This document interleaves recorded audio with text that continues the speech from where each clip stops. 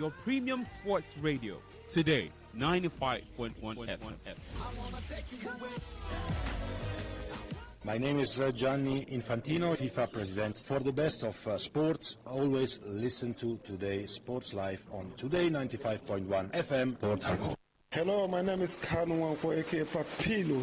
For the latest and trending sports stories, always listen to Today Sports Live on Today 95.1 FM, Port Harcourt.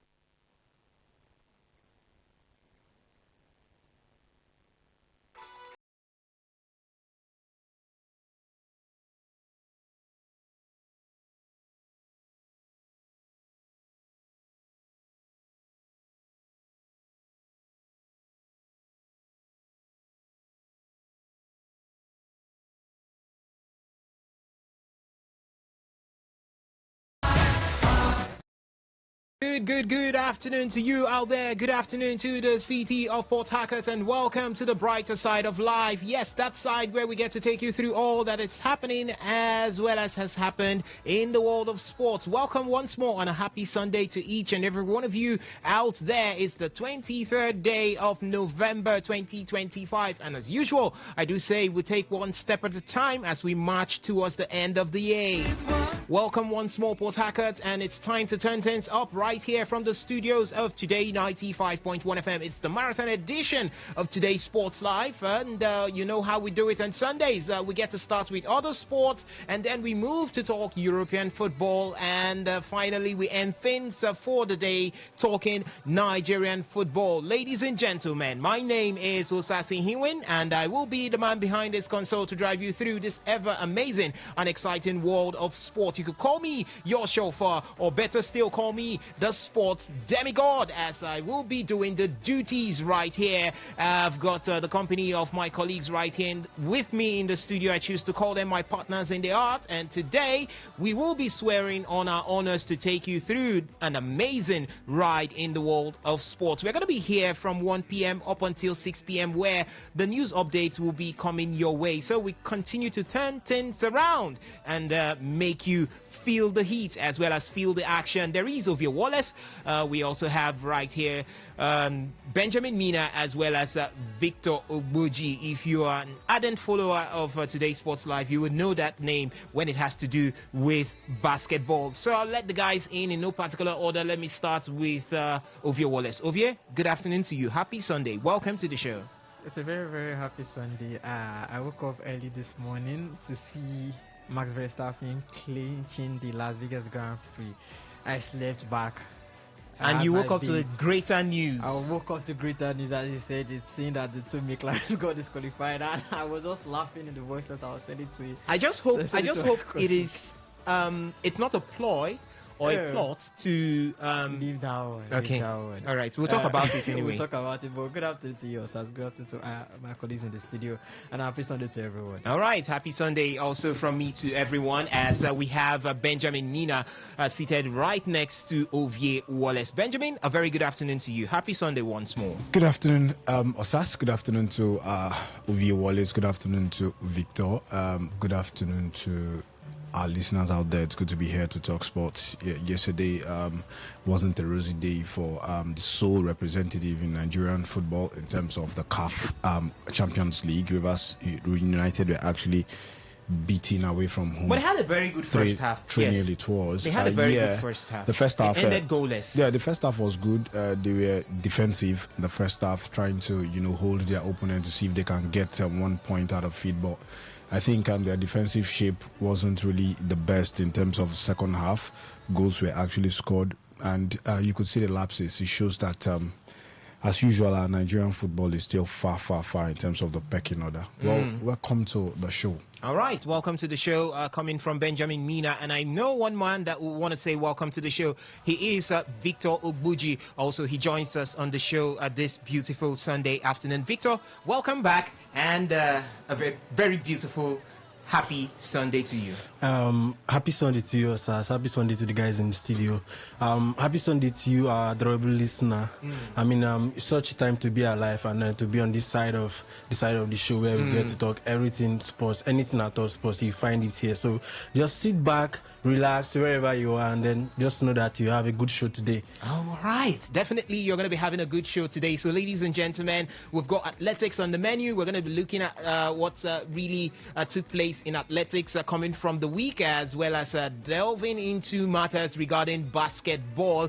We're going to talk basketball from the local scene, and then we move over to look at what's happening in the NBA. There is also Formula One, just like what Ovio Wallace has said, a lot to sink our teeth into when it has to do with Formula One. And then we can take a leaf and down it goes to football, where we look at what's happening. The English Premier League is on fire, definitely, with what happened to Liverpool yesterday, as well as what happened to Manchester City yesterday, and what positively will happen to Arsenal today. Don't blame me for saying positively. What positively will happen to us now? Let's see exactly how it goes, and from there we can move over to look at what's happening with football from the local scene. Ladies and gentlemen, you are the last part I will be introducing on the show this beautiful afternoon, as you could join us at any point in time through the SMS and the WhatsApp portal. Is doubled at 0701 933 9962. I'll take that again. It is 0701 933 9962. That's the number to send your reactions to for the SMS and the WhatsApp portal. And for the phone line, I'll be throwing it open as we go on the show. For the phone line, it is 0810 951 0951. That is 0810 951 0951. Remember, you could also join us via our social media handles. On YouTube, we're live right now at Today951fm. Yes, at Today951fm on YouTube. You can go down there, subscribe, and see exactly what's going on here. You could watch us as we do the business right here in the studio. On Facebook, we are at Today95.1 FM. At Today95.1 FM, you could also go there and catch the action, definitely. And on Instagram is at TodayFM951. On X at TodayFM951. Then you could also listen to us via our website, which is www.todayfmlive.com. Click the listen live button, and voila, you're here joining us on the show this beautiful afternoon. Ladies and gentlemen, it is now time for us to get down to business, and as usual, I say at this point, sit back, relax.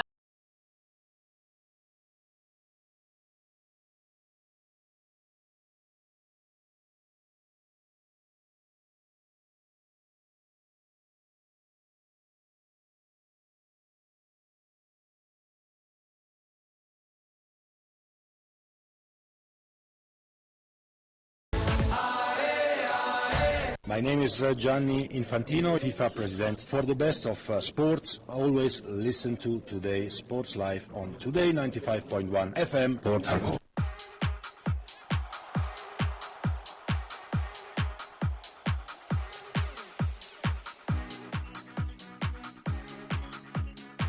All right, let's get down to business as we start off from the world of athletics, as Team Nigeria delivered a historic performance at the Islamic Solidarity Games 2025 in Riyadh, Saudi Arabia, achieving its best ever finish with a record-breaking haul of 30 medals. This outstanding outing placed Nigeria 8th on the overall medals table. Now, a breakdown of the medals acquired by Team Nigeria. We had 11 gold, 12 silver, as well as 7 bronze medal. And let's look at the highlights and the key achievements that the Team Nigeria and the athletes had from the Islamic Solidarity Game. For the medals across all sports, Nigeria's 32 athletes delegation competed in 7 sports, being taekwondo, boxing, athletics, wrestling, weightlifting, para-powerlifting, as well as para-athletics, winning medals in every event they entered.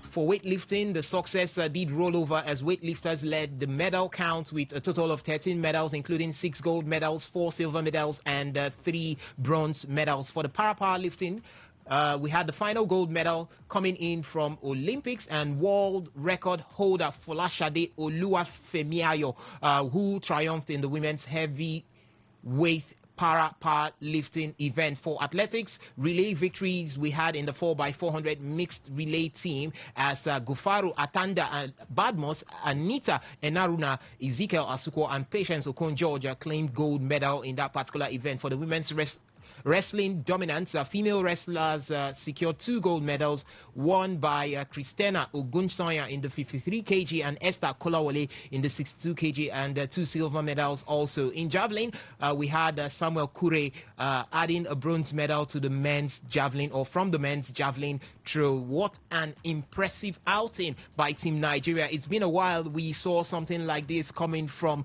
Nigeria when we go on the global scene in athletics, but here it is again, and points to one direction, that it seems like things are getting pretty really good before we get to Los Angeles. But it's one big thing to celebrate this huge achievement, and it's another when the question comes, how can this nation, the nation Nigeria, build on what this impressive feat has brought back at this point? Because you might look at it that it's really impressive, but it's one thing to have such impressive outing, is another thing to make it or have it transient or transform into continuous impressive outings. Remember, we have our eyes, our vision, our focus on the Los Angeles 2028 Olympic Games. But Benjamin, what do we do at this point? The various federations well represented with this impressive outing that Team Nigeria has got at the Islamic Solidarity Games 2025. How well can we build on what we have seen right now? Well, congratulations, first of all, to Team Nigeria and the National Sports Commission. They've, this is the best ever finish for them. 8 in the overall medals table, 30 medals. They've actually won medals in every of the sports that they've participated. First off, I have to say the National Sports Commission, congratulations to them. They've tried. They've supported more than 40 sports federations in attending international competitions, many of whom have actually delivered outstanding performance and secure medals. So it's good for them.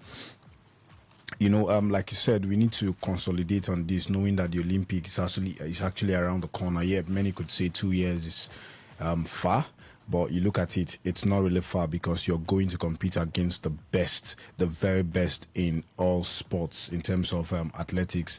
Last Olympic, we didn't actually get any medal apart from the Paralympic and para athletes. So it shows that we've actually built on the Olympic, the loss in the Olympic, and we are trying to see how we can actually get better as a sports nation. Yeah, I know we failed in terms of the football, and we almost in the lips of all Nigerians, we talk about administrative issues and all that, but the National Sports Commission have seen that, when it comes to athletes, they're actually, they want to prepare themselves the best possible way that they can going into the biggest of all, the Olympic.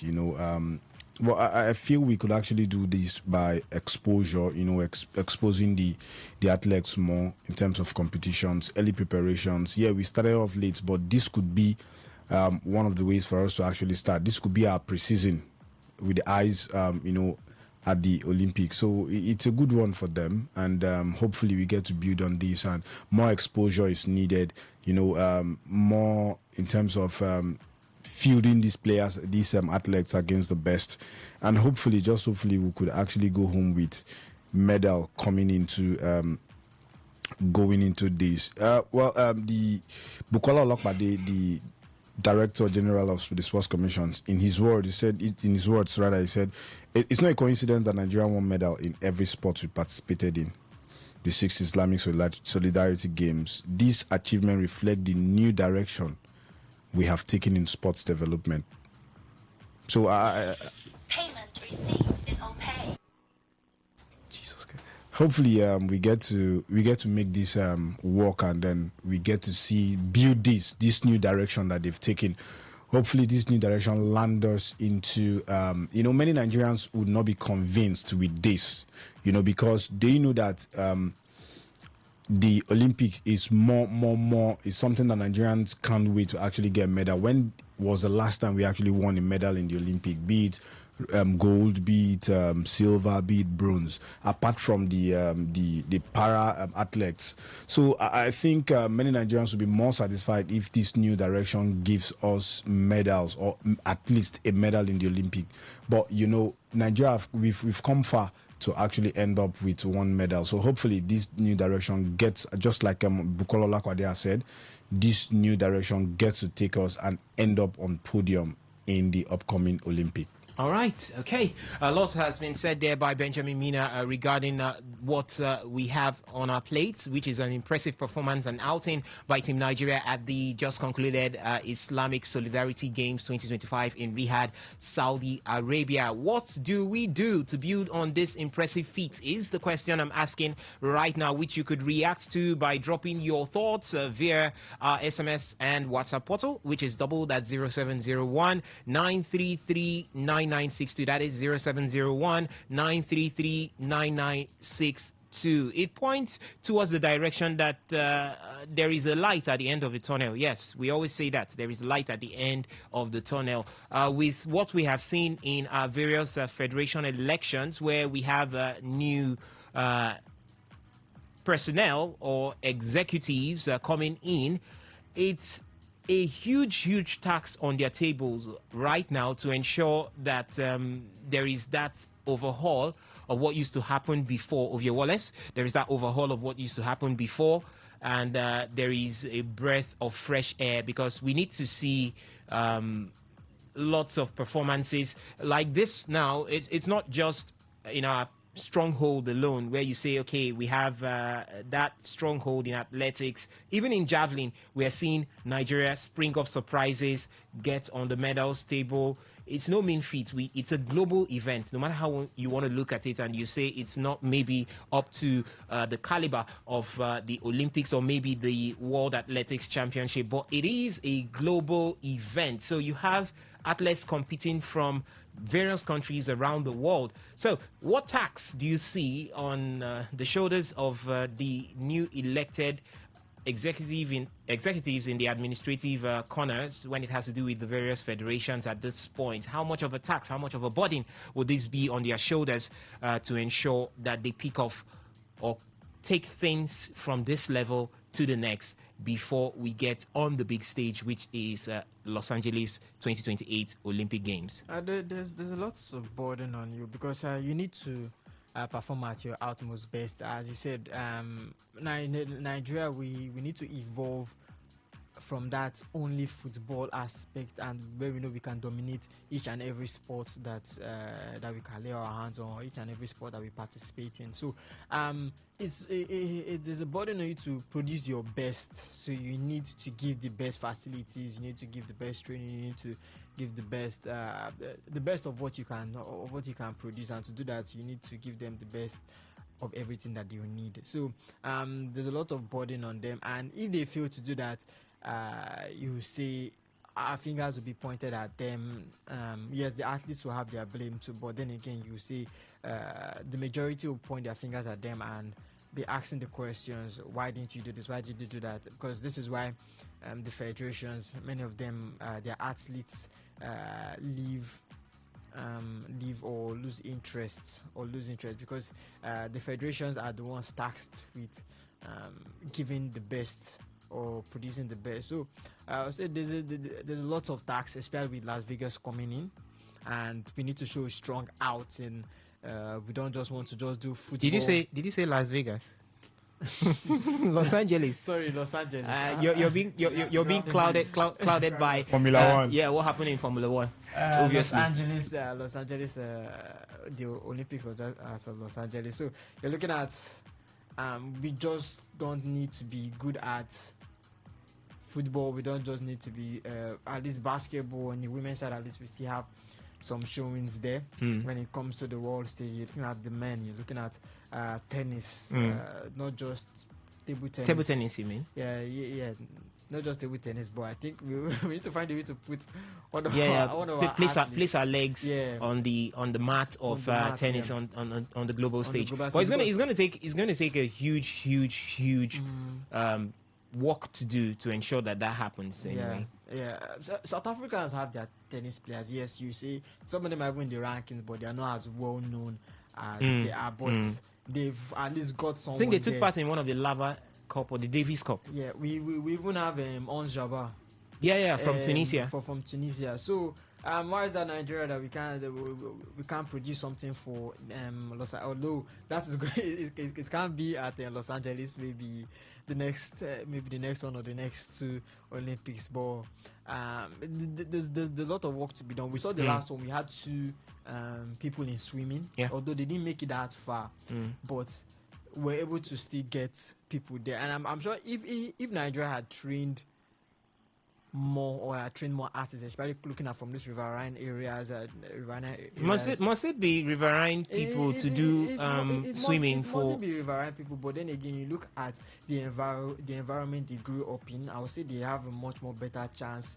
And that is way gone right now when it has to do with athletics, because these days we see Spaniards come in for the long distance races and give a run for the money to Kenyans as well as Ethiopians. Osas, I think it's high time where we need to diversify our sports. Yeah, we know when it comes to wrestling, that's a bit of a stronghold. That's our stronghold.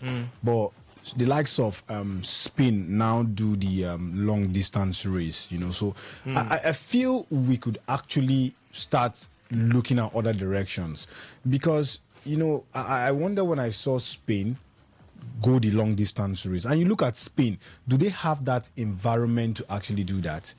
So you have to start. It's the more reason why you see Spanish and other countries, Europeans, New Zealand, Europeans come to Africa to actually start training for the long distance race. It shows that they're actually taking advantage. They're actually taking advantage of the situation. So I feel that we should start looking at other directions. Send our people out to those countries where they actually do these long distance races and on other sports that we are not really good at.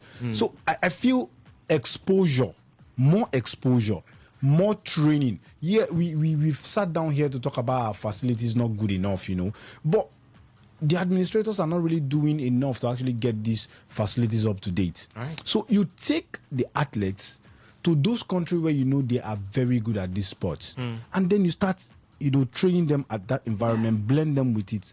That's how it is. Because you see New Zealand and Spain traveling all the way down to Africa to actually learn how to do these sports, and you look at it in the next 5-6 years, they'll start winning medals. And we are in that environment. Right. Very close to us, but we are not taking advantage of it. Other people are taking advantage of it, and we sit down here to say even the sports that we think that we are good at, we are not winning medals. So it's high time where we start doing the right thing. Lots of competition, lots of participation, and try to introduce new ways of doing things. Bukola Olakpade said that they are going, into a new direction.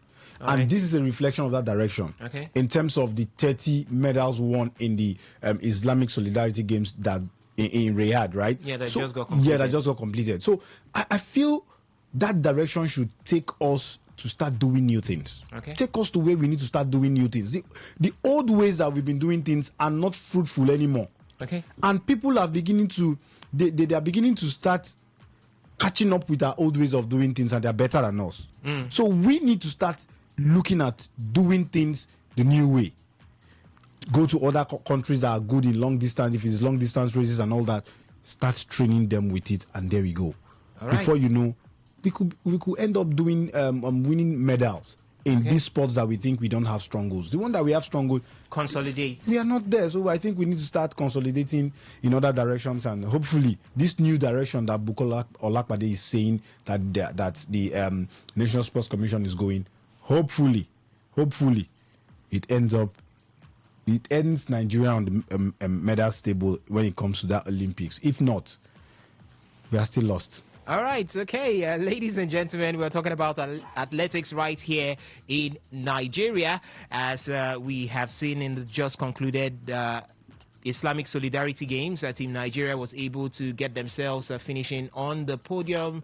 Not on the podium, I beg your pardon, on the medals table in a very good position. They finished 8th with 30 medals at the end of it all. 30 medals comprising of 11 gold medals, 12 silver medals, as well as 7 bronze medals. And we are saying that it's a good one. At least it's something that points to positivity for Team Nigeria as we continue to see how to work on improving on this particular impressive feat and make sure that it continues to go better and better until we can get on the biggest of stages, which is the Los Angeles 2028 Olympic Games. So you can share your thoughts with us via the SMS and the WhatsApp portal on what you think that the various federations as well as the National Sports Commission could do to ensure that this impressive feat that we have had coming from the Islamic Solidarity Games does not just go or get itself swept under the rug. What could we do to ensure that we build on this improvement and make sure that it continues to grow until we get to the biggest of stages? So, ladies and gentlemen, we're moving ahead right now from athletics as we look at what's happening in the world of basketball. And for basketball, we start from the Nigerian Premier Basketball League Final 4. It's the D-Day, the Nigerian Basketball League, or called that the Nigerian Premier Basketball League Final 4, would be concluded today, being the 23rd of November 2022 in Port Harcourt, as defending champions Rivers Hoopers will be aiming to make it a 7th title and a 3rd consecutive championship when they come up against the Lagos Legends. It's between these two right now. Yeah, it's day 3, actually, the last day of the MPBL Final 4. But the ball of contention is between Rivers Hoopers and Lagos Legend, because both have been able to go through day 1 and day 2 undefeated, and here they are struggling it out to see who gets the crown at the end of the day. It's not going to be the only game for today. We have, first of all, Nigeria Customs taking on Boko City Chiefs by 3 p.m. today. And by 5 p.m., it's going to be the big one itself, Rivers Hoopers up against Lagos Legends. Lagos Legends of recent have become a hard nut for Rivers Hoopers to crack. You saw it in the final 8 between both parties. It was Lagos Legends that handed Rivers Hoopers the only loss they had in the final 8. And they would have had a 100, talking about Lagos Legends now, they would have had a 100% run through the final 8, if not for, I think that was Boko City Chiefs. Was that Boko? Oh, no. That was the Kanu Pillars basketball team that defeated them.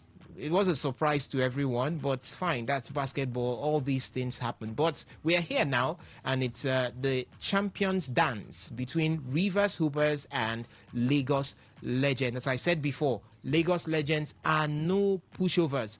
If you think Rivers Hoopers will run over Lagos Legends, go back and look at what happened between both sides in the final 8. Yeah, it was 1 point between both of them. It was 1 point by which Lagos Legends defeated Rivers Hoopers, but it was still a victory for Lagos Legends. But do you see a repeat of the same happening in this particular final 4? By the way, we've got joining us Alex Kabari on the other side of the divide. He definitely will be giving us his undiluted analysis when it has to do with basketball. So we've got some basketball heavyweights in the house. Good afternoon to you.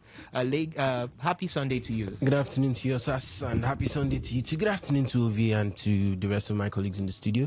And of course, happy Sunday to our lovely listeners. I mean, it's always a pleasure to be here every Sunday marathon edition to talk everything sport. You know, the beauty of the marathon is the fact that we do not get to focus on football only. We touch everywhere, and we this is definitely exciting times, you know, in the basketball season and Formula One, and a lot of developments up and coming, which we will get into, of course, definitely. And like I said, Osas, it's always a pleasure to be here, and let's get down to it on the basketball scene. All right, let's get down to it on the basketball scene, and we're starting from the local end of it, which is the Rivers Hoopers up against Lagos Legend, 5 p.m. Ovie Wallace, what do you see happening from that particular center?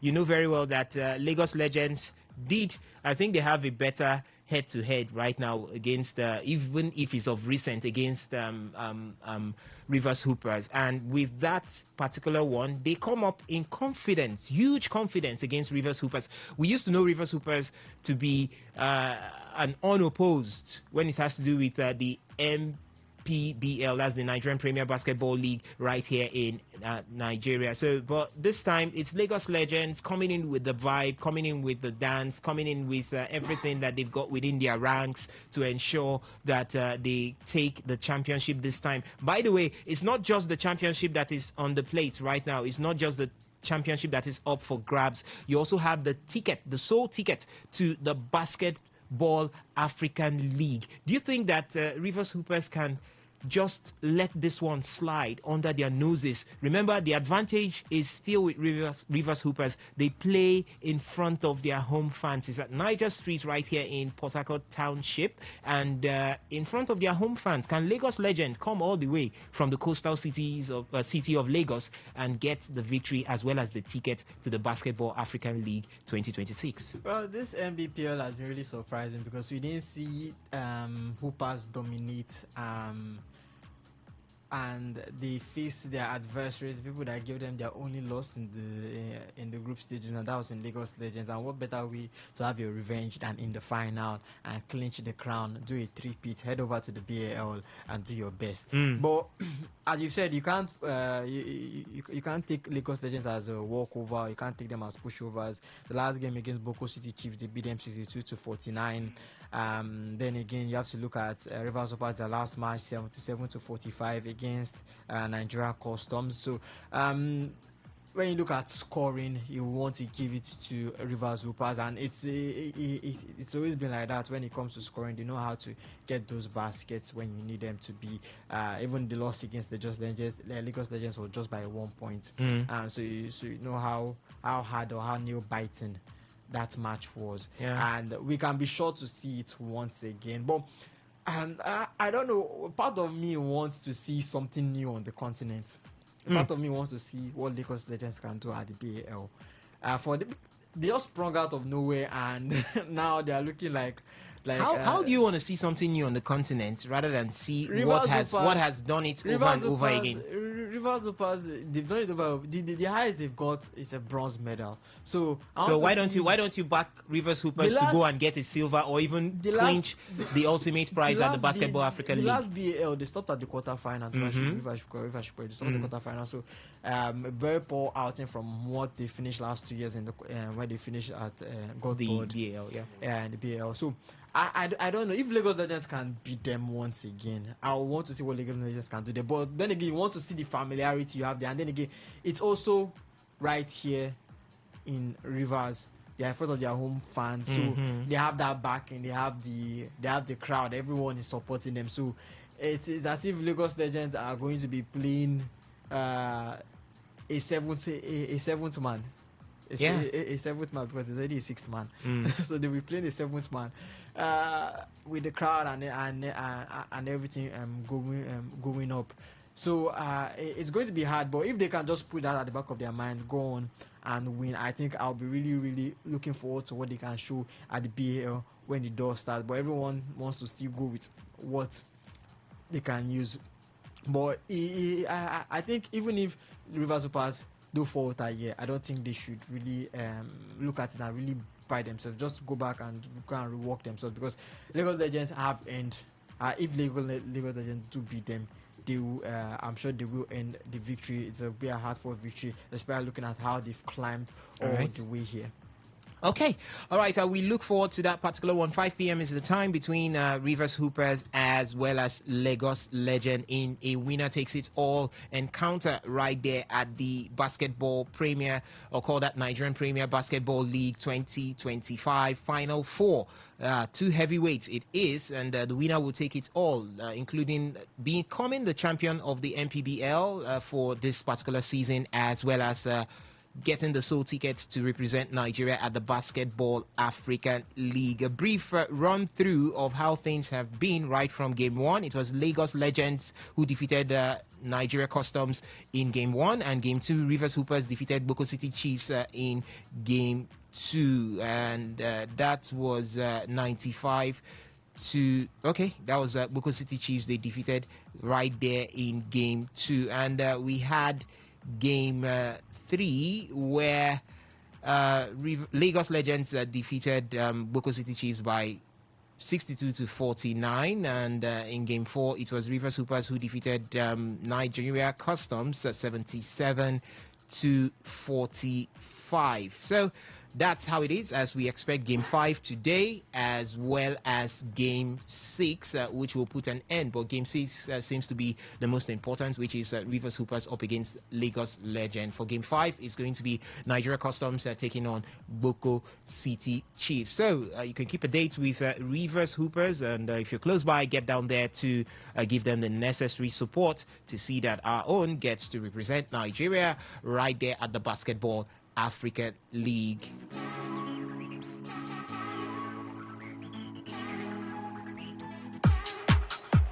Okay, leaving talking basketball from the local scene, let's look at basketball from the NBA, as we had games completed earlier on today where Atlanta Hawks defeated the New Orleans Pelicans 115 to 98. It was Detroit Pistons who defeated Milwaukee Bucks 129 to 116. Chicago Bulls were 121 to 120 better than Washington Wizards. The Memphis Grizzlies also defeated Dallas Mavericks 102 to 96. It was the Sacramento Kings who defeated the Denver Nuggets 128 to 123. And we've got some remaining schedules for today, as Miami Heat will take on Philadelphia 76ers. The Brooklyn Nets would be up against Toronto Raptors, while the Orlando Magic will take on Boston Celtics. Charlotte Hornets will take on Atlanta Hawks, while LA Clippers would be up against the Cleveland Cavaliers. Yeah, that's how it's going to be on the court. And we'll look at what's been happening so far. So far, the Oklahoma City Thunders, they lead the Western Conference, while the Detroit Pistons are on a 12-game winning streak in the East with a dominant 10-10. That's 10 over 10 when it has to do with their last 10 games. So 12 wins in a row, undefeated since October, number one record in the Eastern Conference. The Pistons are on their longest winning streak since their 2003-2004 championship season. And I'm asking, guys, who saw this coming? Talking about the Detroit Pistons on top of the Eastern Conference. Where were they last season? I don't think anything to write home about coming from the Eastern Conference, but here they are right now. I think I'll start with Victor Obuji on this particular one, because he's definitely been itching to sink his teeth into basketball. Victor, the last time we were here, we were talking about SGA OKC, and they did win the NBA championship for last season. But yeah, they are still in the business. But this time, they might not be having an Indiana Pacers to contend with. They might be having a Detroit Piston being a real strong one coming from the Eastern Conference right there. But did you see this coming from last season? No, not at all for the Pistons. When they drafted Cade Cunningham, I think that was 2021 when he was drafted. The entire Detroit Pistons franchise have not been itself since, like you said, 2004 when they won the championship. It's been them trying to just figure themselves out. And then when Cunningham was drafted, he was the first overall first pick in that 2021 draft. And then since then, it's been him trying to develop into this franchise player that will lead the Detroit Pistons. And so far this season, they've been performing really well. 12 games winning streak. The last team to do that was last season Cleveland Cavaliers, where they got 15-game winning streak twice last season. And then Detroit Pistons are doing it this season. They lost their best three-point shooter last season, Malik Beasley, who was involved in some cases, aside court cases. And he's been missing in that team. He had the second most three-point mid in the NBA last season. And this season, the man is missing. And Cade Cunningham is just on the road, just hitting points, getting triple-doubles, getting double-doubles. Even games where a few games where he's been injured this season, the Pistons have actually won. The other Thompson brother, Oscar Thompson, has been very solid in that team as well. So I see them. I actually see this as one of those regular season run, if there is a word like that, regular season run where you get to see teams just pop up from nowhere, maybe get a new stars. Utah Jazz did it a few years ago when they had Donovan Mitchell and Rudy Gobert. They finished first in the West, and then getting to the playoffs, they were nowhere to be found. The Cavs did it last season as well. I just mentioned a few minutes ago, 2 15-game winning streak in the NBA last season. And then time for the playoffs. Yes, Mobley and Garland were injured for most part of those series, but they couldn't even get over the line. They were ousted in, I think, the first round or the second round thereabout. So it's just one of those regular season run. Let the Pistons enjoy their seasons. When we get to the playoff, that's when it will be the time for me to judge Kate Cunningham and whatever they have to pop up with. All right, okay. I think that means you are just pouring water or make watery of whatever the Detroit Pistons are doing at this point. But it is what it is in the world of basketball. It has to go down to the playoffs where you get to see those ones who were not really performing well during the regular season just try to then beef up themselves and see what to do, because it's no longer you run through. It is I beat you and I move on. That's as it stands. But it doesn't take anything away from Kate Cunningham, as he has been able to put himself or write his name in gold right there at the Pistons. He in the previous game he had 29 points, 10 assists, and 8 rebounds, and leading the Pistons to that 12 consecutive victory, as well as breaking that 13 losing run that they've had against the Milwaukee Bucks. What a way to do it! But we're going to be looking at this season for the Pistons and what has made them that low-key force to be considered. There is also the team boost. They boost the second defensive rating in the league, allowing just 110.6 points per games to opponents. They also have a very good offensive efficiency. They've got that balanced attack. As a result of that, they are the 5th best net rating team in the NBA this season. Not to talk less of their player contribution, where you have Kate Cunningham, the star point guard, has led the team with exceptional offensive outputs and playmaking streaks, including 29 points, 10 assists, and 8 rebounds in their last victory against Milwaukee Bucks. He also holds a franchise record of 5 consecutive games with 25 plus points and 10 plus assists. There's also Jaden Ivey, who has, after a long-term absence due to a left fibula fracture, he's also back and he's doing his own beat. He came in his first game returning since the sideline. He's been able to contribute 10 points from the bench. There's also Dalen Duren in that particular mix.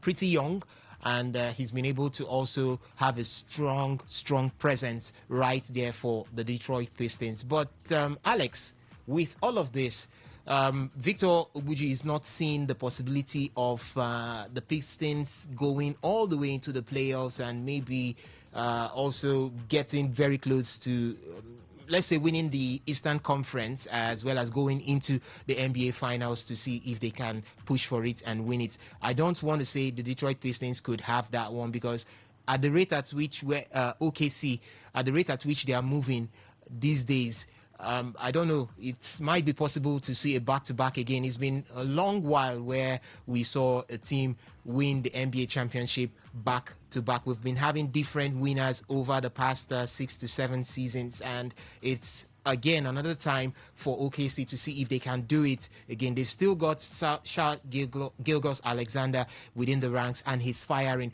But with all of this that I've mentioned, a Detroit Piston, a formidable contender for that against an OKC, and you see them getting better.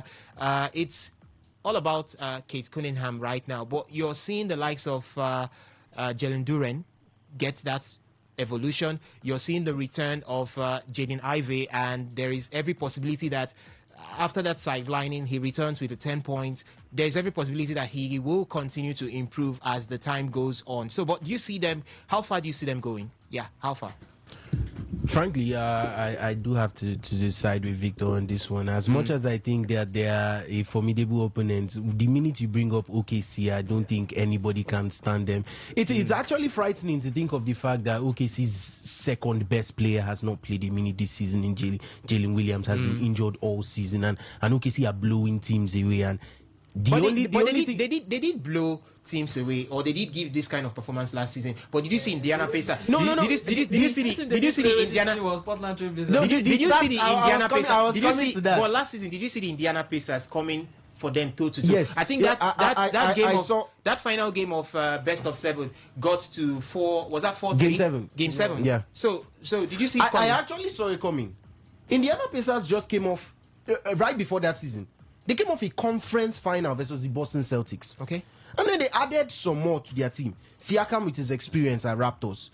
Tyrese Haliburton that was evolving. Andrew Nemhard. They had Naismith. They had Miles Turner. They had effective guys off the bench in Benjamin Shepherd, TJ McConnell. People that will come off the bench and completely change the game for you. So I saw the Indiana run coming. Plus, I was always mentioning about how resilient, if there's any team that is resilient, it was them.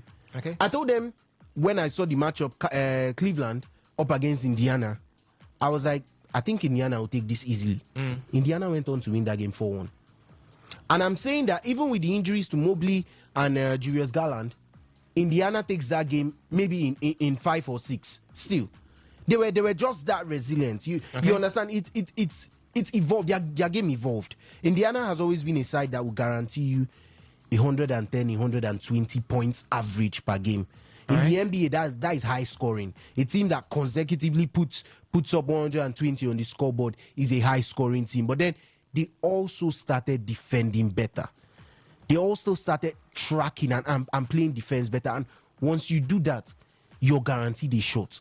All right. And also, we saw the kind of things that Indiana were doing. Some people were calling them a supernatural team because there was no other team that would be down by 17 points with 2 minutes to go and win to New York Knicks and win that game. Down to OKC by 9 points with 52 seconds to go and win game 1. They were not, the things they were doing last season were not considered normal. So it was a progression. But I like I always say, there will always be signs.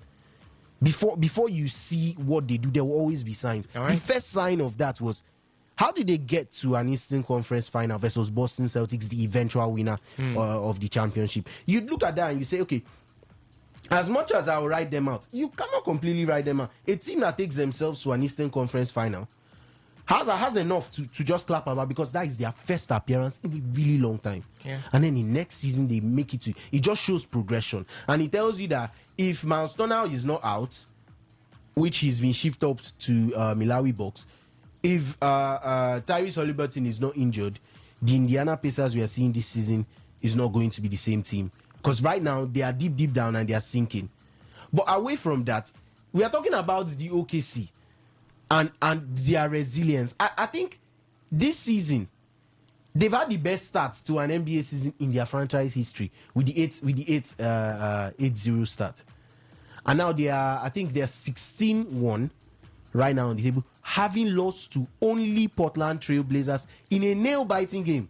I think that was a 129, 126. And when I saw the results in the morning, I think that was a 4 a.m. Nigerian time game. So I was not up following that match. But when I did see the results in the morning, I was like, so Portland pulled OVA and Portland. Okay, so Portland pulled this off. That should be Pelicans. No, it was Portland. Please. Don't compare us with Pelicans. It was Portland. It was Portland Trail Blazers. So, Portland actually pulled that off. But right before the end, I had to go and check the track of the game and of course the highlights. And you know those kind of nail biting games. It runs into the last minute and then everybody is deploying their strategy and using their timeouts effectively. I call it timeout. I'm up by 1. What play do I want to construct? I send my boys back in and say, okay, this is the play we construct. We miss. Portland immediately call a timeout, construct their own play, send up, and that was how they did until they. So you know what it takes to win the Oklahoma City Thunder. Yeah. You do not blow the Oklahoma City Thunder away. They do not lose embarrassingly. where you say, okay, by third quarter or by fourth quarter, some minutes into the fourth quarter, you know that they've lost. In a situation where most teams know they've lost, they take off their best players and throw in. They're like, we are losing by 15, we are losing by 20, 5 minutes to go. I don't think we can win this again. They start taking off everybody. That does not happen with OKC. So it's frightening. It's actually frightening to think about the fact that their bench players, their rotation players are still doing the job. I spoke about for the first 5 games of the season, they did not have Chet Holmgren. They did not have Jalen Williams. They did not have Alex Caruso. They did not have Casey Wallace. All these guys, apart from Chet and Williams, who are starters, the rest are rotational bench players who would come off and still giving the work, giving points. So it's actually terrifying. It's actually frightening to think of the fact that you have a team this well-rounded. You have a team that comes off a championship winning season, and yet they are still playing the way they are. And sincerely, I would always ask the question: if you do not see OKC winning it back to back, then you have to visualize who stops them.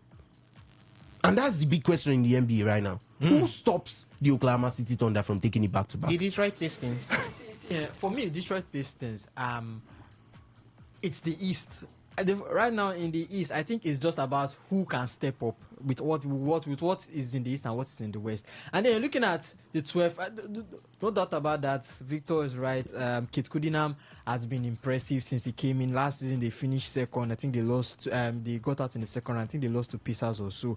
But then again, you see this season. I was looking at the 12 game winning streak that they've had. Looking at the teams that they've beaten. No top team from the West. Okay. No top team from the West. You're looking at the teams they've beaten from the East. They've beaten Pacers. They've beaten Bucks. The Bucks, there was no Giannis there. And Giannis is the only person in Bucks right now, because Bucks don't have anybody. Yes, they beat a Sixers with a PG, a Maxi, an Embiid, Edgecombe, and the rest. Wizards. Who's Wizards? What are Wizards playing this season? They beat the Brooklyn Nets that are nothing to write home about when you were talking about the West. The Utah Jazz that are just trying to keep themselves afloat. Grizzlies an okay team in the West. They are an okay team. They're just trying to stay afloat. Mavs that are just confused this season. They're trying to restructure. So they've not had a top win. I've not seen an OKC. They've actually beaten the Houston Rockets. Oh yeah, okay. This season. Okay. Yeah, I think the Rockets actually placed fourth in the West. Rockets if they're not placed in the fourth, playoffs, they're placed fifth in the West. They beat is it Cavaliers? Rockets are placed fifth. Rockets are placed fifth in the West. So that is one of the only top teams they've beaten this season. Look at the rest. The rest in the East is just the East. The West is a whole different ball game. I've not seen them. They've not taken on the Thunder. They've not taken on the Nuggets. They've not taken on the Los Angeles Lakers. They've not taken on San Antonio Spurs. I think when you're looking at these top teams, even the Golden State Warriors that I sit down, Golden State Warriors still take them to the metal, or still take them to the edge, to the clinic. So I've not seen top teams them go against top teams. When they go against top teams, we can know yes, they are capable of pushing them that far. Let them take an OKC. Let them even do it without Kate Cunningham. Let's see how far they can take it without Kate Cunningham. So let them take an OKC. Let them beat an OKC. Let them beat a Denver back to back. Even the game Portland even beat Oklahoma City Thunder. Oklahoma were just coming off a game. They were tired. They were fragile. I knew we were going to win that game. I was saying I knew we were going to win. They were fragile. This person, what's his name? Shai didn't even play the fourth quarter. Okay.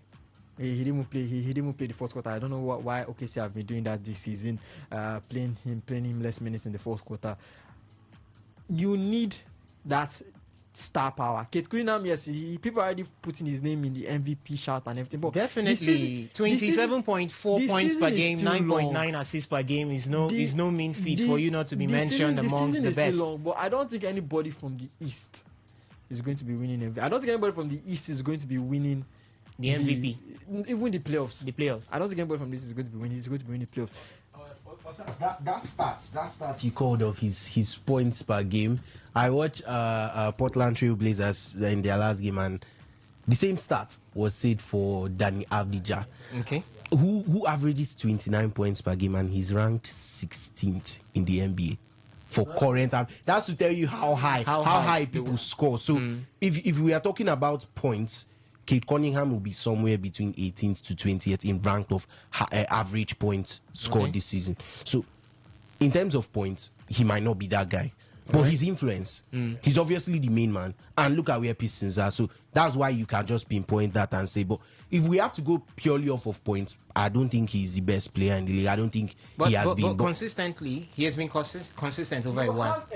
You have Giannis averaging 30 plus points. Victor Wembanyama. You have Victor Wembanyama averaging 30 plus points. Shy. You have Shy averaging 30 plus Alexander. points. You have who again? What's his name? Look at Jokic. Jokic is a normal thing for him. Averaging triple doubles. Look at Doncic. The same thing. When Austin Reeves was this close to Kevin 20, Durant averages about 28 per game. And you say, what is the comment about all of them? They are in the West.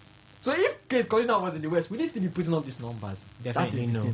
I don't think so. All right, ladies and gentlemen, we're still looking at what's happening from the world of the NBA as we're looking at the good run that Detroit Pistons have been having all through the season as they sit on top of the Eastern Conference table right there in the NBA. And many thanks to Chade Cunningham as he has been doing his beats. Jalen Duren also in that mix as we have Jaden Ivey also. What do you think of their run? Do you think that they could go ahead? The consistency could be there because it's all about the consistency this period. And if they finish at the top of the table in the East, how much of a threat, or would I say a contention, would they be for Oklahoma City Thunders in winning a back-to-back NBA championship title right there for this particular season? But we will be switching our attentions away from looking at Detroit Pistons and go to Oklahoma City Thunders. They've been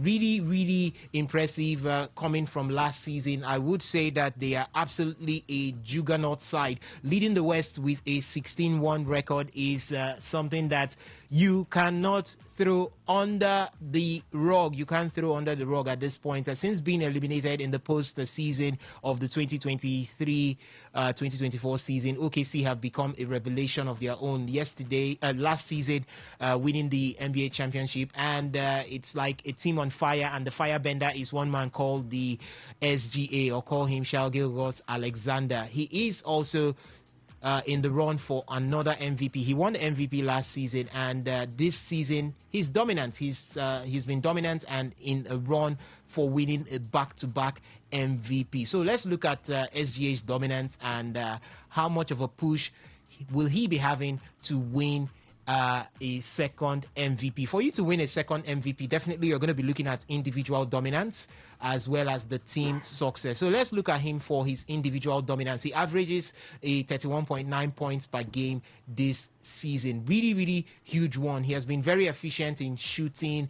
He's been able to post 53.4% field goal percentage, as also a 40.4% from the three-point range, and making an 89.2% from the free throw line. Who beats that if not Shai Gilgeous-Alexander himself? He has got an all-round productivity. We saw it from last season up until this season. He's one man that I think it was basically because of him OKC were able to win the NBA championship last season. He has also got that superstar consistency. He started the season with a career high 55 points per game and has maintained a consistent level, at least hitting a 30 plus in most of the games he has to do the business. Then for the team success, they're actually the best league team right now. They've got the best record, as I mentioned before, 16-1, 16 wins and 1 defeat is nothing, and it's coming from the Western Conference, as we have all well said.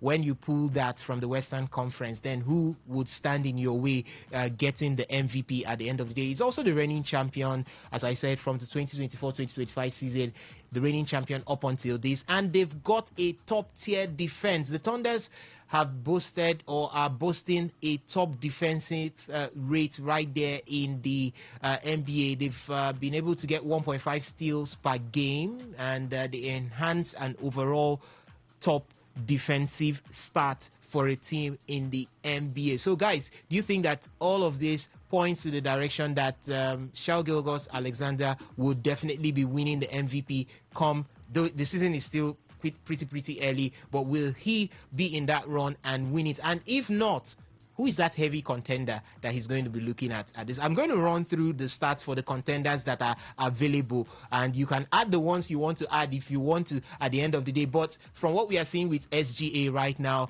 is there anybody that can stand? And is there a possibility that he can make it a double, Victor? No, say. The name was about to go off, and it's instantly Nikola Jokic. Yeah. Jokic will always be in the frame of things. Last season, if OKC does not finish first in the West, if OKC, because playoffs do not count, we are talking of the regular season MVP. If they don't finish first in the West with that impressive record, what was their win-loss ratio again? Did they have up to 10 losses? I don't think. I think it was about a 74-8. Yeah, out of 82, it was like a 74-8 or something along the line.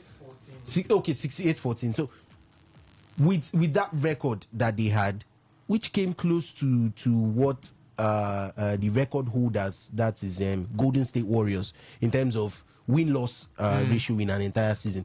If they don't have that season, which is not just a normal season, an extraordinary season for a side that has not been in contention. They've just been drafting players and they've been doing well almost silently. They don't have a build-up, a large build-up that you say, okay, from seasons you could see it coming. The only thing you could say about OKC was they kept recruiting good players, and you were like, when is it going to click, or when are they going to click?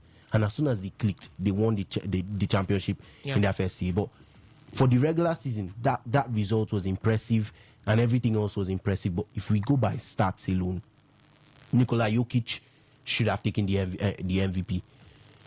This season already, he's on, I think, 7 or 8 triple doubles for the season. Last season, I think he went as many as 20 plus triple doubles. Anytime you rank up a triple double, that is you're doubling your stats in rebounds and in assists, which is something that we don't see Shai doing that often. A day you see Shai with a 9 or 10 assist game is a day he's had an extremely good game.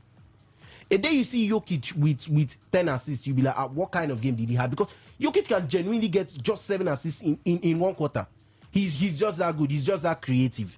Right. He looks like he does it almost effortlessly. So most people are drawn towards Jokic in terms of picking whoever is going to be your MVP. But when you look at, like I always say with these awards, you look at a player's individual achievement, you look at their influence for the team.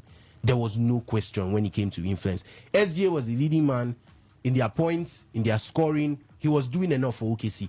And OKC, of course, with their impressive record and where they sat, it had to be him. All right. And I think we could pardon that one because Jokic has won four back-to-back MVPs for the last 3 or 4 years. So we could pardon that one and say no problem. SGA take this one this time around. But this season, it's all going to be about how they perform with their teams. And of course, OKC have started off really well. Ovie pointed out that SGA's minute has been minimized. That could affect his chances of being MVP because if you don't play that much, you don't record that much points, it obviously hinders. And what the OKC management is thinking is, we've seen the injuries to Jason Tatum, Tyrese Haliburton, Kyrie Irving. We don't want our player to go down that route. He played almost every game for OKC last season, yes, which is 82 plus the NBA Cup game, which they got to the finals and lost versus Milwaukee Bucks. So people tend to forget that NBA Cup run too. He was involved in all of them. You play 82, you play how many Cup games? You're playing about 100 games at the end of the season, and Shai will play 85 to 90 of them. That's a lot. All right, that is a whole lot. So minimize his minutes, and you have less risk of running your most important player an injury. But at the same time, you sort of hinder his chances of getting at getting the MVP. All right, so much has been talked about already about looking at the MVP right from last season. At a point, it was like giving it to SGA was more or less like would I call it a tweak from the organizers of the NBA trying to downplay what Nikola Jokic has done. Already this season, he's been able to do a lot, very close to triple-double, as you said. Both now he leads the league both in assists as well as rebounds, and it's big. It's a big one there for Nikola Jokic. But apart from Nikola Jokic, Victor, so many other names should definitely be coming. You mentioned Victor Wembanyama. What would Wembanyama be doing this season to give himself a clearer chance more with the San Antonio Spurs? You know that they are not really well placed this season, but what much would he be doing to give himself a shot for the MVP, both for the regular season and even going down to the final MVP at the end of it? First of all, the Spurs are actually doing well. They are placed at assist or is that doing well? Yeah, they're actually doing well. That's doing well. Yes, in the West. Yes, Six. In the West. In the West. Let's cut San Antonio Spurs. Let's cut the West and East comparison. We can't cut it. Why would you not cut it? We can't cut it.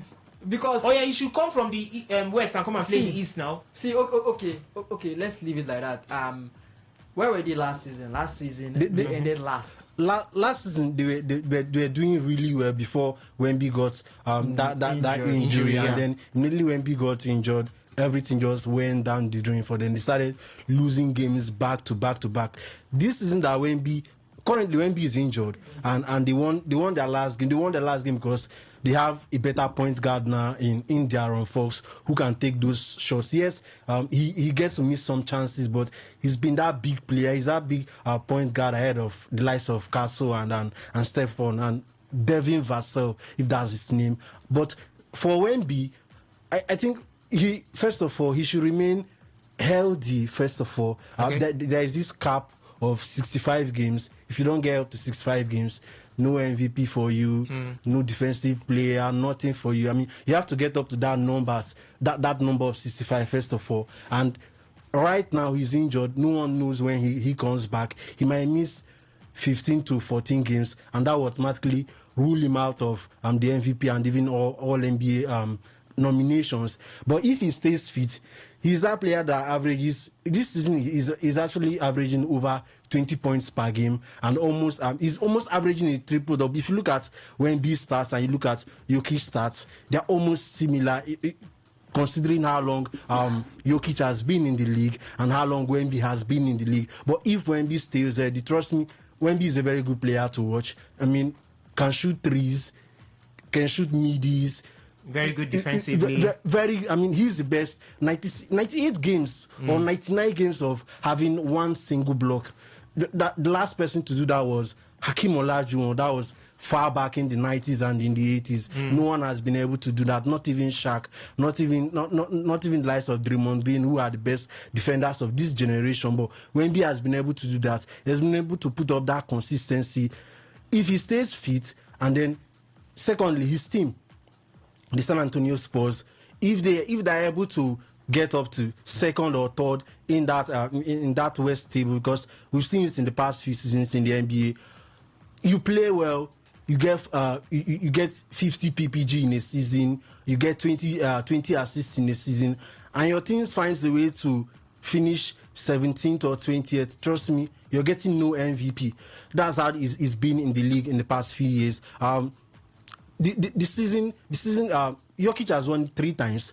Those 3 times, you could say, Luka played better in the 2022-2023 season. He almost averaged a triple double just like Jokic, and then Jokic got the MVP. The season Joel Embiid won the MVP. It should have gone to Jokic if you look at it very well. He had more rebounds, more assists, better field goal percentage, better 3-point percentage than Embiid. But Embiid got more points, and then all the politics involved in the NBA, and that's how Embiid got that title. In 2021, this is when Steph should have been the MVP, but the Warriors had a 39-33 record, and then they barely they were knocked out of the playing tournament by the Memphis Grizzlies, and then they were nowhere to be found in the playoffs. So that MVP actually went to Jokic as well, if I'm not mistaken, because the Nuggets did well that season. So it has to be, first of all, you as a player, you get that 65 game mark, which I don't think Wemby will be able to do that. If you watch how he plays, he's not that type of center that will stay at the post or inside the paint and try to maneuver one or two. He's got the handles, and then you see him play. He's trying to get himself into those isolations like Kevin Durant or Steph Curry, and he's not that kind of player. For a player that is very tall and 7 foot, 7'5" or 7'4", you have to make sure that you preserve your game, and he's not doing that. And then if he stays fit and stays healthy, he's a good player. His performance is no doubt. I don't think there's anybody right now that can stop Wemby on the court. If he stays fit, and then his team, the San Antonio Spurs, are able to get a very good season, I think Wemby will be in the shot for the MVP. But SGA is something else. He actually mentioned he's been benched in the fourth quarters most of their games this season. But if you're playing a team where by the third quarter you're actually blowing teams out by 30 to 40 points margin, I don't think your coach will want to play you. And by the time the fourth quarter comes around, you've already got 30 points or 35 points. The game yesterday, he didn't play in the fourth quarter as well, and he finished with 35 points. That's how this man has been consistent. This man has gotten over 20 points per game in the past 1 year. 1 year ago was the last time SGA scored below 20 points per game, scored below 20 points in a game. And this season, he's averaging 31 points. In the last 3 seasons, this man has averaged over 30 points as well. So that consistency has been with SGA all this while. He doesn't need a lot to get those buckets. Just drive into the basket, drive into the line, and then once you're inside the line, get those middies. Even 3-point ranges as well. He's not the Steph Curry or the Damian Lillard of this world, but this season he has actually been efficient as well from those from downtown as well. So SGA is a player that everyone is looking forward to this season, especially if the Thunder remains this way. Trust me, SGA is getting his second MVP. All right. We're looking at the San Antonio Spurs. Yes, that they sit fourth, and after in their last 10 games, they've been able to win 6 and lost 4. So they sit fourth at that Western Conference. Not too bad for that team, but they still definitely would be doing really, really good. So we're looking at different players and those who could be contenders, and nobody has mentioned the Greek freak being Giannis Antetokounmpo. He's been I'm not even going for Giannis. You're not even going for Giannis. The person I want to go for is Luka Doncic. Yeah, for me, I believe if after you look at Shai, after you look at Jokic, I think the next that comes to your head is Doncic. Even this person is currently injured at this moment now.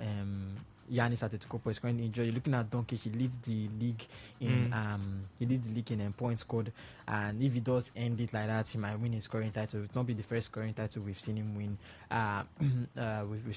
And even though LeBron is back, I still believe he's the one that still has the key to the Lakers. He's the one that still runs the ball with the Lakers. That's why I would definitely want to see what happens Lakers. Because LeBron came out the last game. I think he scored 12 points or so. 12 points or so. So he's just trying to get his groove back, and we'll see how everything gels together. But Luka, when it comes to points, is scoring there. I think the Lakers are not really that far behind when it comes to the Western Conference. They're currently third.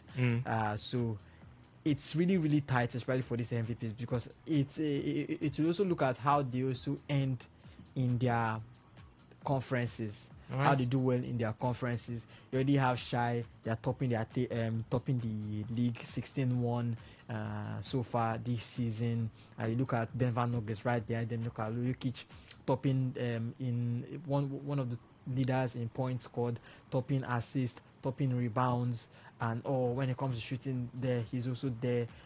When it comes to triple doubles in games, he's also one of the leader there. So there's lots to actually show for this season. So this season, I believe, is going to be tighter than what it was last season. Even the last season was even still, it was debatable, but people just said because OKC had a better season overall than Denver Nuggets, who finished, I think, fourth or fifth in last season. That was why people said OKC were and Shai were the undisputed winners for the MVP. But now it's really, really close. It's really, really close. Also, if Giannis does come back, but then again, even Bucks are languishing right there in 8 or so, trying to 11th. So they're even out of a playoff spot or even a playing spot. So it's going to be hard for them in the East. If you're looking at someone from the East, you're going to be bringing Kate Cunningham. I think that's the only person that you can actually bring from the East. If you also want to bring from another person, maybe Tyrese Maxey, who's I think he's when it comes to East, he's the one that leads them in scoring averaging 33 points per game. So those are the only two names you can bring from the East, and where they finish in their season will determine if they have a good chance at winning the MVP. Yeah, but for me, I believe the guys have already said the two SGA and Nikola Jokic. All right. Just very quickly, I wanted to make a comparison between the East and the West. I don't know, just to make it a little bit more understandable. No. I wanted to bring it to football terms to make us understand. All right. Premier League, Bundesliga. Erling Haaland, Harry Kane. People who say Harry Kane is a better goal scorer than Erling Haaland. That might be true, that may not be. The first question someone will tell you is, where in they play? Who is he scoring against? Right. You understand? So it does not mean he is not a better player, or he's not in that class. Right. But when you look at their opponents, it is not even the same. Right. The Premier League is way tougher and more competitive than the Bundesliga. I'm just trying to paint the picture. So that is why most people tend to not really consider the East as much. And I said this before, that in a playoff format where they did not set up an Eastern conference and a Western conference so that they meet in the final and they just mix all of them up, would be having two Western teams in the finals. I can promise you that. So it's that. The gap between the two right now, it's too large. Boston Celtics will not be happy with what you have just said. Boston Celtics, they don't even have a team at this point. We are not there this season. The 2024 Boston Celtics will not be happy with what you have just said. Boston Celtics are a shadow of them, so they don't have a team at all. Right now, obviously, you know why the Boston Celtics are not where they are. The injury to Jason Tatum. They let go of Kristaps Porzingis. They let go of Drew Holiday back to Portland Trail Blazers. They've let go of Luke Cornett. They let go of Al Horford. These are names on the team. And look at the new boys that they are bringing in. They are not doing enough. Boston Celtics looks like Indiana Pacers, but just better. With with an 8-8 record. Yes, because I said Indiana Pacers will be bad this season, but I did not imagine they'll be this bad. Two wins and 14 losses, if not 15. I think they lost yesterday. So they've been even bad. I'm sorry, they've been even worse. But Celtics are just trying to manage and say, okay, if I scrape in planes, I'll scrape in. But I know that they are waiting for Tatum to come back, and then they will storm the market with all the whole with trades. With the whole, okay, they will storm the market. You said, but I don't think Jason Tatum. No, he's definitely not. He's not enough. He's not enough. Yeah, but they'll go back into the market with trades. I think the acquiring of Anthony Simmons is a card to play when you want to get an elite scorer. So if you carry Simmons, Anthony Simmons, and an extra pick and give it out, you might probably get another very top pick. I'd imagine someone like Cooper Flag or something in a year or two. You just bring him in, or someone else who has developed his game and is an elite scorer. But you are definitely going to see the Celtics when Tatum is back. All right. Guys, we move ahead right now, but we'll soon be leaving the world of basketball to go ahead. But before we do that, let's just still look at a lot that happened through yesterday. Victor Buji, LA Clippers' James Harden did something spectacular yesterday. He scored a franchise record 55 points against the Hornets. And we are looking at an LA Clippers doing pretty well. They've lost Kawhi Leonard to the sidelines, but this is James Harden punching through right now for the Clippers. And you're looking at it and we're saying it seems Harden would be enough to carry the Clippers until Kawhi comes back. And if Kawhi comes back, what happens with that synergy between James Harden and Kawhi? Is it enough to push the Clippers high up the Western Conference standing? Of course, it should be. I mean, you have James Harden, former MVP. He's one of the best scorers the NBA has ever seen. He's one of those guys that have. There was a season they averaged 36 points per game. You can't find players. Not even LeBron James have done that in a season. So this guy is a season scorer. He's one of those few players that have scored over 55 points for two franchises now. He did 61 with the Houston Rockets and then 55 yesterday. And this man is not 25 or 35. He's actually 36. I mean, at his age, he's supposed to pass his prime by now, but this man is still giving out points. And the Clippers this season, they are struggling. 5 wins so far, 11 losses. Yes, Kawhi has been injured for like 5, 6, 7 to 8 games now. Even before Kawhi got injured, there were games where they couldn't just get over the line. The game against Golden State Warriors. I mean, we saw the Warriors, even how the Warriors are the second oldest team to the Clippers, but the Warriors dominated the Clippers in that game. It was not like the game last season where it was get a win and then qualify to the playoffs where the Clippers took that game. This season it was completely different. And games they have lost this season, James Harden has been really, really performing. There was a game they lost. He got a 41 points, triple-double in that loss. I think it was a loss to the 76ers. He's been carrying that team this season. Even when Kawhi comes back, I don't think the problem of the Clippers are still solved yet. Kawhi is 34. If he can look back, their center has actually passed. He's on the wrong side of 30 as well. You look at, he's 13 Chris Paul, who's their backup point guard to James Harden. He's 40. He's playing his 19th season or in his 20th season right now at the moment. The man is barely averaging 2 points in a game. John Collins, one of their acquisitions over the summer as well. Yes, he's that guy that is still young in that team, but he can't get you those points like James Harden. He can't get you those points like Kawhi Leonard. Bradley Beal, another guard who was acquired by the Clippers, is currently injured. There's been a clause activated on damage. I think it's called damage player clause, something like that, where you get to waive a player who's been injured and out for the season. He was acquired from the Suns last season. His contract with the Suns have not yet been concluded before he joined the Clippers, and right now he's injured as well. And Bill before he signed for the Clippers was still on the wrong side of 30. So you look at that team and you look at the lineup and you have old players. The league this season is vast.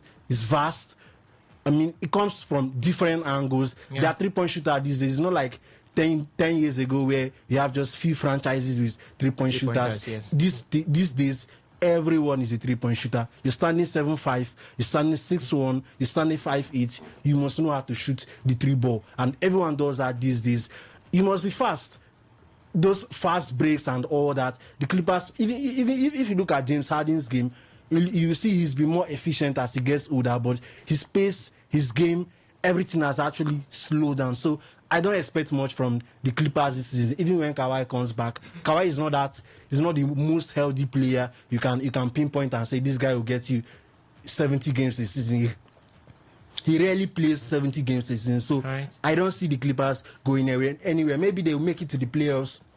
Not the playoffs, the play-in this time, but if they need something new, if they need something better, I think they should let go of some of the old heads and then bring in guys that can actually run up the floor. Yes, Harden has been getting those points, but you can't get 55 points a game. You can't have a season where you're scoring 55 points, having 41 point triple doubles, and your team has a way to struggling to even make it to the playoffs or to the play-in. Yes, those are those situations where the MVP is being determined. If James Harden is in the conversation for the MVP right now and the season ends right now, he won't get the MVP. Why? Because his team is actually struggling. So Harden needs to play winning basketball and not just individual basketball. And when Kawhi comes back, they need to stay fit. And even when they are fit, guys are younger.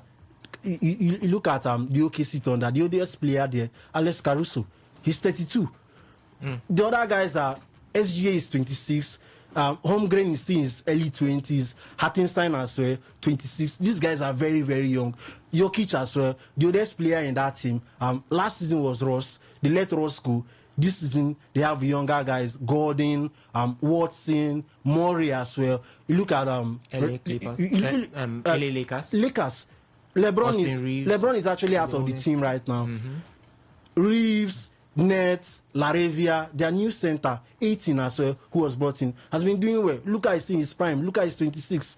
Luka plays this way, 10 years time, you still have the same Luka Doncic. Look at the Rockets. The oldest player there is KD. KD is just 37. KD is 36. But you look at the other part of the roster. Şengün is 23. Van Vliet, before he was injured, Van Vliet is 27. Shepard is still 22, if I'm not mistaken. Amen Thompson is 23 or 22. So these guys are young. You look at other teams in the league, even the Pistons, they're full of young players. The Cavaliers, all these guys are young players. Once you meet these guys, yes, you have that experience. The efficiency is there for being in the league longer, but can you last 48 minutes? That's a big question. All right, we're still looking at young players. Actually, there's the Dallas Mavericks, and I heard a lot about a certain Cooper Flag before the season started. But the man has been doing pretty well. 29 points put in his last game, and you are looking at maybe a man who has got a start of 16.1 PPG, that's points per game, 6.4 rebounds per game, and 3.1 assists per game. And you're looking at a man who could go in for the Rookie of the Year. But how prospective is this man as the Rookie of the Year? You comparing him with his fellow counterparts, Knupel, or how do you pronounce his name? Knupel. Knupel. And Dylan in Harper. Charlotte Hornets, Dylan Harper in San Antonio Spurs. It's Bailey, Utah Jazz. He's been good. VJ Edgecombe. VJ Edgecombe. That 76ers. in 76ers. So when it comes to, I think he is averaging more points than them. The only person that averages more points than him is Con in Charlotte Hornets. Man is averaging 18 points per game. I think the rest they're averaging the same 15, 14 points per game. But so far so good. He's been actually having a good rookie season. Yeah. If we want to compare him with what the rest are having, he's having a good rookie season. But the season is still long. Injuries can still play a part there, and you have to see that they've given him that starting role the same way they've given Con, the same way they've given Harper, the same way they've given VJ Edgecombe. I see VJ Edgecombe was only the first one to reach 30 among all of them. His first game. His first versus game, the 30. Celtics, he dropped 34. He dropped so among all of them. After I saw that, I was like, oh, will I see? Cooper is not winning Rookie of the Year. So I still believe the game is still going to be tighter. He said he dropped the last in the New Orleans Pelicans. That was where he dropped 29 points. Yes, 29 points against the Portland. He dropped 21 points. So the man knows how to get. I remember when he first started, people were looking at him. He dropped 11. One game he dropped 2 points, 2 assists, and 2 rebounds. That was the only thing he used to close out the game, and they went out. But Mavericks or Mavs, they are trying to build the team around him. Now that this person is gone, Anthony Luka is Davis gone. Is on injury. Nico Harrison is gone. From what I'm hearing, they want to trade AD. They might be looking to trade AD and Kyrie Irving.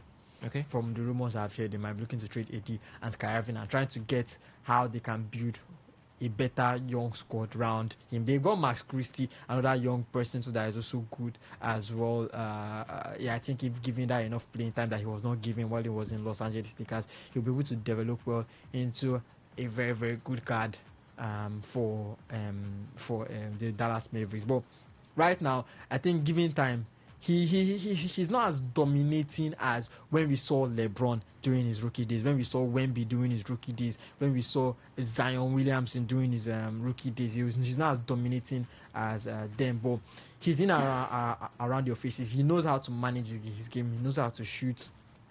He knows how to shoot. He knows when to release the ball and not. His basketball IQ is not something. I think he's 18 or so. He's 18, so he's really, really young compared to what the rest were. And just to add, he's actually the number one pick. I think we're giving him too much what's the word now, slack.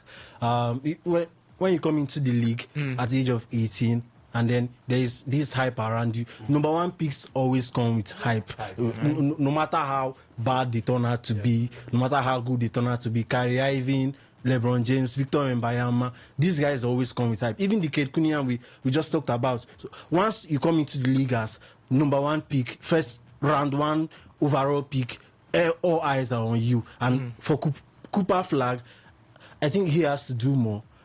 When in that Dallas team, they're missing some stars.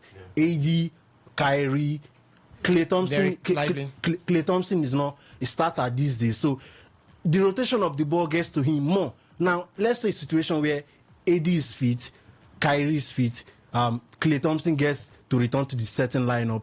He will get the ball less. Now, this season he started as Jason Kidd started him as a point guard because he said he wanted to improve his ball handles and all that, and it didn't work. He's not a guard. Yeah, he can't run the ball. He can't run the ball where he does not know when to look for those pick and roll opportunities. But actually, we're actually giving him too much hype. Let the man actually show that yes, I can be a number one pick. He's 18. When LeBron was drafted, LeBron was 18.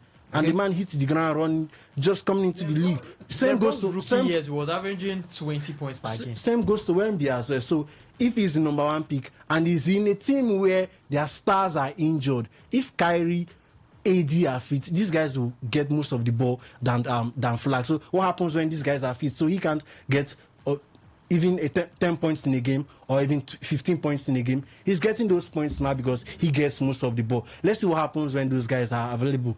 Osas, I think he's also faced with a lot of criticism. When he was being drafted as the number one overall pick, they asked his college coach what's the best attribute of Cooper's game, and he said his defense.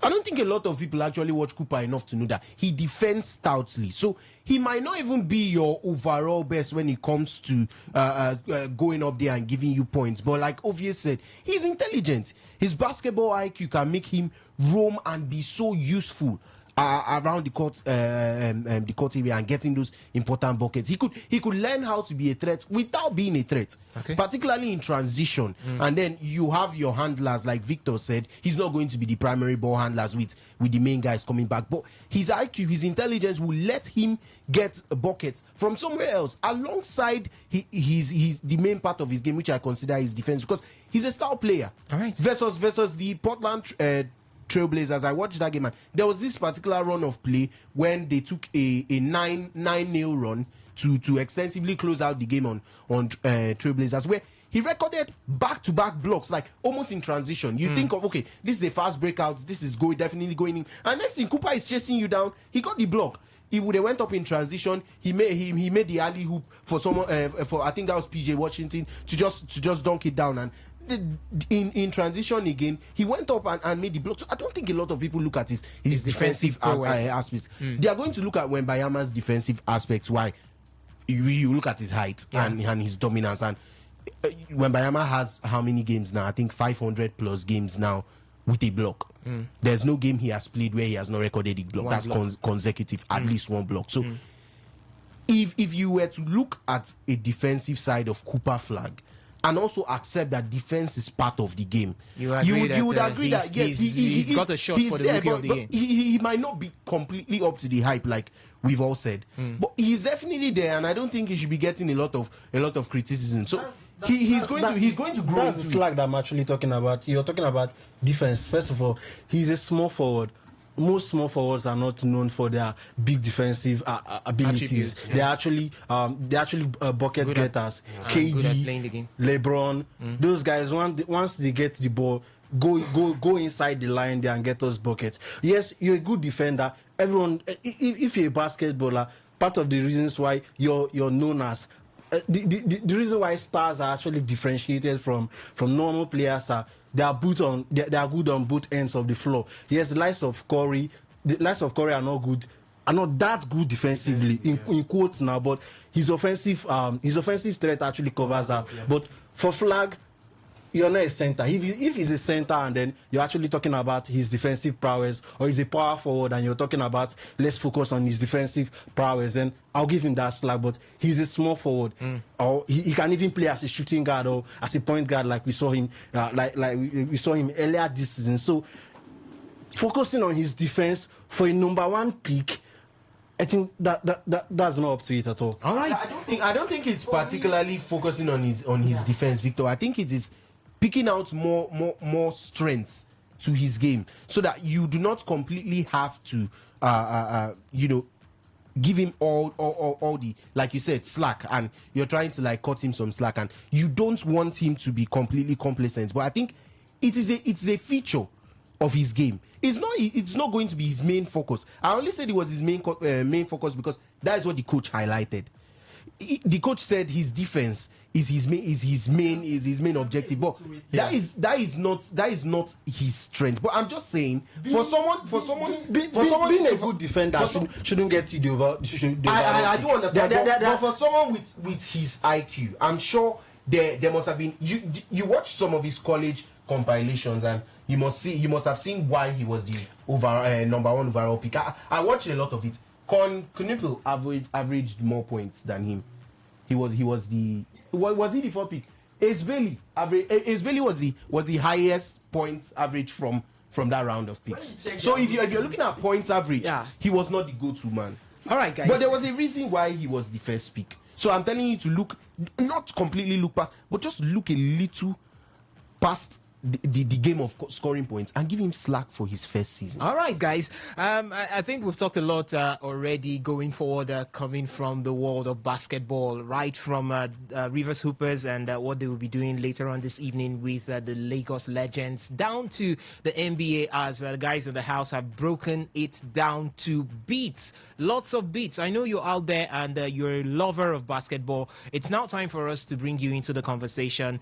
We'll open up the phone line for you to react to any of the talking points that we've had. Remember, we started by looking at those who sit on top of both conferences in the NBA, as well as those who are performing really, really well. Talking about Kai Kudenham and Shai Gilgeous-Alexander for OKC, while Kadi Kudenham is there for the Detroit Pistons. So you could share your thoughts with us. We have also looked at what Cooper Flag could be bringing if he's much of a prospect for the Rookie of the Year later on this season. So the phone line is open. You could also react to what we talked about concerning athletics with Team Nigeria coming in with 30 medals from the Islamic Solidarity Game in Riyadh, Saudi Arabia. As we are asking right now, what do you think that the entire federations, when it has to do with athletics, as well as the National Sports Commission, could do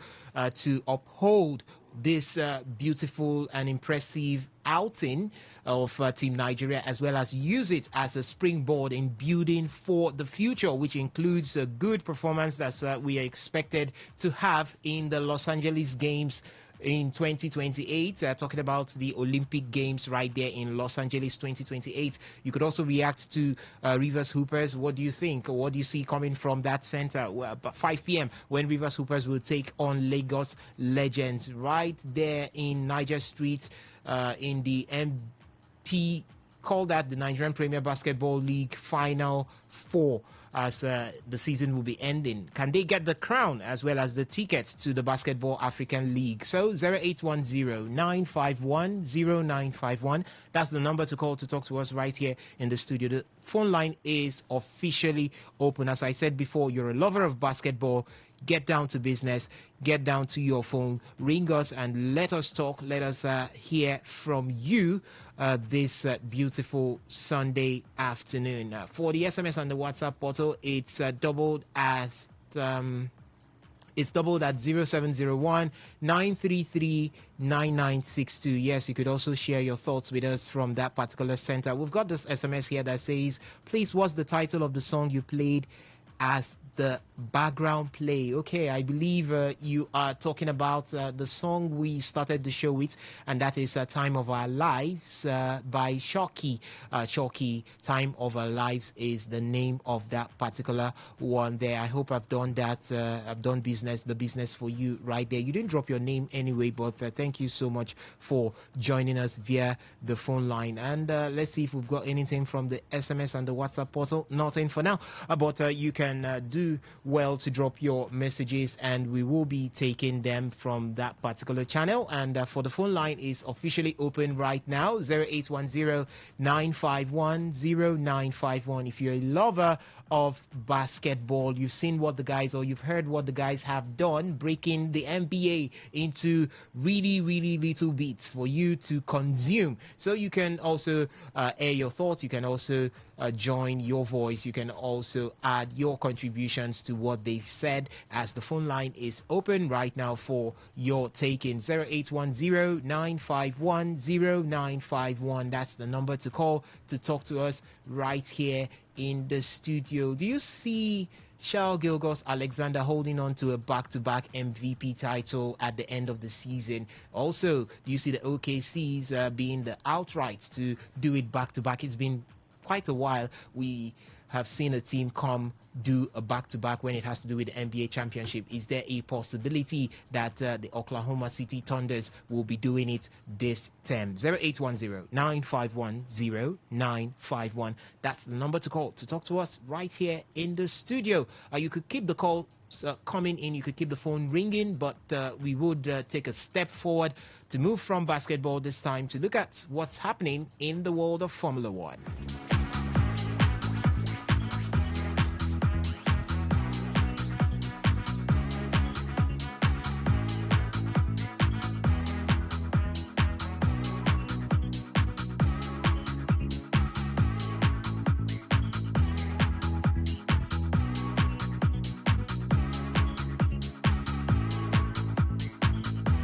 Hello, my name is Kanwanko, aka Papilo. For the latest and trending sports stories, always listen to Today Sports Live on Today95.1 FM Port Harcourt.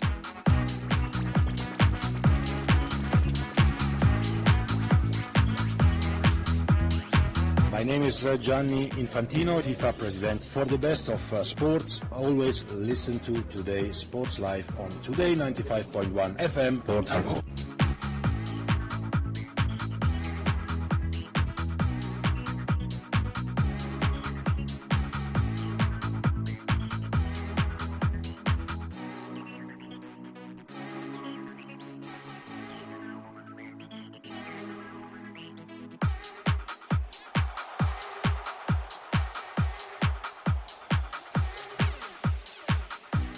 All right, ladies and gentlemen, welcome to the speed side of things, and that is Formula One, as it was Red Bull's Max Verstappen who won the 2025 Las Vegas Grand Prix, with Lando Norris finishing second.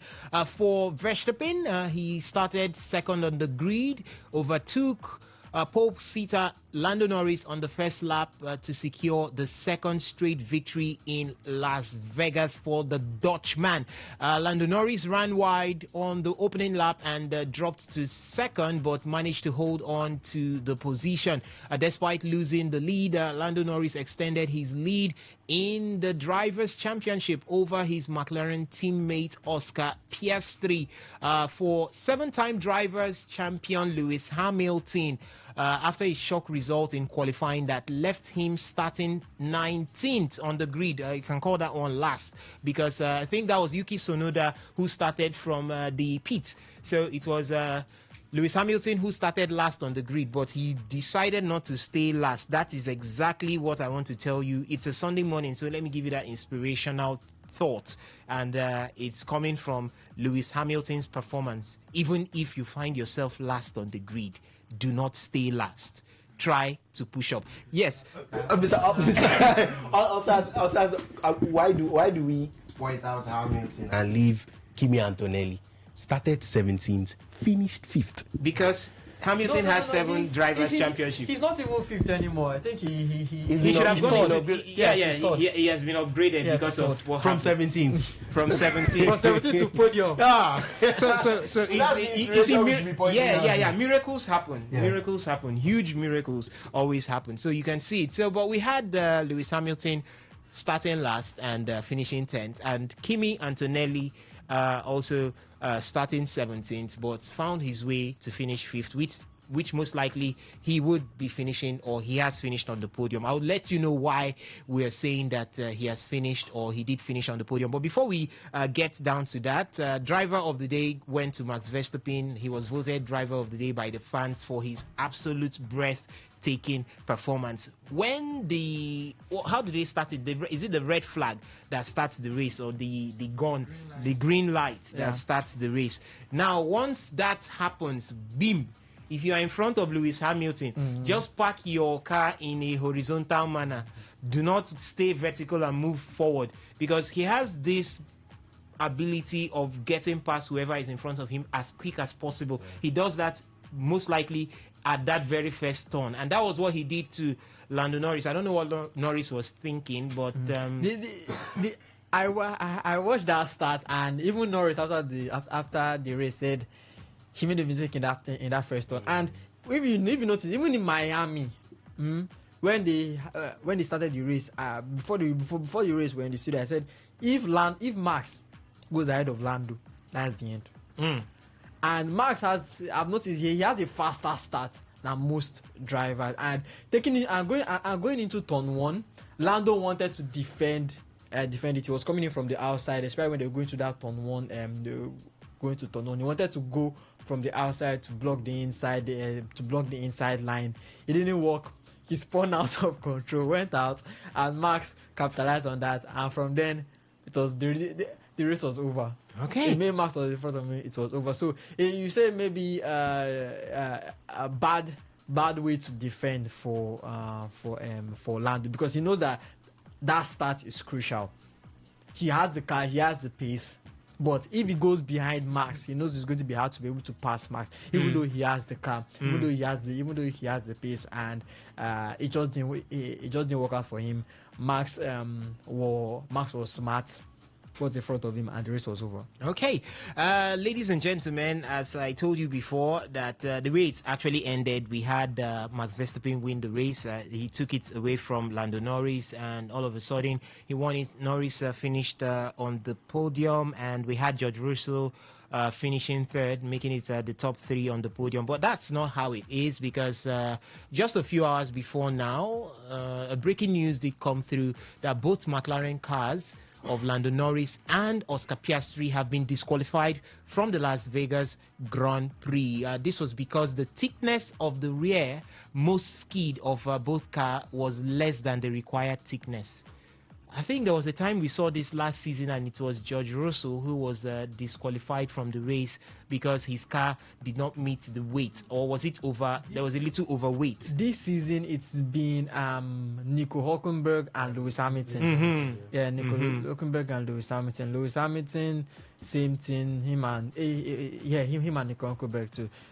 Both of them have faced this issue and both disqualified from their races. All right, and the way the standings is right now after the Las Vegas Grand Prix, it's Max Verstappen who finished on top at the end, getting 25 points. George Russell is in second with 18 points. Kimi Antonelli miraculously, you see, that's how it is. Sometimes miracles happen. He miraculously got into the podium as he finished third. So it's a Mercedes 2-3 at the end of the Las Vegas Grand Prix. And Charles Leclerc is now fourth as he was able to amass 12 points for himself. And Carlos Sainz for Williams is in fifth. There is Isaac Hadjar for RB in eighth. Nico Hülkenberg for Kick Sauber is in seventh.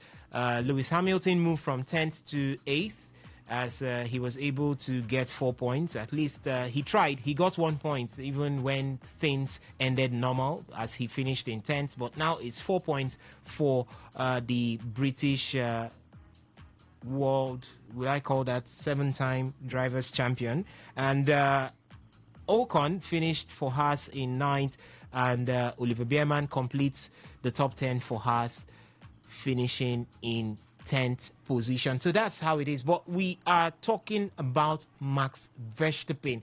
He has turned up the heat so much this period because it's now a huge chase between Lando Norris, Oscar Piastri, and Max Verstappen. I would see if I can confirm how many points.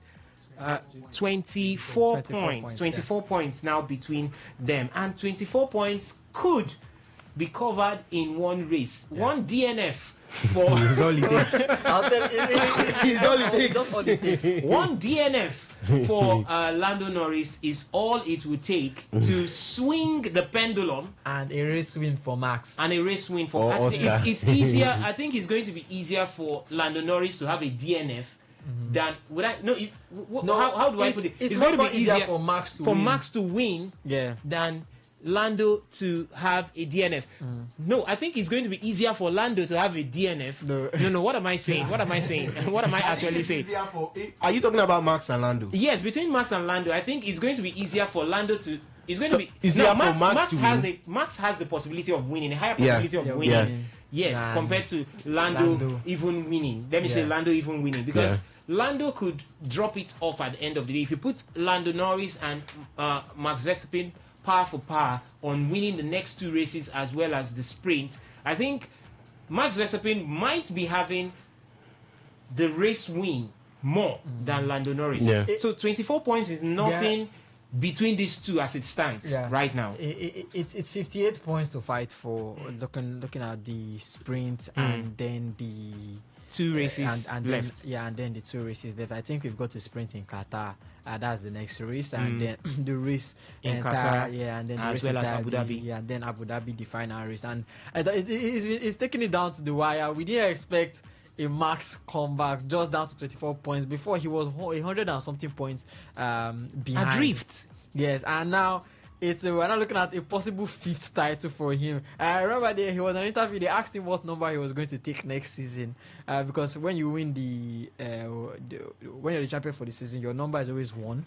You always have the number 1 on your car for next season. They were asking him what number was he going to use. I was like, maybe 69. That told him, no, don't use that number.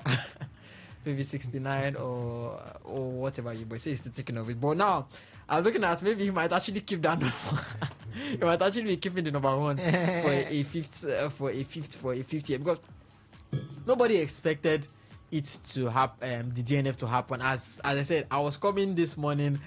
Alex sent me the reports that they had a DNF. I was just laughing. I was just laughing on my way to the studio because you didn't expect this, and the way it has already turned the title or the title race upside down, because even while before this DNF, we're still looking at maybe Lando still had the edge there.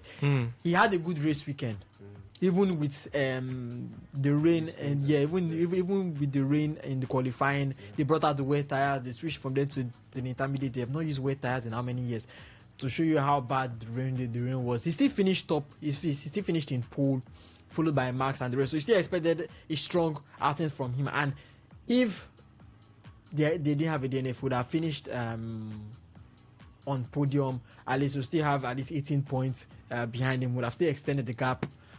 At least the gap would have been slashed a little, but at least you still have a good, comfortable lead over Max Verstappen and Oscar Piastri. But now 24 points, just one race, just one DNF missing. If Max can win all races with the 2 races and the sprint, he's crowned champion come Abu Dhabi. But McLaren are going to be beating themselves hard for it. And now are they looking at, are they going to tell one of them to defend their title? Because no, they cannot do that. They can't say, okay, Oscar, defend it when I'm also waiting 24 points of my teammates, of my teammates. So a bad one for the car.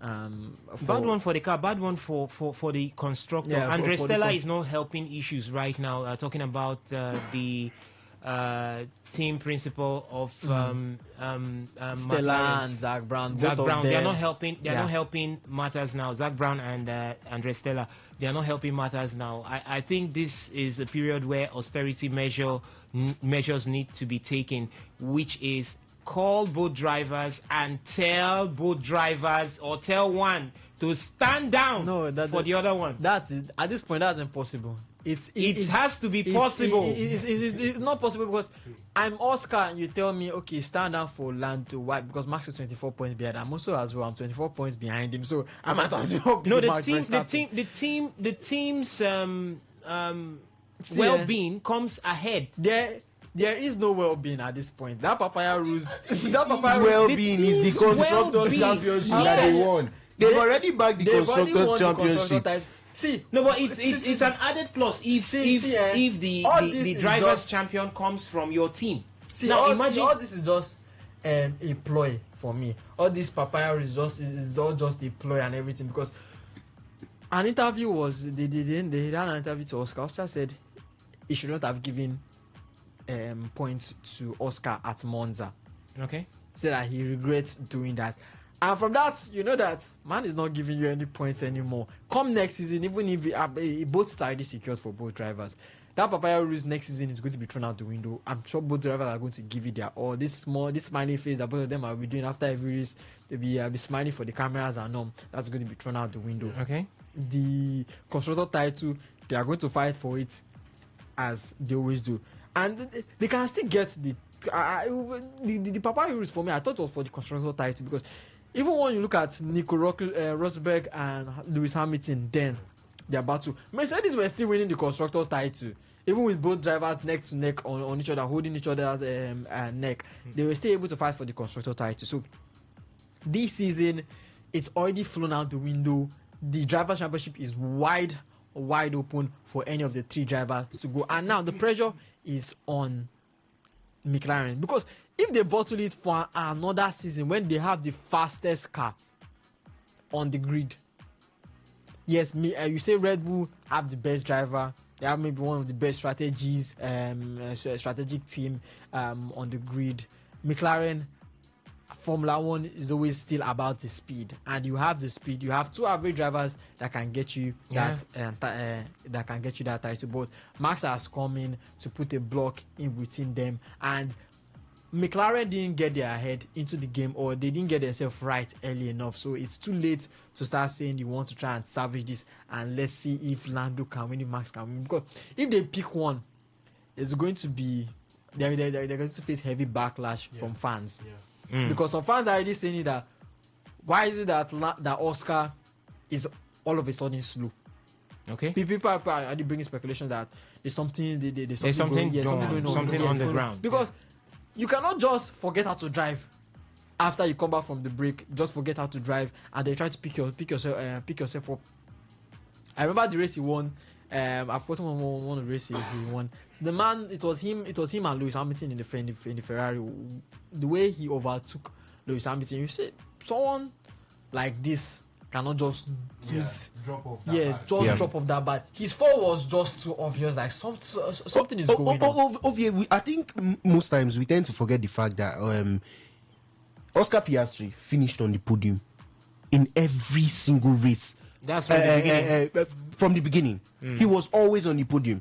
He was either he won the race, or most likely he was second. And if not, he would manage a third place. But towards the second half of the season, half of the season was when he stopped. And since he stopped, he has not been on the podium once. And I think that's been the last 4, 5, 6 races now. Yeah. So it's the sudden switch. What happens to someone who was so dominant that we sat here a month or two ago and said that the championship was done. It's going to be a huge. I think this is going to pass for the would I call it the 9th wonder of the world, the 8th wonder of the world? If Max Verstappen is able to seal this one at the end of the day, because 24 points, I beg your pardon, is not something to celebrate over, especially with the whole issues between the McLaren drivers right now. Yeah, it's a cold war. It's not actually open. We're not seeing that they are exchanging punches, but it's quite obvious that a lot of water has gone under the bridge between Lando Norris and Oscar Oscar Piastri, Piastri. If I may look at what we have right now on the driver's standing, there is Lando Norris on 390 points. There is Oscar Piastri on 366, as well as Max Verstappen on the same 366. Mercedes comes in with George Russell on 294, while Ferrari comes in with Charles Leclerc on 226. I know Charles Leclerc is far away from it, but George Russell still has a mathematical chance. Would I say mathematical chance? If you add 58 to... He's out of it. No, he's out of it. Oh, so it's now between 1 to 3, talking about Lando Norris, Oscar Piastri, and Max Verstappen. And the way it stands right now, I think Max Verstappen is more in form. He has a higher chance. He has a higher chance. If I'm going to grade them, I'll give Max a 70% chance, because why is Max? It makes Max. We've seen Max do it, win 3 races back to back. He could have won Brazil. He could have won Brazil coming out from the pits, if not for poor strategy, and then Kimi, good defending from Kimi. If not, it would have been 2024 Brazilian Grand Prix all over again for Lando Norris. And Verstappen. No, for Lando Norris, the nightmare. Okay. The nightmare. Where he just kept asking where Max was on the grid. It would have been a nightmare for him. Even if he had gotten second, I'm sure right now he will be above Max. Right now with this win, he will be above Max Verstappen. Above Lando Norris. Lando Norris, I mean. He will be above Lando Norris. So God save Lando and Oscar, because right now I would think Oscar is even out of this title race. I think on form. Yeah. But man, now, let's sample things right now. What are the possibilities of these various drivers maybe winning the championship at the end of the day? I try to put up 1 or 2 scenarios, and let me just look at this. This one says Lando wins the championship. How? Now, the setup, Lando sits 390, we're agreed. He only needs to outscore both Max Verstappen and Oscar Piastri over the last 3 sessions, which is 1 sprint and 2 races. Now, let's look at the path. Lando Norris wins the sprint, that's a +8, giving him 398. Then Piastri and Max Verstappen finish behind him, splitting the points 4-4 apiece. That should give them 370 each. Then in the final 2 races, Lando Norris finishes he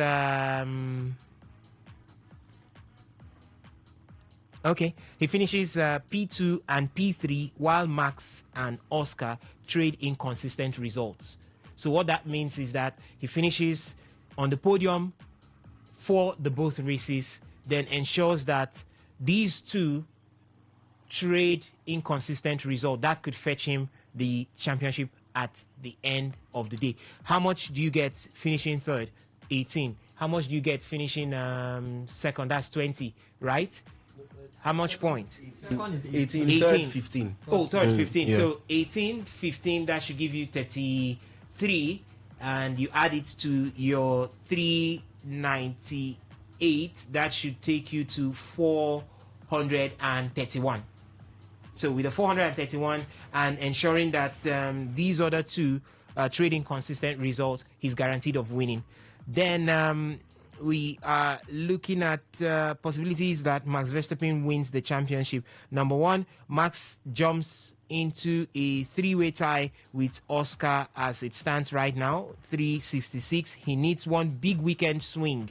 So let's look at the path. Max wins the sprint, 8 points. That gives him 374. Then Max wins 1 remaining Grand Prix. That gives him 25. If you add 25, that should be 398. Then Lando Norris and Oscar Piastri finish outside the podium in the same race. So if he wins, he must ensure that they finish outside the podium. This is we becoming Nigerians for Formula 1, because we are used to carrying calculators everywhere we go. Then Max Verstappen grabs 1 fastest lap to edge the margin. Then for an Oscar Piastri to win, he has now got 366 points as he ties with Max Verstappen. So he needs 1 big statement in a Grand Prix. If he wins the sprint, that gives him +8. 374 he gets after the sprint. Then he wins the penultimate Grand Prix, bringing in a 25 points to him. That takes him to 398. Then he will pray that Lando Norris gets a DNF or finishes outside the top 6 in both races. He gets a DNF in one, finishes outside the top six in both races. That's that in the other race after getting a DNF. Then Max Verstappen should lose points by finishing something lower than P3 in the final 2 races. That's he doesn't get on the podium. So these are the only ways you could have any of these drivers. So coming to you, Alex, which you've heard it, which one of them is the most actualizable from these 3 scenarios? Oscar Piastri winning, making sure that Max does not finish on the podium. Then Lando Norris gets 1 DNF at the end of the day. Then for Lando Norris, wins the sprint, hopes that these other 2 get inconsistent results, meaning fine, Max can get on the podium in one, but the other one maybe he doesn't get on the podium.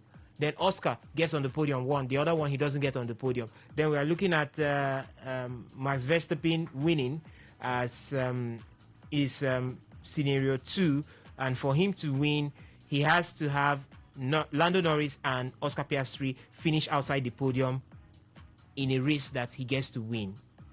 Yes, then also see how to win the sprint at the end of the day. Which one is most actualizable? Going by form, I mean, you have to go Max Verstappen and Lando Norris.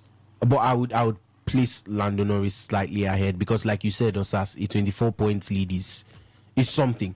It is something because you know that you might not require 1 but probably 2 races. Yeah. I'll paint a scenario for you, Mr. Osas, where someone like Max Verstappen wins the next Grand Prix and is up by 25, which takes him to a total of 391. He's ahead of Lando Norris by 1. But let's say Lando Norris finishes outside the top 5 and picks up maybe 5 or 6 points. He's still ahead. And he goes into the final race, the final sprint, still ahead of Max Verstappen, as little as the gap may be. So the first and most important thing is the fact that these 2 guys are on form. There was a weekend Lando Norris was perfect in everything. Fastest driver, sprint, pole position, and ended up winning it all. Was that Brazil? Yeah, that was Brazil. He had a perfect weekend. So that kind of form, when I saw it, and everything I was just seeing that day throughout F1 was Lando Norris takes this, Lando Norris takes that, free practice 1, Lando Norris, and I was just so he was on fire.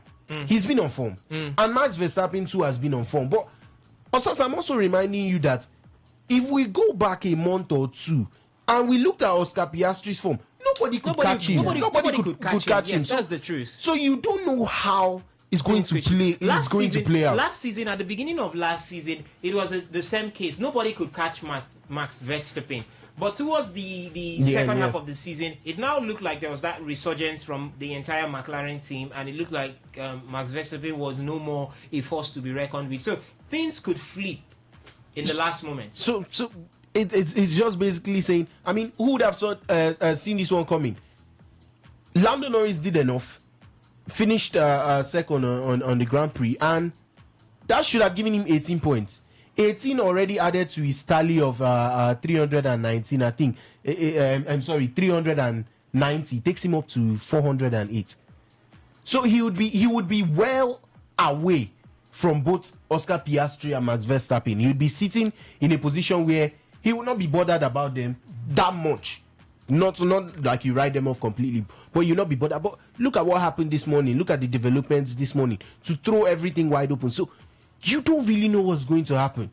You could start off a very good weekend winning the sprint, and then 1 or 2 laps into a race and you collide with someone and they did not finish.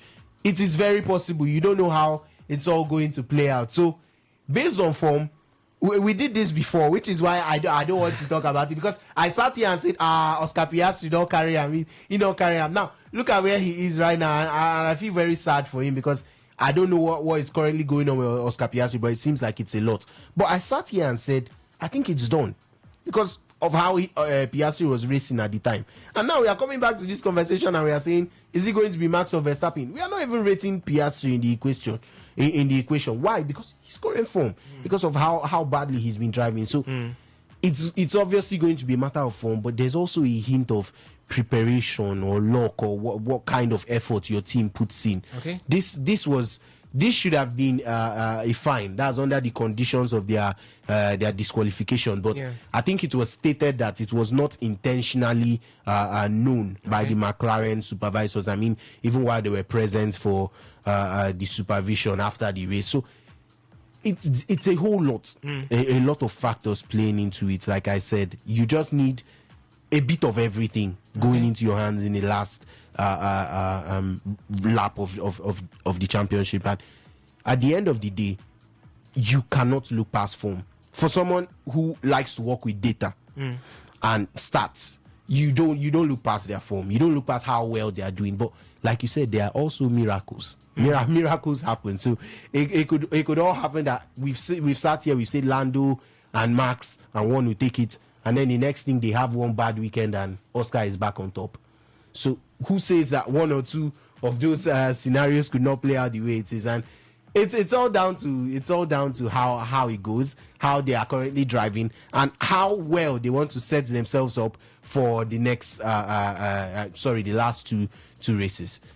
Okay, all right, and we are definitely still talking about Formula One, the Las Vegas Grand Prix that finished earlier on this morning, and all of a sudden the drama did come through. And what's that drama? McLaren drivers have been disqualified. So handing Max Verstappen a chance for his 5th Drivers' Championship, and it looks like if this happens, we'll definitely be singing Miracle, no the tire, our Lord Jesus Christ. Because even Max himself did not believe that he could win the race. I saw an interview he had I think that was 2 weeks ago, or called that 3 weeks ago, before the Brazilian Grand Prix of Sao Paulo. And it was a case of, the man was asked, do you still think that you've got that opportunity of winning the race? And he said he's not thinking about it. All he's thinking about right now is just to ensure that he does his own bit and make sure that the team is properly placed. So if Max himself couldn't or wouldn't or shouldn't or maybe couldn't muster the bravery to believe and the confidence to believe that he could win it, but this is it right now. That's what the game of Formula One could bring to you. Things could flip at any point in time. And here we are, just 24 points separating number 1, number 2, as well as number 3. Where do you see this one tilting towards? There are 2 races and 1 sprint race. We've got the one in Qatar, which is going to be a sprint as well as a Grand Prix. And we've also got the Abu Dhabi, which would be the season-ending race for 2025 season. So where do you see this one tilting towards? Do you think Max Verstappen would at last have the final laugh? Would he be winning the Drivers' Championship? For the Constructors' Championship is all done and dusted ever since, and that is McLaren with it. But can both McLaren drivers open their eyes, kuru like this, and open their eye, see that the Drivers' Championship will elude both of them? I would actually like as they look at Max behind them, because now they're not looking at themselves, they're looking at Max behind them, but they're driving like, where's Max? Where's Max? Max is behind you. Oh my God! And then I think that's why Osas was of the saying that they should make up their mind and pick one person, because now it's not between themselves. It's now not between them. it's now with a force. It is between McLaren and Max Verstappen. It is not between Lando and Oscar, and it is between McLaren. It's McLaren versus Max Verstappen. What I would like for the best case scenario, is both of them to just crash.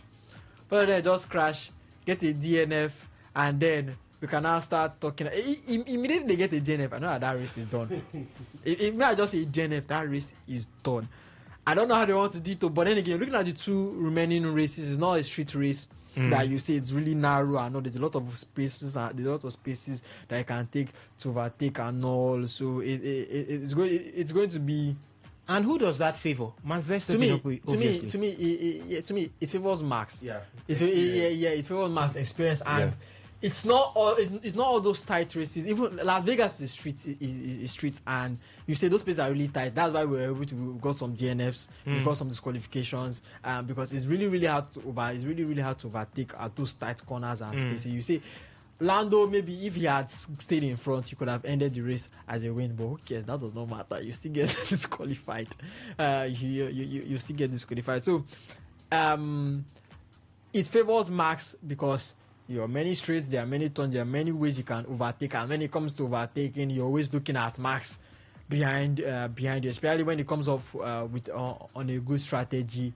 And also Lando, I don't know if he's going to be cool-headed. Oscar, he has been looking as if he's cool-headed, but right now Max is the one that is behind them. I don't know how they're going to do it, but whatever they have to do, they just have to find a way to stop Max. And and also from this race, good one from Kimi Antonelli. I don't think we are giving the rookies enough credit this season. We had Oliver Bierman, I think the last race or so, and fourth. He could have had it was Isaac Haja? No, not Isaac Haja. Oliver Bierman, Isaac Haja, and Kimi Antonelli. And Kimi Antonelli. The three rookies have been very, very fantastic. So bad that Gabriel Bortoleto has not really given you maybe a good rookie season. But then again, he is in a Kickstarter, so we don't know. But at least I think his seat is still covered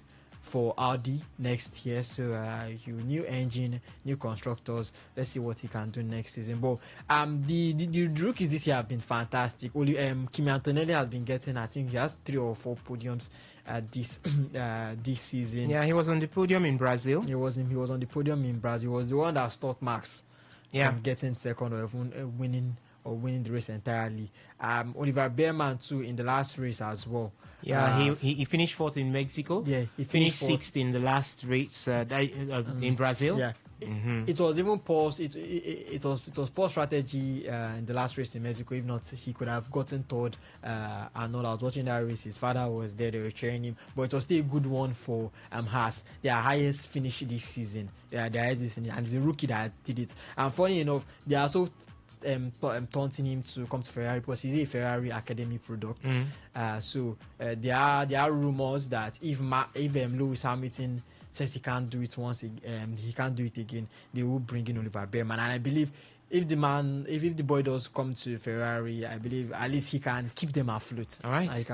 Also, Isaac Haja, also you have to look at Racing Bulls and their performance this season. He's been the face of Racing Bull, got stored in one of the Grand Prix. You're also looking at Liam Lawson as well. So the man is back in Racing Bulls, and I think he's very, very comfortable there. He's very, very comfortable there. Next season, there are tons of new rookies coming in. We want to see what they can do. But I think the rookies this season have been really, really impressive. All right. Okay, ladies and gentlemen out there, you can share your thoughts with us right now concerning Formula One, and you've seen what happened, what took place right there at Las Vegas, as the table did turn around due to the disqualification of Lando Norris and Oscar Piastri.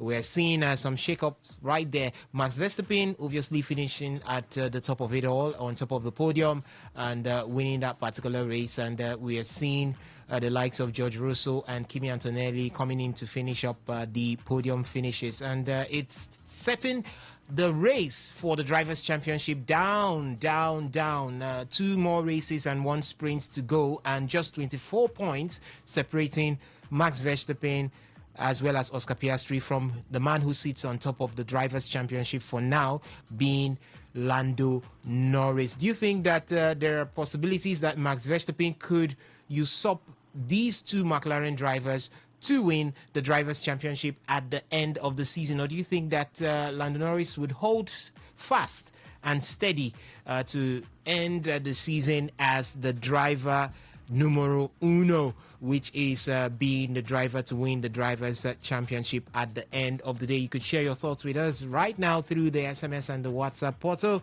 with doubles at 0701 933 9962. Again, it is 0701 933 9962. For the phone line, it's open right now. You could call in to talk to us right here in the studio. It's 0810 951 0951. That is 0810 951 0951. We've got this message here from the WhatsApp platform. It says, "Good afternoon, sports presenters. I believe this Formula One title will go to the decider at Abu Dhabi. I will be very happy to see that. I will be very happy to see that happen because Lando Norris is now just 25 points ahead of both Verstappen and PS3 due to their double disqualification. I really expect lots of drama to still happen in the last two races this season, and I am not even ruling out Max Verstappen from this title this time. It could be a 3-horse race. I agree there is conspiracy theory about something not right, but we have a phone call right now. Hello, good afternoon to you. Welcome to the show. Hello, good afternoon. Good afternoon, everyone in the studio. We greet you. Welcome. What's your name? Okay, my name is Prince. I'm calling from Port Harcourt. Prince from Port Harcourt. Go ahead. Yes. Okay, so for the World Drivers' Championship, I feel so sorry for Lando Norris because I actually watched the parade and I saw how happy he was, even though he started the race as the number one, but then Max Verstappen overtook him. Yeah. He was still able to, get to the finish line as number second.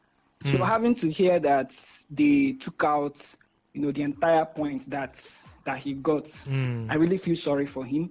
But as a Max Verstappen fan, I'm happy. Oh, and I know. And this makes the race more interesting, right? Because nobody saw this coming. But right? I want to ask you something. Would you be happy, and do you think it's really genuine that Lando Norris as well as Oscar Piastri, let me start with Oscar Piastri, would run through the season, struggle so hard, then now gift your man Max Verstappen the Drivers' Championship? Well, the team principal of McLaren have come out to clarify that they had to do that, give that point to Lando Norris because he had an issue. I think one of his pit stop had an issue, right? So he had to clarify that. And for Oscar Piastri, I would say that this disqualification actually favors him. Okay. Because it now mounts so much pressure on Lando Norris to finish up the race. So in terms of who the pressure is on right now, I would say it's solely on Lando Norris, and whether McLaren is going to choose one driver to favor over the other in these remaining 3 races, I would say that they are going to leave it open because now it's no longer an option to choose one driver because nobody is going to back down. That is for the World Drivers' Championship. But I would want to give kudos to Kimi Antonelli. He started in P17, had a 5 seconds penalty, had an issue with his tires, and still ended up in the podium.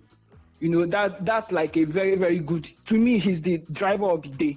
Even though Max won it, yes. Even though Max Verstappen won, but Kimi Antonelli did so well, and I'm happy that he got to the podium eventually. All right. Thank you so much for your contribution right there. It's very, very good to see a Formula One fan right here in Port Harcourt. So please, keep calling in. We want to see more Formula One fans and faithful right here. Hello, welcome to the show, Kabalo Barry.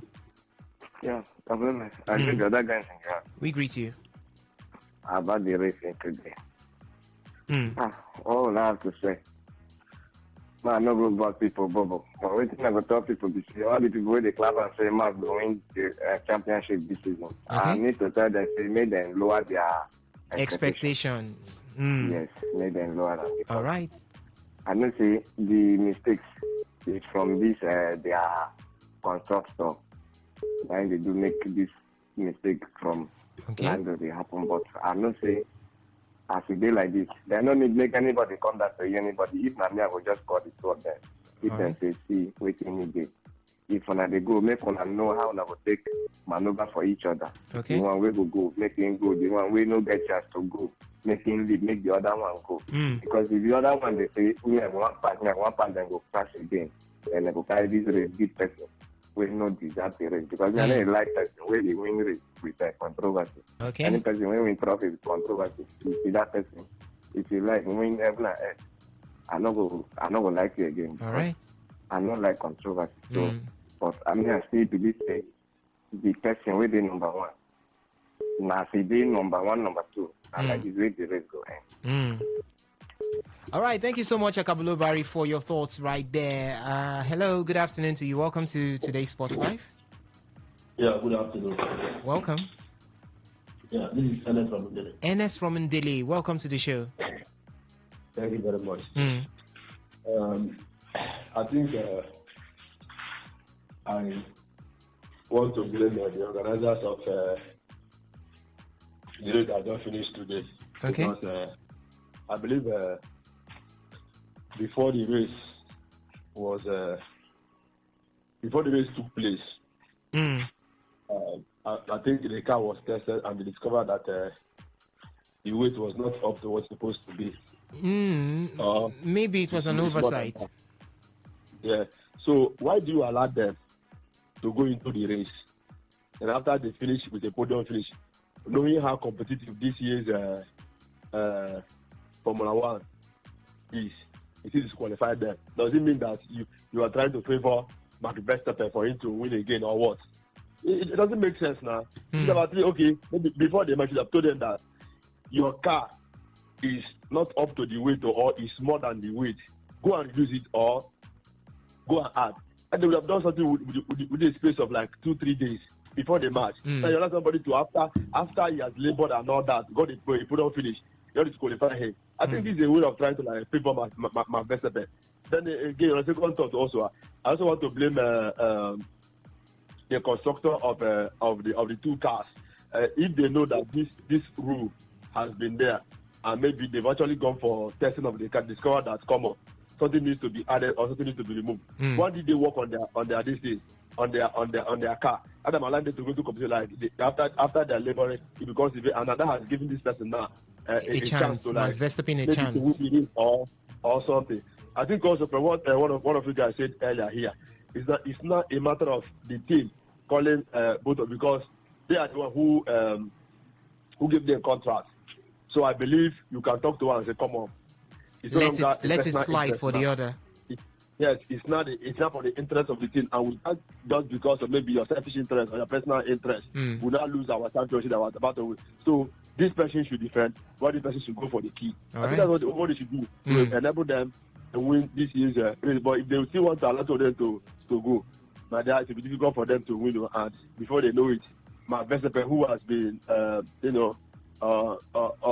and on, finally win the race, and it's going to give them a bad name, honestly, because they started very well. They go to the midway, and all of this is happening. Again, they were disqualified in this race. So for them to salvage the damage that has been done today, it's better for them to go to two of their drivers and work on them, tell them what to do.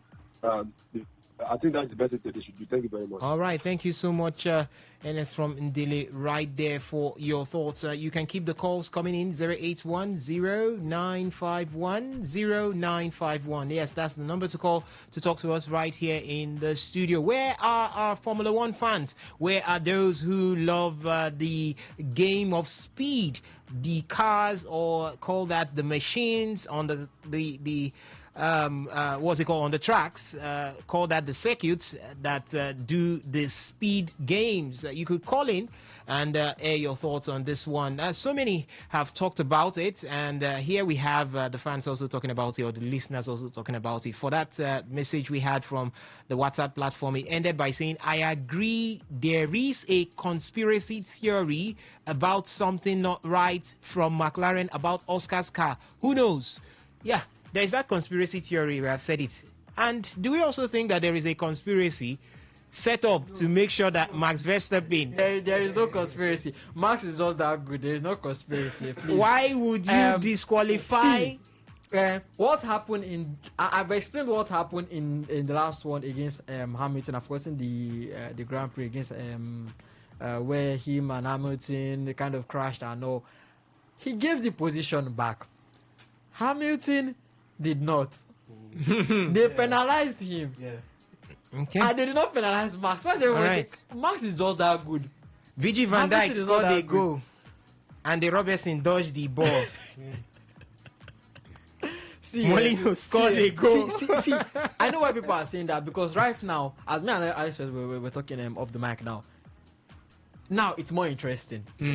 Before, when this race started or when the season started, it felt so boring that McLaren was going to win it. Yeah. Oscar had already gone ahead. Okay, it's an Oscar. Then we now saw a battle between the two McLarens. They're like, okay, the two McLarens. Then before you know, Oscar fell off. We're looking at, okay, Lando has won, and then we didn't even look behind us as we saw Max creeping up behind. Till now, it's just a race difference between both teams. Now, those final 2-3 races, I can tell you that if you check their viewerships and check the viewership are going to get, the viewership are going to be more increased, because people want to know, can Max do the greatest comeback of the season? The greatest comeback in F1.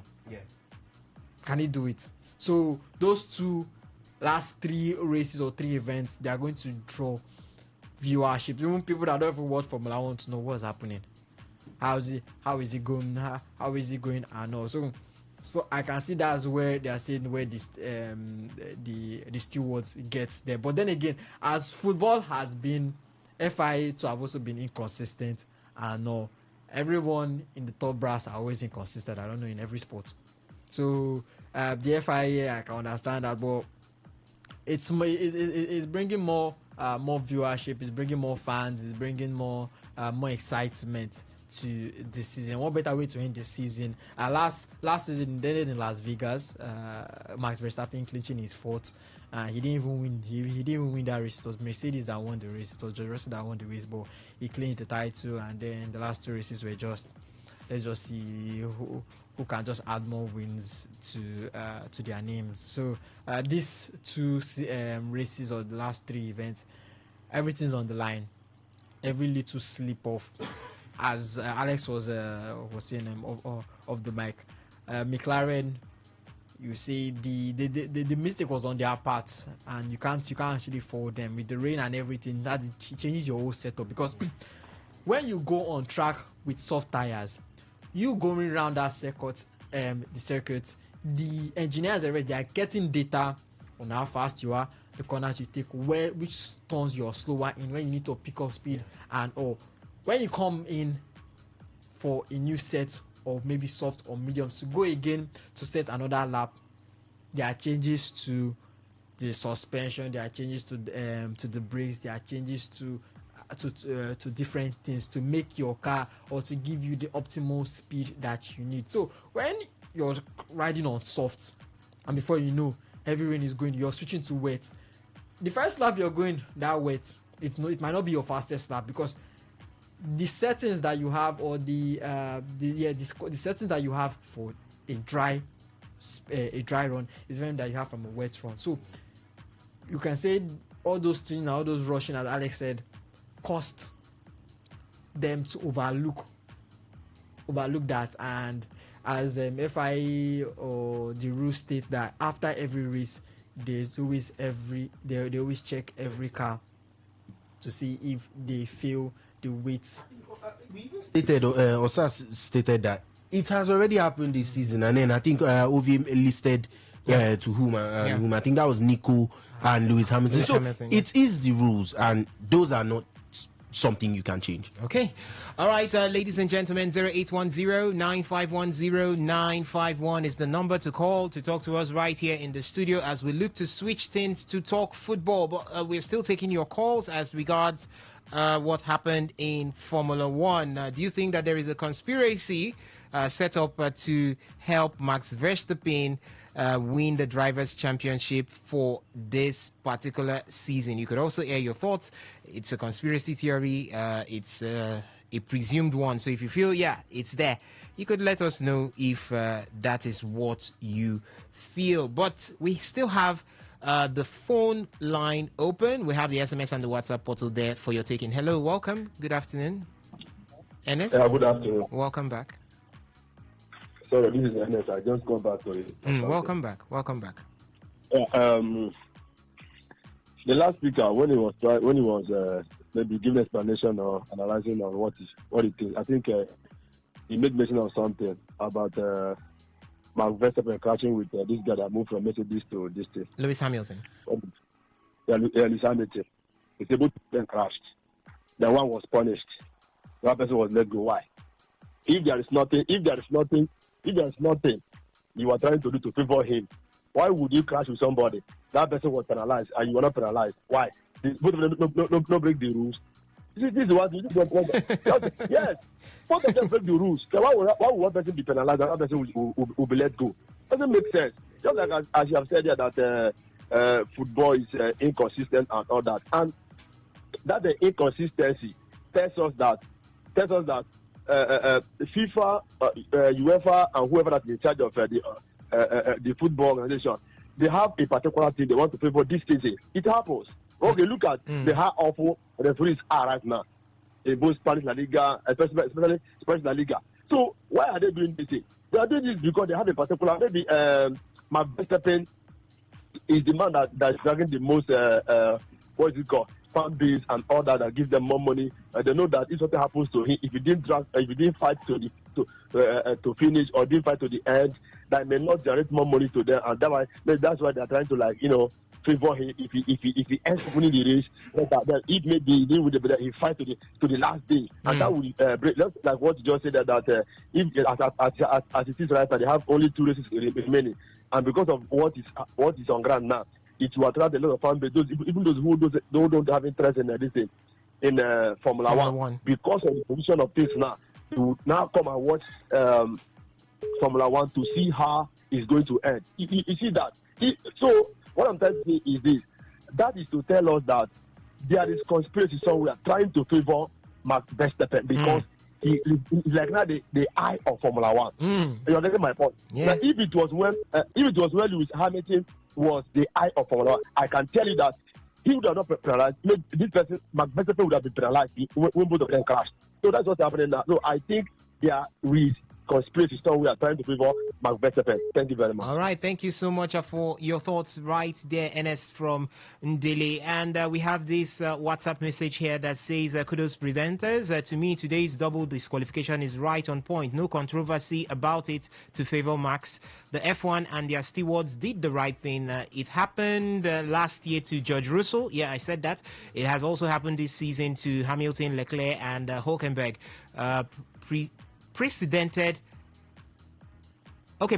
have already been set. I would have even been furious if they were not disqualified. I am an advocate of fairness in dishing out penalties in F1 irrespective of the team. Kozem from Rumosi. Thank you so much, Kozem, for your message there. Ladies and gentlemen, we have fast spent our time, as right now we would be switching our attentions to look at what's happening in the world of football. So get ready, as football is up next.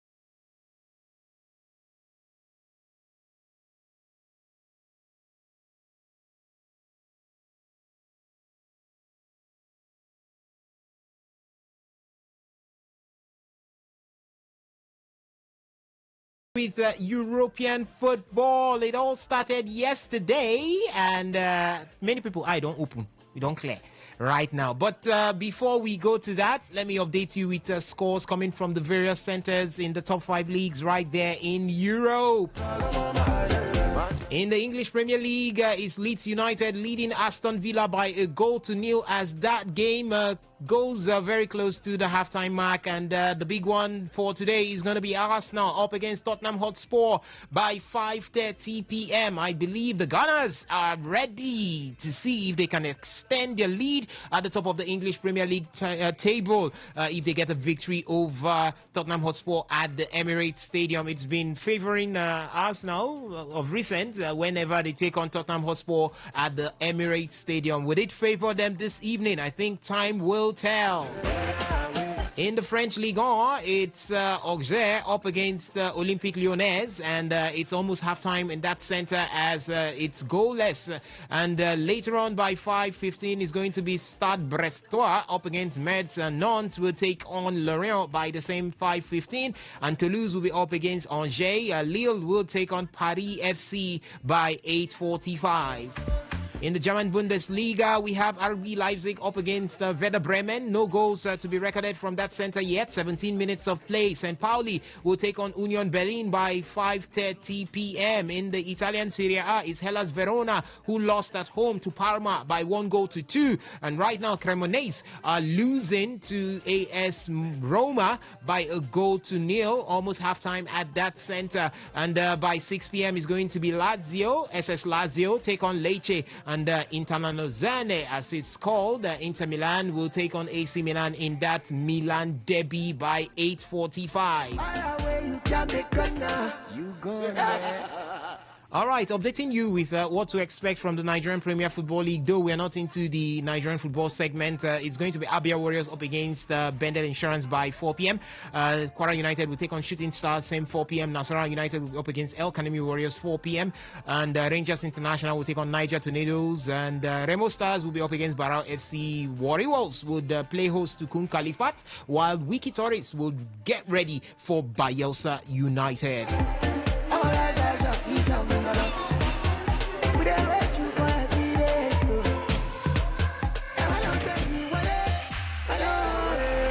Okay, yesterday it was digital out for a certain club, which is Liverpool, as the crisis continues. We know very well before we went for that international break, it was Liverpool and their crisis. They went into it, they came out a bit, they got a few positive results, but I can assure you for a fact that they have sank into that crisis. This time it wants to choke them. It's holding them on their jugular. As yesterday, they were defeated by 3-0 by Nottingham Forest. Yes, a huge 3-0 by Nottingham Forest. Not expected, but forget about it. Nottingham Forest also took points away from Liverpool last season at that center. So 3-0, Nottingham Forest defeated Liverpool. And a lot of pundits are suggesting that new manager Arne Slot is under immense pressure and could be sacked anytime soon.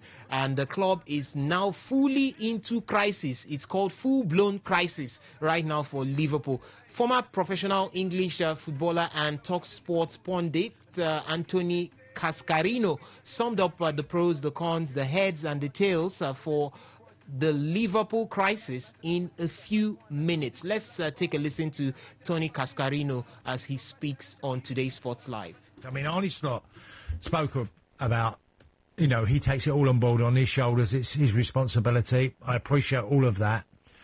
Look, when you spend 400 million, heads roll, whether it's Michael Edwards, whether it's Richard Hughes, whether it's Arne Slot, and some players who could lose their place and be, you know, maybe looking elsewhere from Anfield. And there's a few things I want to talk about. If you go back last year, through 12 games, Liverpool, they conceded 8. This year they've conceded 20. So more than double goals conceded over 12 games. And points, last year, after 12 games, 31 points. Liverpool at the moment, 18. So there's a massive drop-off. Now, I said at the start of the season, tenacious players are really important to football clubs. And there was no more evident than at Newcastle yesterday, where players who chase, hassle, make it difficult for the opposition, it affects the game. And you can't do that week in, week in. That's week in, week out, because that's why you need really big squads to do that. Liverpool lost who I call tenacious players. Luis Diaz, Nunez, Harvey Elliott and Diogo Jota. They were very important. A number of them players came on a sub, but they were tenacious. They chased, they hustled, they made it difficult for the opposition. Yeah. This year, I'm watching, and I don't want to make him a scapegoat because Isaac yesterday was anonymous for Liverpool.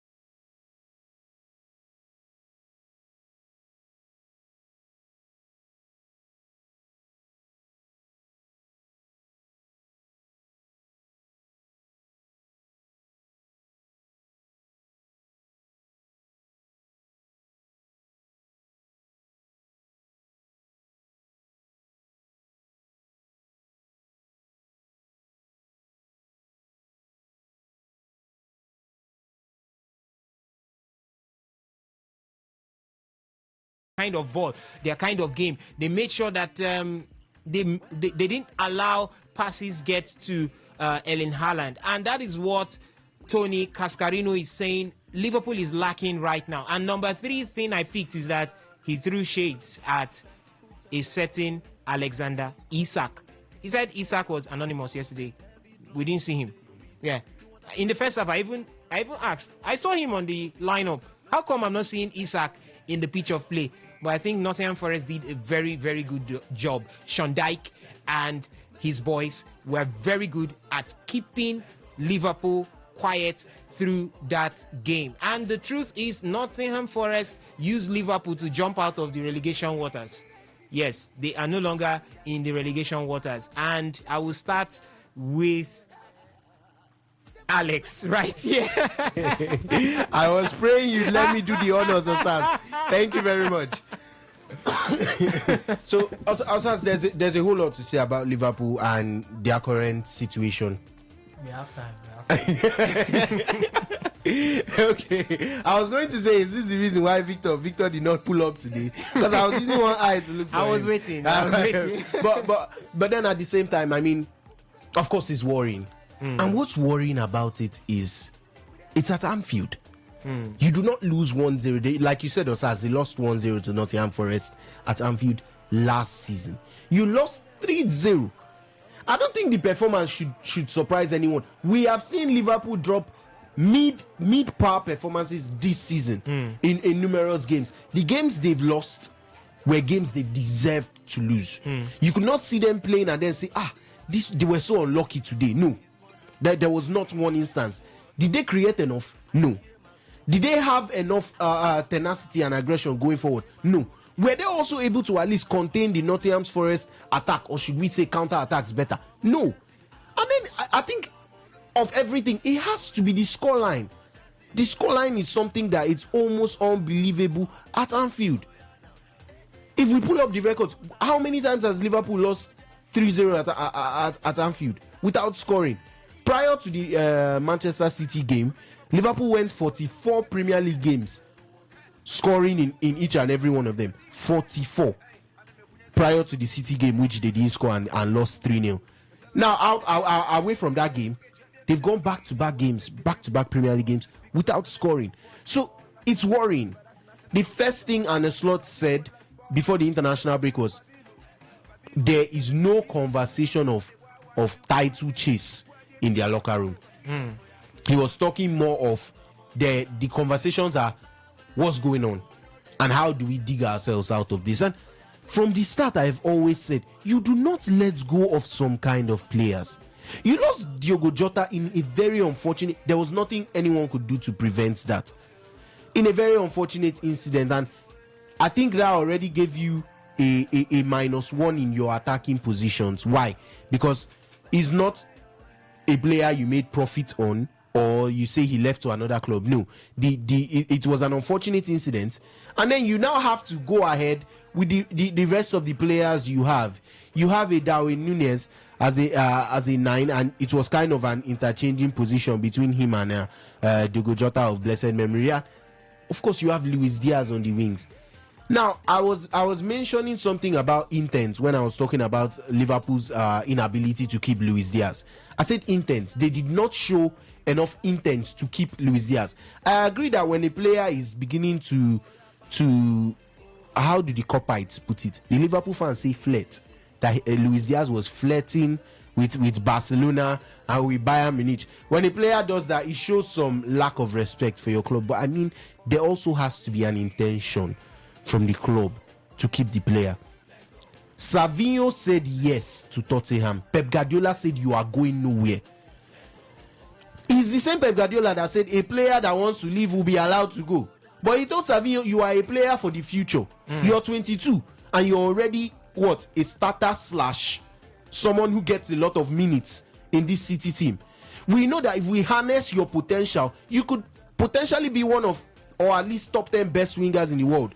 He has a whole lot to offer except for the end product. And he's so young that you can be sure it's going to develop with time. Better. So Pep Guardiola turned down 80 million from a desperate Tottenham Hotspur to keep Savinho. I was also going to compare this with the case of Sadio Mane. And of course, players who have been unhappy, even Mohamed Salah at some point had 1 or 2 contract issues. Why? Because they refuse to offer something better. To show that you want a player, it goes beyond saying, okay, we are not letting you go. Make his environment better. Probably increase his wages, give him a new contract, show some intent. As soon as Savinho made that move, I'm using him as an example, and Pep told him he was not going. What was the next thing City did? They handed him a 6-7 year contract, locked him down, told him, see, if his wages you want, they increased it. So there had to be that intent. Compare what Luis Diaz. I think I brought out that data one day now that Luis Diaz was earning around 100, just slightly above 100 with Liverpool. He's earning 250 at Bayern a week. I don't think it's close. It wasn't until recent. And with what he's doing, he's going to obviously he might even get even better. So I don't even think it's close, especially when we were complaining of Liverpool's wage structure for the last couple of years and how underappreciated their players were. That it took for them to have some scandals with Sadio Mane and Salah for them to finally put up. Liverpool's highest paid player, I think at the time was it Thiago Alcantara at 190. Yeah. That was like 3-4 seasons back. 190. Yeah, 190. It wasn't up to 200. It shocked you that even Van Dijk was not on that payroll. And we have players like Jadon Sancho on 350 at the time. So it tells you, are these players being appreciated enough? You're not a club that is struggling or begging for funds. You're not.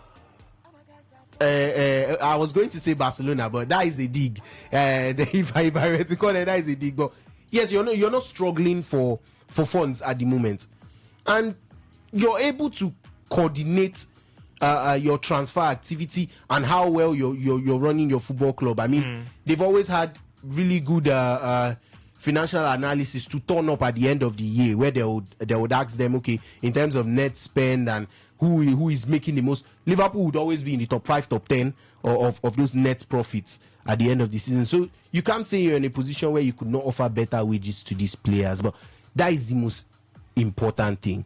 I said about Liverpool. I said they let Luis Diaz go too easily.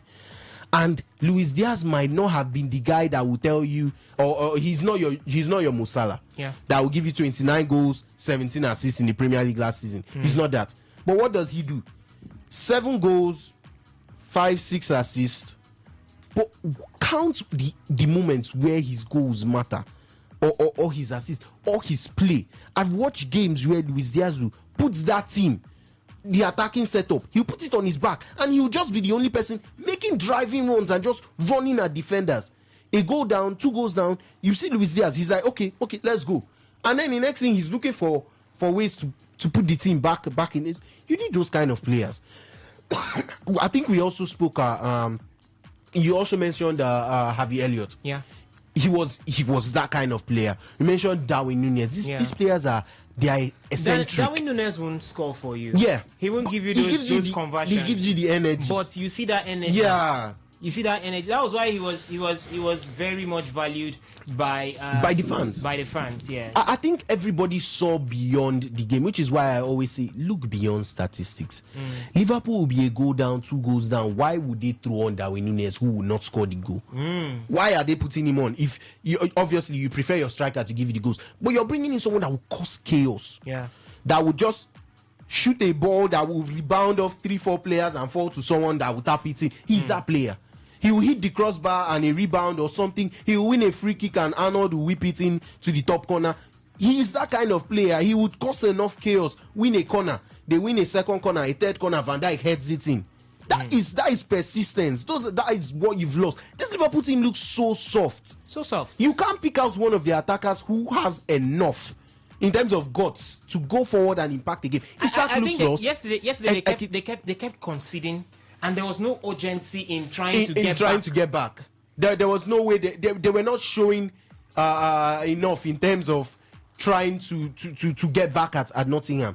And like I always said, I've made note of Arsenal this season. I said if Arsenal goes forward and they try to score you and they cannot score you, they will make sure you can't score them. That is how the game is right now. You're going forward, you're seeing that Nottingham are a bit hard to break down. How can we manage this game until halftime and then you concede right before halftime? So now the dynamics are different. Yeah. You should have gone into halftime level at 0-0, and then Arne Slot is cracking his head about how do we break this team down while still continuing to hold down the defense like we have. And then you're going right before halftime and you concede a second that was disallowed. So now Arne Slot is thinking, okay, there's a problem because the attack apparently has enough. They are not just baring their teeth, they are biting. So if you look at it as a whole now, someone was saying yesterday that Liverpool has turned into what he was bantering United for the past couple of seasons now. So it's a whole lot, and as always, anytime you see something like that, you would always have rumors. Hey, he's in trouble. We don't know how true Slot, the news about Slot. Slot is in trouble. Slot's my. All of those could just be rumors. They could be things that fly around, and you don't know how close to the truth is. After all, but I bet you, if he continues turning out performances like this in the next 3 or 4 games, by January, definitely no. January, at some point he has to be shown the goal. I mean, defending champions. The record yesterday for defending champions who come into the next season after being champions and are playing the regular season. I think the highest number of losses for a defending champion the next season is 7. Okay. Liverpool has 6 in 12 games. There is every guarantee that in the next 26 they will get. I wanted to say 4, but at their current rate, we could say even as much as 8, 9 to add on top the 6 they already have. So the record is going. And extended by far. That's the truth. So, ladies and gentlemen, for Liverpool's form since September, it's been not topsy-turvy. It's been a downward spiral. I would say that because it looks like ups and downs, but this time it's down and downs because they've lost 8 out of 11 matches. They lost to Nottingham Forest yesterday, 3-0. Before that, they lost to Manchester City. They lost to Real Madrid. Okay, they defeated Real Madrid, and Aston Villa, it looked like it was back. Then there was losses to Crystal Palace, to Brentford. They defeated Frankfurt. Then it was losses to Manchester United, Chelsea, Galatasaray, and Crystal Palace. So in the English Premier League alone, they have lost 7 out of a possible 8.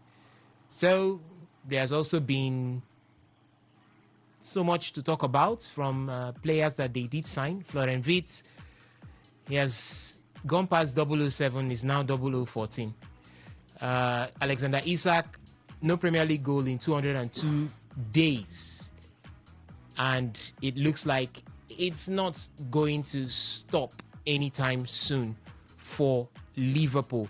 There is still an issue with that Liverpool centre-back. Last week, Jamie Carragher said, find a way to sign a centre-back in the January transfer window. Yesterday, Ibrahima Konate was hugely a shadow of himself. And it's not like there is a Virgil van Dijk who is well poised to cover up for an Ibrahima Konate. Both parties look like confusion waiting to fuse properly. But between now and January, do you see more of a confusion in that centre-back pairing? And the slot was criticized hugely yesterday for bringing in Dominic Szoboszlai as a right back when you already had Conor Bradley, you also have Jeremy Frimpong. But I tend to remind him that it was still the Szoboszlai who played right back and got a goal against Arsenal when they celebrated that they are beating. They have 3 straight Premier League wins with Szoboszlai at right back. So now, do you see this defensive confusion between Ibrahima Konate and Virgil van Dijk extending with more products or fruits to it before the January transfer window? Yes, I do see it coming up, and then again with speculations that we might be seeing Ibrahima Konate leave. I'm wondering, is this what Real Madrid want to buy? This is what Real Madrid want to get with them? Another person from Liverpool that isn't really working out well for them. Konate and Virgil van Dijk, they've been really, really sloppy. Those goals from the 3 goals that Nottingham Forest scored, sloppy from them. We even saw that the goal that Igor Jesus scored, that I felt should have been a goal. For me, I didn't see any contact between Igor Jesus and Ibrahima Konate. I felt Ibrahim. We're going to come to that. Yeah. We'll come to that particular incident. I felt he fell off. But if they don't fix things right, if they don't get their pairing good, if they don't get an understanding between them, because I think they've lost the understanding between both of them.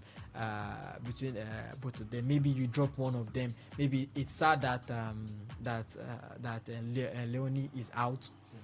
They might need to get Gay come January and see how it works out with Virgil van Dijk, because I don't think they will be dropping Virgil van Dijk for anybody. The man is the leader in that centre back in that centre back pairing. But even he has been making slight mistakes.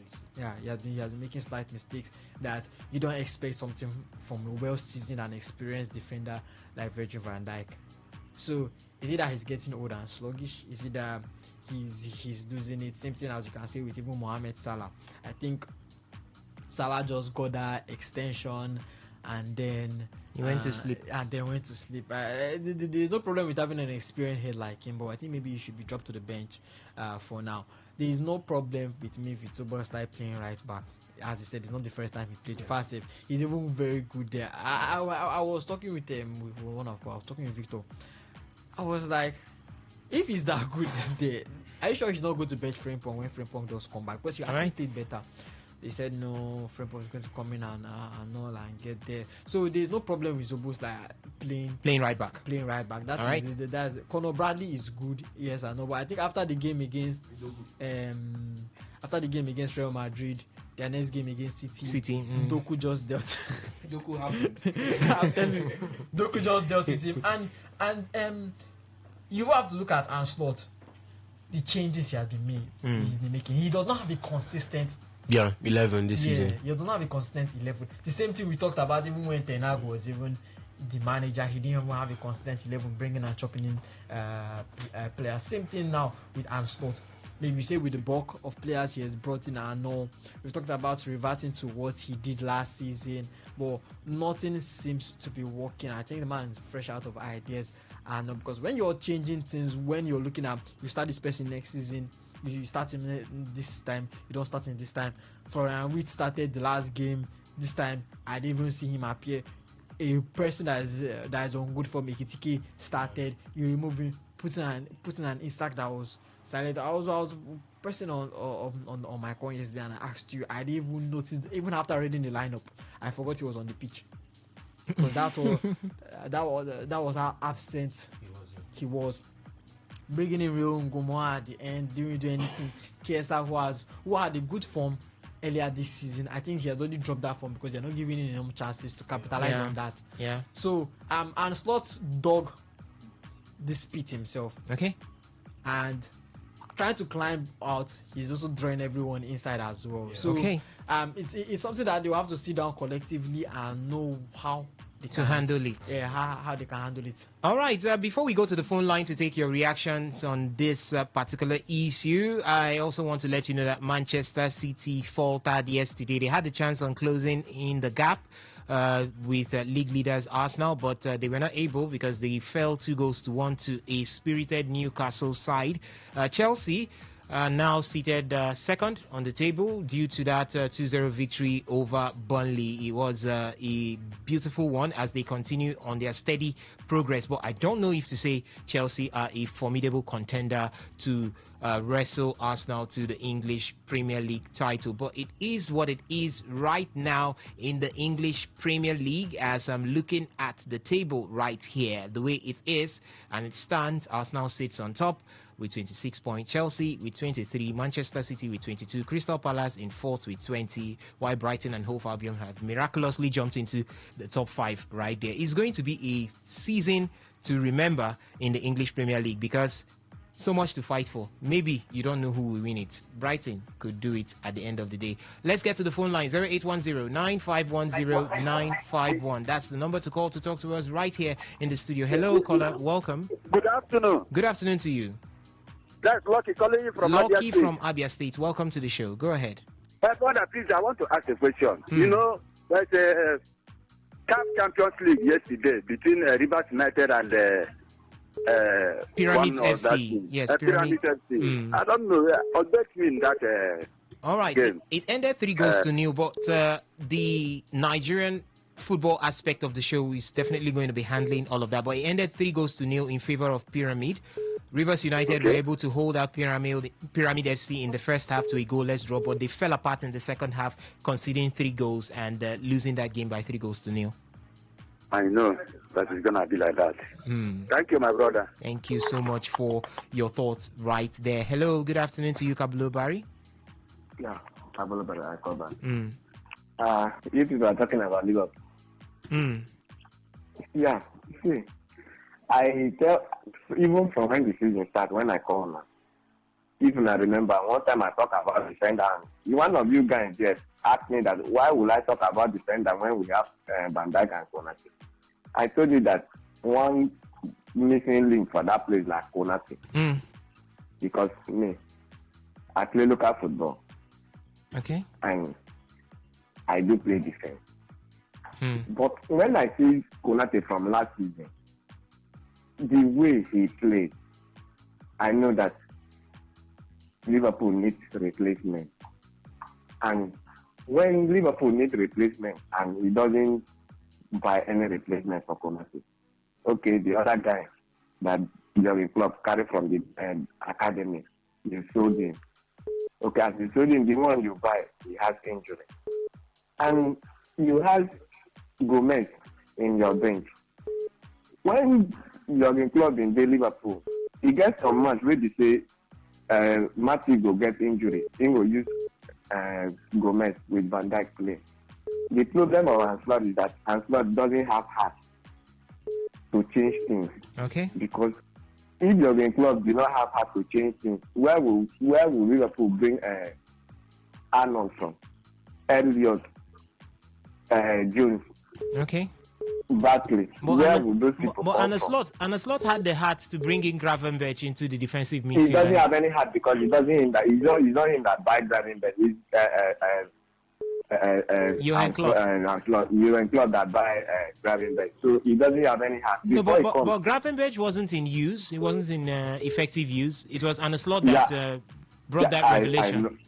I know, but when your club was in Liverpool, if he buy you come to that team, he will not just throw you into the field. All right. Because when he brings Darwin Núñez, he doesn't throw him into the field. He allows Darwin Núñez to sit down from the bench and learn what is happening on the pitch. Okay. That is how Jurgen Klopp was using Gravenberch. But when Jurgen Klopp goes, as a pragmatic manager, if you see that your defender is not doing well, the ability and the heart to change things, that's what makes you a coach. All right. Because I know that Konate is the problem of that our defense. If anybody that can come there, Van Dijk can come back to his normal self. Okay. But the man, he needs to do that and still be using Konate. Okay, Gomez is there. Why can't you not use Gomez in that side too? Zoboslai is our best creative player in Liverpool this season. So why will you allow him to go and play defense to shut his creative ability when Gomez is on the bench? All right. And Slot doesn't know what he's doing. Because if he knows what he's doing, he will take some drastic decisions. Okay. But since he doesn't want, let him be there. But all what I will pray for is that let them sack him. Yes, because if it is like this, if we are doing like this, our next game this weekend, we will still lose because you will still use Zoboslai and play that two, and then use what do they call this guy? Keke. Come and use to play. Right. It's his own problem. So me, I'm praying that they should just let him go because me, I didn't see any way from where this man is going because he doesn't have how to change things. That's my own problem. All right. Thank you so much, Kablo Barry, for your thoughts right there. Hello. Okay, we lost that call there. Please keep the calls coming in. 0810-9510-951. That's the number to call to talk to us right here in the studio. We've got this one from the WhatsApp platform. It says, good day, guys. I feel you guys don't even know that the two right backs Liverpool have been out injured. Surprised you said Szoboszlai played right back against Arsenal, but you should know that he is not a right back player. It will not always work. Slot is the problem of the team. He asked for 80% of the players. He should have known how to use them. You can't be changing your team every now and then. Another problem Slot has is that he finds it difficult to take grave decisions in benching big players. Salah needs to remain on the bench for now. The team doesn't depend on him anymore for goal scoring. They need to know that. You can't bring in these caliber of strikers and still depend heavily on Mohamed Salah for the goals. Slot had Ramsey and Gomez. Who could play as right back? What is he doing removing Szoboszlai from his favorite position? Why bench Ekitike and start Isak, who is just coming from injury and match rusty? He just wants to play big money guys at the expense of performance. Why? All right. Thank you so much for your message there. You didn't drop your name. This other one here says, during Klopp's era, it was so difficult to win at Anfield, and a Slot came and made it more difficult than even Liverpool. That even Liverpool can no longer win there. NS from Woji. NS, thank you so much for your thoughts right there. Hello, good afternoon to you. Welcome to today's Sports Live. Yeah, my name is Samuel. I'm calling you from Obirikure. Samuel from Obirikure. Welcome to the show. Go ahead. For me, I already predicted this Liverpool this thing. This is what we are saying since that the team he used to in winning the league last season was Jurgen Klopp team. That this is the time we will know.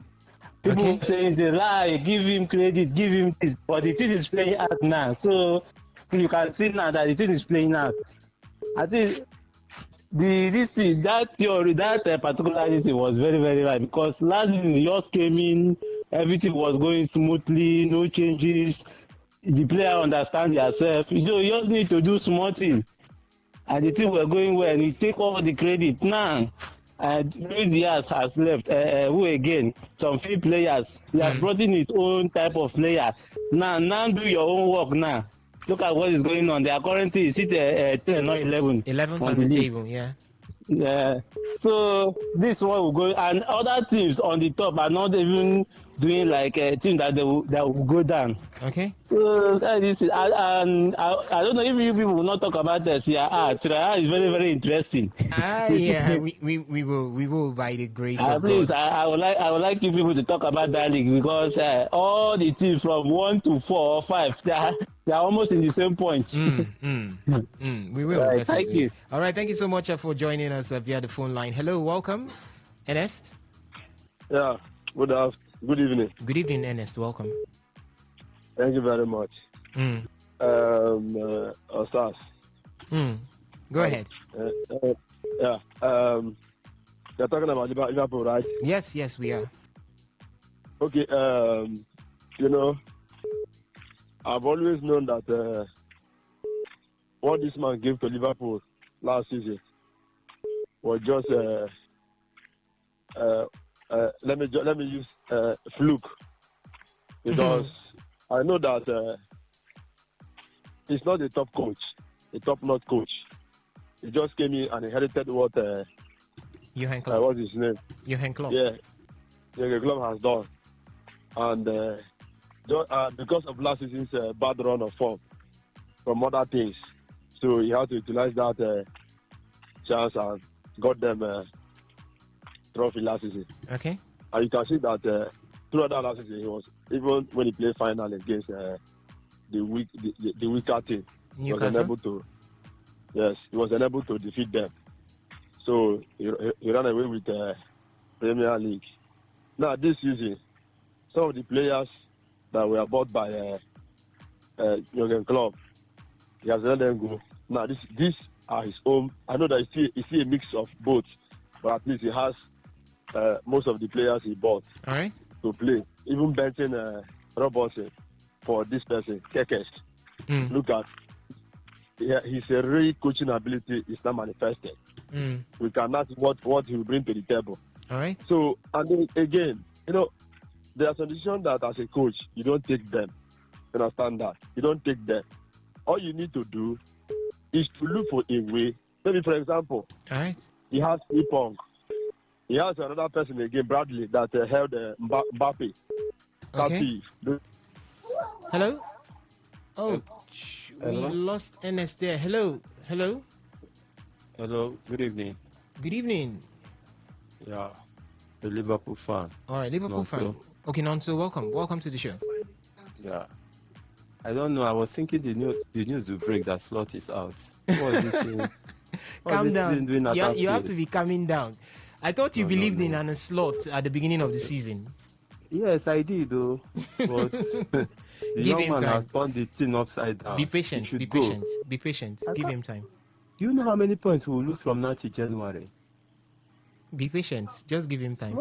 Please, Slot should go. Slot don't have the tactics. Okay. There's no tactics. Every time you're playing Kekes, time 3, and Zoboslai 2, when you have a natural 2. Please, I just don't want to see Slot in outfield again. Oh, so sorry. Slot is causing more harm than good for we, the Liverpool fans. All right. So look at now Liverpool in the second half of the table. Have you heard that before? Please, they should go and shop for Jordan Klopp should come back and rebuild Liverpool. All right. Yeah, so I know we lost a great players, Nunes, Luis Diaz. It's really affecting us. All right. But his signings are good, but he don't know how to blend them make use together. of them. Obviously. Yeah. Thank you. All right. Thank you so much, Nonso, for your thoughts there. You can keep the calls coming in 0810-9510951. We're still talking about Liverpool and their crisis and what could be done. We have this one coming in from Ernest from Muji on the WhatsApp platform. He said, Solomon Liverpool. Let me just take it the way it is. Solomon Liverpool lose on Monday, lose on Tuesday, lose on Wednesday, cry on Thursday, train hard on Friday, hope on Saturday, lose again on Sunday. That is the end of Solomon Liverpool. Ernest, Don't worry. They will get you. They will get you. All right. The phone line still open 0810-951-0951. That's the number to call to talk to us right here in the studio. Hello. Yeah, Kablo Barry, welcome back. Welcome back. Yeah, those fans that they are bantering Liverpool, that Liverpool is losing. I want to tell them that yes, we are losing. Okay. But we are still close to record with. They should not forget that when they show that trophy, there is rest. Okay. With that trophy. So when they are stuck, they should know that they are talking to a champion. I like that. Yes. All yes, right. they are talking to a champion. All right. I'm a 20-time Champions League, Premier League winner. Okay. 6-time Champions League winner. So any team ready for England, we don't carry a amount of Champions League when they don't carry. When they talk, make them raise their hand up. Okay. But as me, they talk as a Liverpool fan, based on who I be, I dey raise my hand up. Okay. I no follow Liverpool. I no support Liverpool when Liverpool they win trophy. I support Liverpool from when Liverpool they suffer. So I know what they say. A real supporters person for club is there. No be all these people wey follow team wey they start to dey win trophy. They talk, they know they talk. Liverpool na still Liverpool. We will still come back. That is what we are. We are red. Our blood is red. So everything about us is red.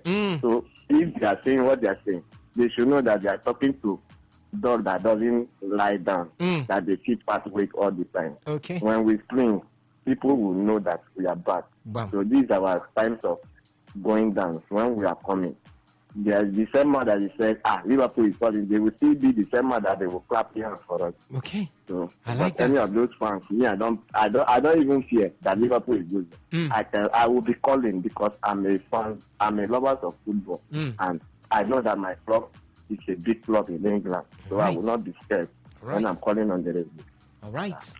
Thank you so much, Kablo Barry, there for reinstating your command as one of, or call that the most successful team in the English Premier League. You can still call in 0810-951-0951. That's the number to call to talk to us right here in the studio. 0701-933-9962 is for the SMS and the WhatsApp portal. You can do well by dropping your thoughts there, and we'll be taking it. We will be switching our attentions pretty soon to look at what's happening from the Nigerian side of things, which has to do with the Nigerian Premier Football League actions from the various centers, as well as what happened with the Nigerian side on the continent. That's why I said D, because it's one, Rivers United, and maybe whatever we have coming from the port of the Super Eagles of Nigeria. So pretty soon we'll be switching our attentions to the local side of things, but we're still taking calls coming in right now from the European side of things, where we're looking at European football. We would have looked at the German Bundesliga, where we have Bayern Munich going on an 18-match unbeaten run. Beat that if you can beat Bayern to that particular one. I wanted us to look at this Bayern team head to head with Paris Saint-Germain last season when it has to do with dominance. But time is no longer a friend, guys. But just one word for Vincent Kompany. I didn't see this coming. I thought Vincent Kompany was going to flop in Bayern because it looked like the job was too big for Vincent. But Vincent has shown me that he's got company that could make sure that the job will be done right there. Also, I like that line. I like that line a whole lot. And it's spoken about company. He said one word, dominance. They had to take their title back from Leverkusen. Yeah. They did that. And they've ensured that they are dominant on every face. Inside that 18 unbeaten, they've won 17 and drawn 1. Just one. That is as simple as that. Sometimes you hear unbeaten and you think, 9 wins, 9 draws. That's unbeaten. Juventus were unbeaten in their first 13 games last season. They had about 8 draws inside that unbeaten. So there are different shades to this unbeaten. But kudos to Kompany and his side. The real test, of course, comes away to Emirates. We are going to be seated for that one. Yeah. When Bayern travel to play a wonderful Arsenal side. I really want to see how that game unfolds, because it speaks about Bayern's pedigree this season, and then how Arsenal has risen with an extraordinary offense. So it's a two-way game, but you of course want to see those kind of matches. This is why we love the Champions League. I mean, and at the end of the day, it just tests Arsenal's pedigree, their rise. Okay, you've been losing to Bayern 2 seasons ago. They drew Bayern in the first leg and then went to Allianz Arena and lost 1-0 there. Yeah. So them drawing 2-2 at home is another step up from the 5-1, 5-1 they've been collecting usually. Then now this season, where do you take it a level further by finally beating Bayern? It's a whole test. So it's a huge game, and it's a question for both. Right. The Bayern that you don't know Bayern. Paris Saint-Germain. But before I get up from this seat for Benjamin Mina to take over for the local football, or call that Nigerian football side of things, Benjamin, Barcelona back to Nou Camp, or you can call it Camp Nou, and they go back there in grand style, beating Athletic Club de Bilbao by 4-0. And there is Chelsea this midweek, Stamford Bridge. Bayern is did I say Bayern? Barcelona, yes. If you look at that game yesterday, Moses Caicedo was rested, most likely wanting to give him the best of experiences, or best of body conditions going into that game between Chelsea and Barcelona. But what a way for Barcelona to sign off from the La Liga and expect to sign into the UEFA Champions League. Is there any fears for you, if you were to be a Chelsea fan, that Barcelona, Rafinha is back? Yeah, Rafinha is back. So it's back to the gang pressing for Barcelona. But any fears for you if you are a Chelsea fan? Well, I think football is something that you can't predict. We sat down here and talked about Arsenal against Bayern Munich in the midweek Champions League, unbeaten side in the Bundesliga, and we've seen how they've grind out result, trashed, lots of things. Yesterday they actually came from 2 goals down, to actually win 6-2. It shows that team is spoiled for options in terms of attacking threats. Michael, you say Harry Kane, and Harry Kane loves scoring against Arsenal. Yeah, so Michael is Harry Kane, Luis Diaz, Carl, Nicholas Jackson, lots of these. So I think it's going to be a cracker for Barcelona. It's this is one of those motivations that you need to actually play your game at home and win. Commanding victory against Athletic Bilbao 4-0. So I think going into this game, Chelsea, they actually won theirs 2-0 away from home against Burnley yesterday. So these are teams that can actually match themselves any day, anytime. So, well, I wouldn't say if I were to be a Chelsea fan, I would be scared concerning that game. The truth is, it's a game that whoever wins get to win, because for Chelsea, they've had a lovely run this season in the Premier League. 1 loss in the last 10 games. So I think it's something very good for the morale of the players, for the managers, and then for Barcelona. Rafinha coming back is another option. Yamin Lamar is there. Marcus Rashford missed the game yesterday because of illness, so he'll be back for the Champions League. So I think it's going to be a cracker in that game during the midweek when Chelsea gets to play Barcelona at Camp Nou. Okay, a cracker it is. So, ladies and gentlemen, there is definitely the UEFA Champions League, as the action will not stop when it has to do with football right here. But let me come to you again, Alex Kabari. Arsenal up against Tottenham Hotspur. A chance to uplift themselves on the English Premier League title. Or to uplift themselves on the table as they get close to the English Premier League title. Please let me not cut things out, because but it's a chance, obviously.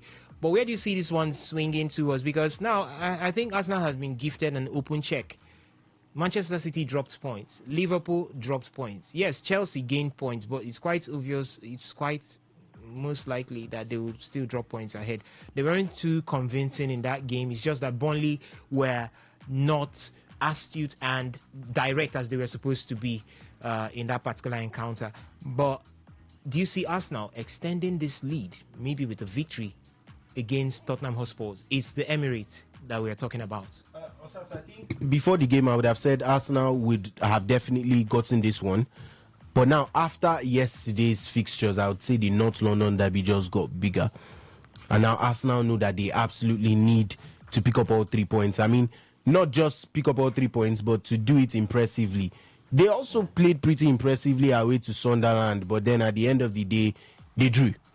But now they have a chance to respond at home to people that on recent occasions you've had quite the beating of them, and that's all you just have to ensure that you do. So Arsenal right now versus Tottenham, with their current run of form and with how recent meetings have gone, you definitely have to go Arsenal. You cannot go with a weekend where City drops points, Liverpool drops points, and Arsenal fails to capitalize. I find it very hard to see.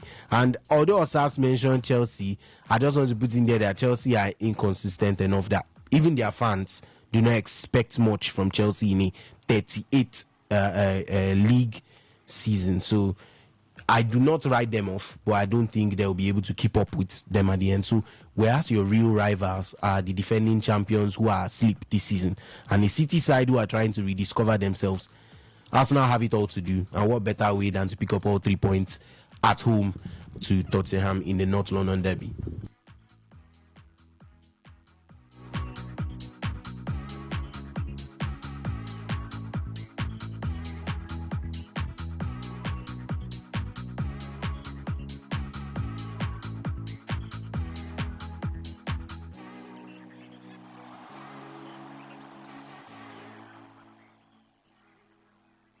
Still life. Good evening, football lovers. Welcome to the heartbeat of football, the beautiful game where passion meets debates, where victory meets controversies, and where every voice matters. This is Today Sports Live, the home of football. Football biggest stories, boldest opinion, and hottest take on and off the pitch. From the drama in the Nigerian Professional Football League to the battles of the continent.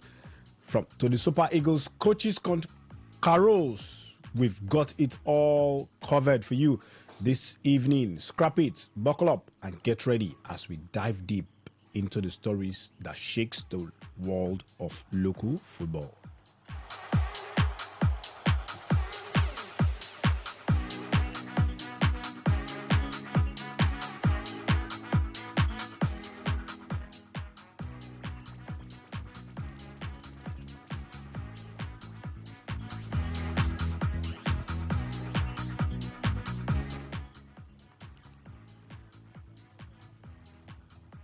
Okay, let's dive in.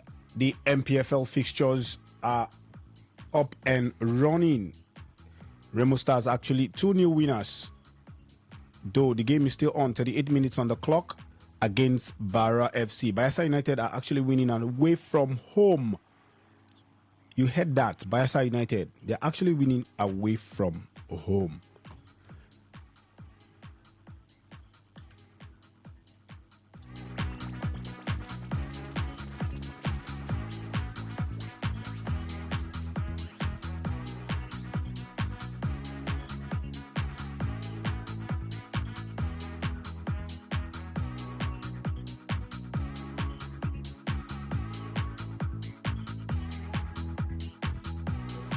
Okay, let me run you down the happenings in various centers for the MPFL. Abia Warriors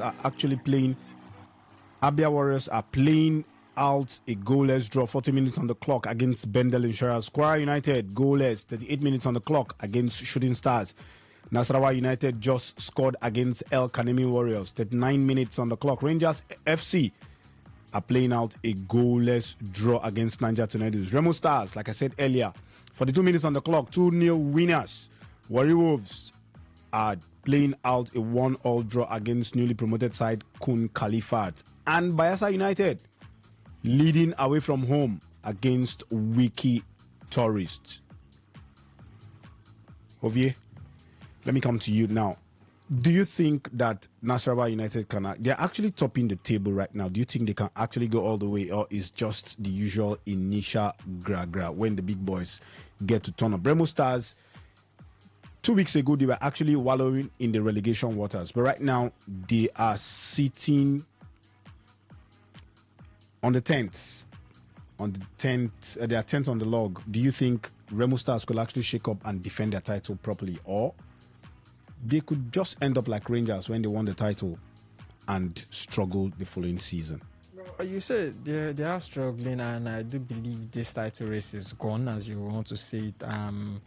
They're currently 10th on the log, currently winning their game against Barra FC 2-0. But then again, you have to look at their form this season so far. The last 5 games, they've lost 3, only 1 to Ademi. They have pulled up a couple of draws in those games. Maybe they would have had something to write home about. But especially with Daniel Ogumudidi leaving and all, they haven't been able to find their head or settle down correctly. So defending their title is not something in the books. We're even looking at different defending champions. They lost to Enugu Rangers. Yeah. They lost to Nasarawa United. They lost to Kwara United. Nasarawa United are right there at the top of the table, right there on the summit, the top 3. Those are people that look like they want to win the championship. Even Enugu, they lost to Enugu Rangers.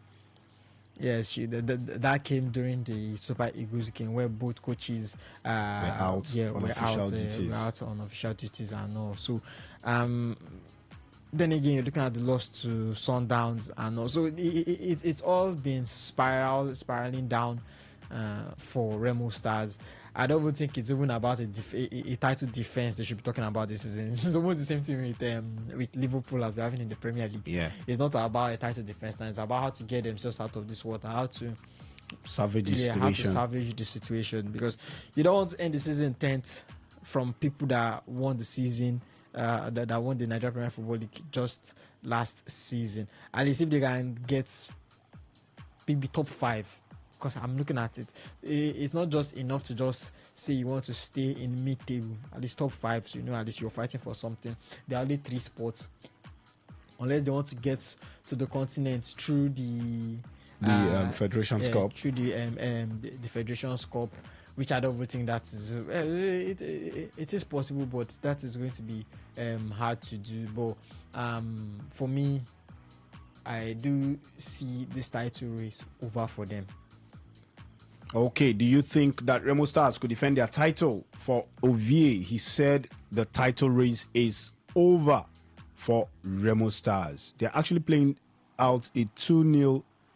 They're actually winning 2-0. It's halftime in that center. Remo Stars to Barra FC 0. Do you think Remo Stars could defend their title, or their season is done and dusted? Or do you think a continental finish, be it the Champions League slot or the Confederations Cup slot, do you think if they finish in the Continentals, do you think it's a good season for them? Now, let's talk CAF Champions League.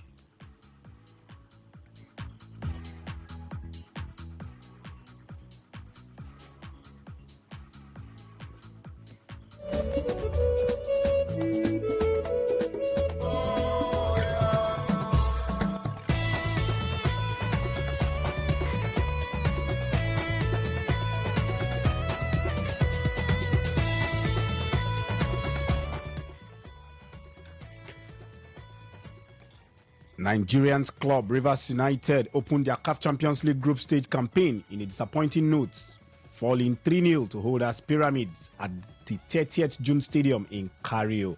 The pride of Rivers kept things tight in the first half, containing the defending champion and heading to the break level. But once the second half resumed, the game swung completely in favor of the Egyptians. Pyramid striker Hamed Atif punished Rivers United's defense error with a ruthless hat-trick, scoring all 3 goals in quick successions and putting the contest beyond the Nigerian side's reach. A heavy defeat means Rivers United have plenty to fix as the group stages progress. The Port Harcourt side will now look at recovering swiftly and getting the Champions League campaign back on track in their next match. Osas, do you think Rivers United can actually make it out of this group? Because looking at things, yeah, they kept things tight in the first half. They were decent in terms of defending, but coming into the second half, a 20-minute hat trick for Pyramid striker Atif. Do you think they can actually make it out of this group? Talking about Rivers United making it out of the group is one thing that I think is pretty too early to talk about right now. Yes, they didn't really start right, but don't forget that this is Pyramid FC, defending champions of that's the CAF Champions League, and you just cannot come up against the defending champion at home. You know the precedence or what usually occurs with Nigerian side when they go to North African terrain to do their play their football. It's always a difficult and a very hard nut to crack for any Nigerian side going out. So I wasn't too surprised with the results from Pyramid versus Rivers United. I was even very much how would I put it? I was very much impressed with the first half showing. Able to, I thought Rivers United would have gone behind in the first half, but they didn't. They were able to hold their own, but it didn't stay too long because the goals started coming in for Pyramid and they ended up winning that particular one. But it's still early days right there for Rivers United. How or what they do with the remaining 5 games that they've got. They've got RS Bekani in that group. Also, I think the CAF Confederations Cup winners. They've got Power Dynamos. That should be Zambia's champions. Zambian League champion. So what they do with the remaining 5 matches is what is or what could determine how far they could go in this particular one. RS Bekani is very well beatable by Rivers United. You can get points outside, but I think right now they are condemned to making sure that they don't drop points outside outside Port Harcourt. So, and also guarantee all points gotten right here. Not Port Harcourt now. In the Gosula Akpabio International Stadium right there in Uyo. So I think it's going to be a difficult task, quite all right, but I can't really write off Rivers United saying that they won't be able to come out of that group. It depends on what they could do, but can you do it and do it quickly? It's one step back now. It's a step back in their campaign coming out of the CAF Champions League group. We always get these stories every now and then. You get to see that it's always a story that Nigerian side celebrates too hard when they make it into the group stage. What happens after the group stage? So it's another question that we have another day to answer. But if Rivers United can make it out of that group, I think it's very possible, depending on how they can handle what they have in front of them, which is the remaining 5 games in this particular run on the group stage. Okay, they have done it before, going out in the quarterfinals. They've actually gone out of the group before, but that is in the CAF Confederations Cup. Will they or can they actually make it out of the group?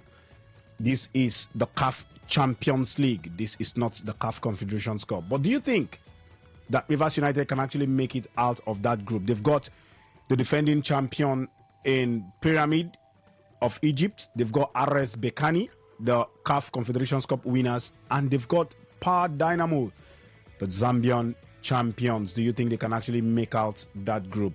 Make it out of that group? Well, you can actually send your thoughts on the WhatsApp and SMS portal for now, 0701 933 9962. I can see the phone lines actually ringing, but it is not the time to actually get your thoughts on the phone lines. You can actually send your thoughts, like I said earlier, on the WhatsApp and SMS portal, 0701 933 9962. Let's talk the Super Eagles.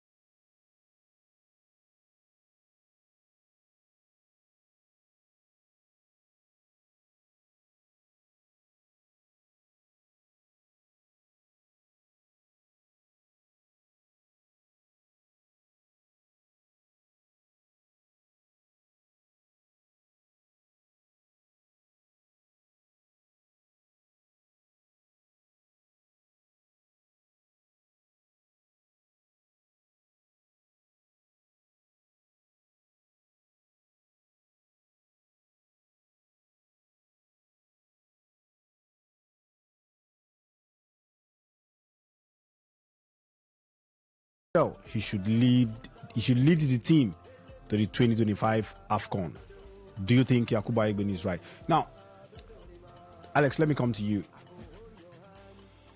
Do you think it is realistic or beneficial to change coaches again before the 2025 AFCON?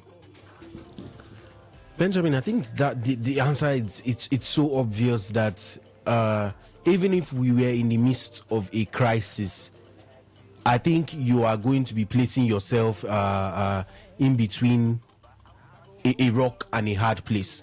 If you're in the midst of a crisis, let's say you're not doing well performance-wise, nothing is going right for the Super Eagles at that point, and everybody is calling for let's say the sack of whoever the coach is at the time, it is still not advisable to do so right before a tournament. You might say, okay, a new one will come in and change things up, but that's a gamble, and a lot of people don't take major gambles before some certain period of time. So you're taking a huge gamble right before a tournament that you finished second in the last time. So it's already a gamble enough to say we were not doing well, and you want to bring in a new coach and try and change the structure.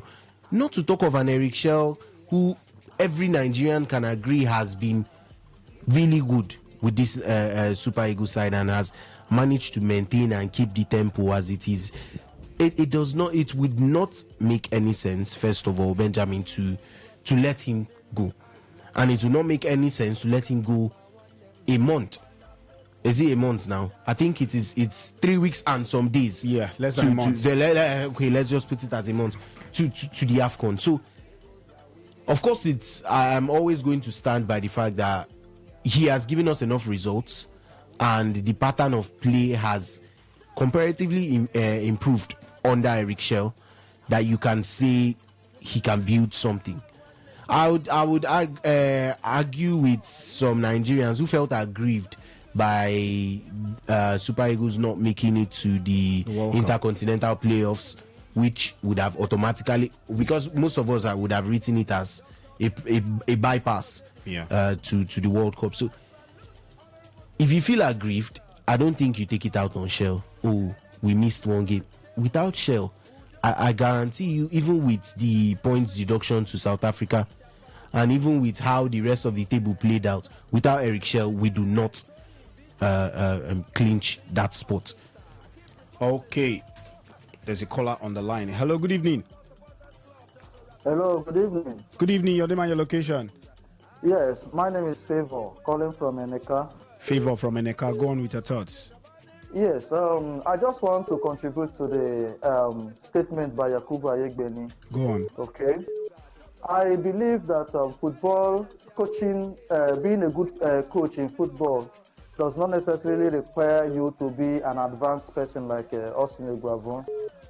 And I believe that it has to do with your tactical prowess. Like, you need to be tactically sound, and you have to be a critical thinker to be able to make a good coach. So, and I believe Samson Siasia belongs to that class. Okay. So if Aiyegbeni say the era of Samson Siasia is over, I want to say that Samson Siasia even never had any era started with Super Eagles. He had a very good spell with the youth team, which we all know. Even the Olympic team, he did very well. Everybody knows that. Emmanuel Amunike also did the same with the under-17. Everybody knows that. But they never gave these two guys the opportunity to serve at the senior level. So you can't say you gave him, whether it is 1 month or 2 months to do something, and probably something went wrong along the, even not that something went wrong, something was already wrong before you brought him in. So you never can count, you don't have to count that as Samson Siasia's era. So I believe that these guys, both of them, I love these two guys, Samson Siasia and Emmanuel Amunike. I believe that if you give them chance in the Super Eagles team, they will be able to do well. But that's not also to say that Eric Schell should be removed at this point.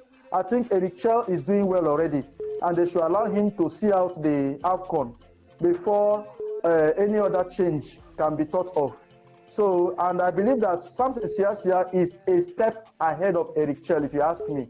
Okay, Samson Siasia is that coach that I believe if he handles the Super Eagles, he will do much more better. But let the chance be given to him. Though not this time around, let Eric Chess see out the Nations Cup. That's my view. Thank you. Okay, thank you there. But you said Siasia had never coached the Super Eagles. In 2016, he was actually named the head coach of the Super Eagles. Hello, good evening.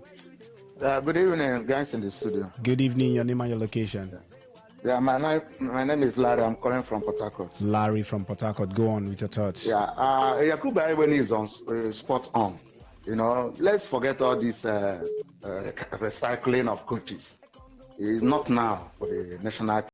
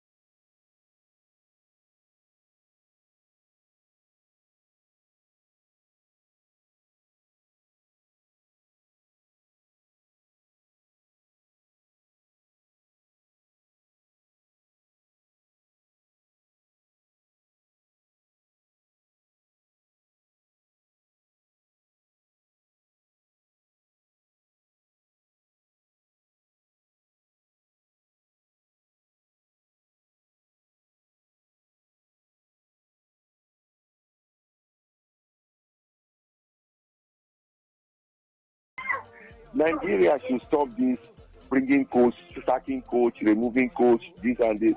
I love this playoff. Oh. Why I'm saying I love this playoff? He has made the coach educate to know who and who is going to use. To know we don't need friendly because we have seen the weakness we have as Super Eagles. We play first half, good. We play second half, we are weak. So they should leave Eric. Let him continue with this team. Let him continue with it. Nigeria should stop this sacking. They should stop it. For now, they've not said they are going to sack him. Yakubu's point is we have gone past the era of Samson Siasia and Stephen Keshi as coaches of the Super Eagles. That if we must go for coaches, we should go for upgrade, foreign coaches that are upgraded version. But for now, Eric Chell should be allowed to lead the Super Eagles to the AFCON. Yes, I support it. I support Yak talk. What Yak says that day, I support him. Let's leave Eric. Look at when West Ham came in. West Ham take how many years to put team together? He should leave Eric. Let him just continue and see how he can move the team and win the Nations Cup and start building team again. They should just leave him alone, please. Thank you very much. Okay, thank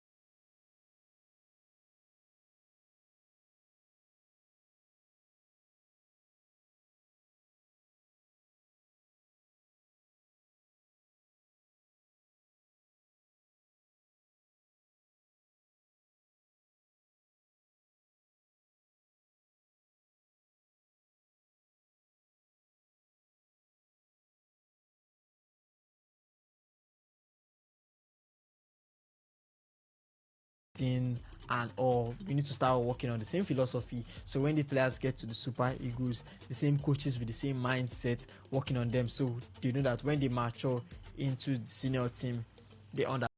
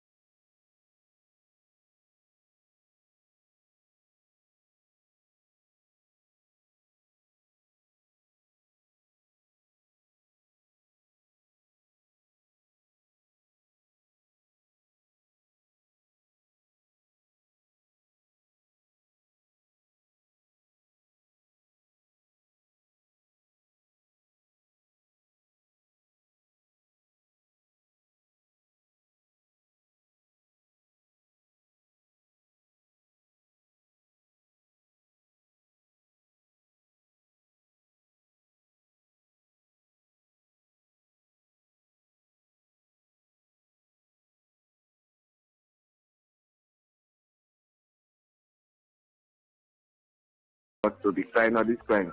If not anything. Yeah, thank you.